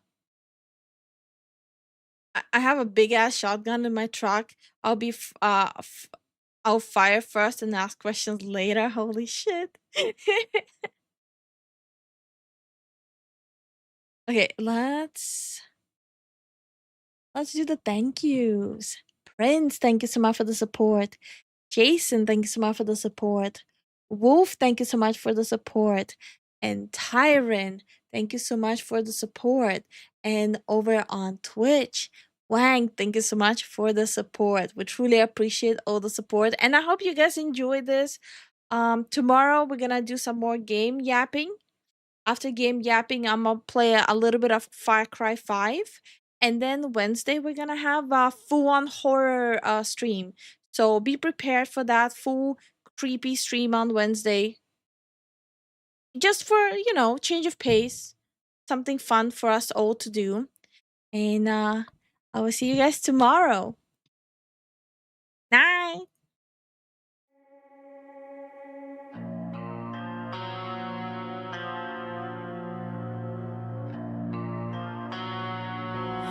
I hear it through the walls again. Your poison drips beneath my skin. Smiling faces, sharpened teeth, carving doubt in everything. You say my name like it's a crime, like I'm the villain in your mind.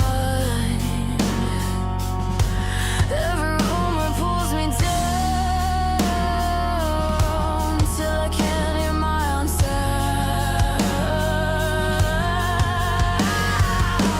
Breathing heavy, chest in chains, static, screaming in my brain. Every word another way, every lie I suffocate. You push me under, I'm drowning in your noise, choking on the echoes of your hollow voice. I'm one breath from breaking, one step from the edge. You talk, and I'm hanging by a thread. I'm sinking deeper, can't feel the flow. Your words hit harder than they did before. If this is what you wanted to see, congratulations, you buried me. You build your throne from shattered trust, turn my scars into your buzz, laughing while I come undone, like watching me is so much fun. But every whisper fuels the flame. You don't get to kill my name. If I fall